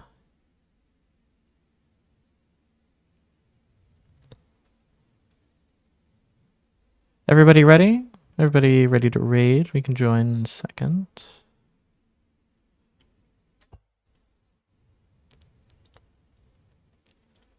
Also just going to quickly do that because it's funny.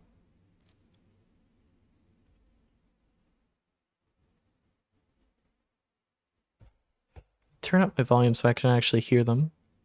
All right, let's start the raid. Yippee.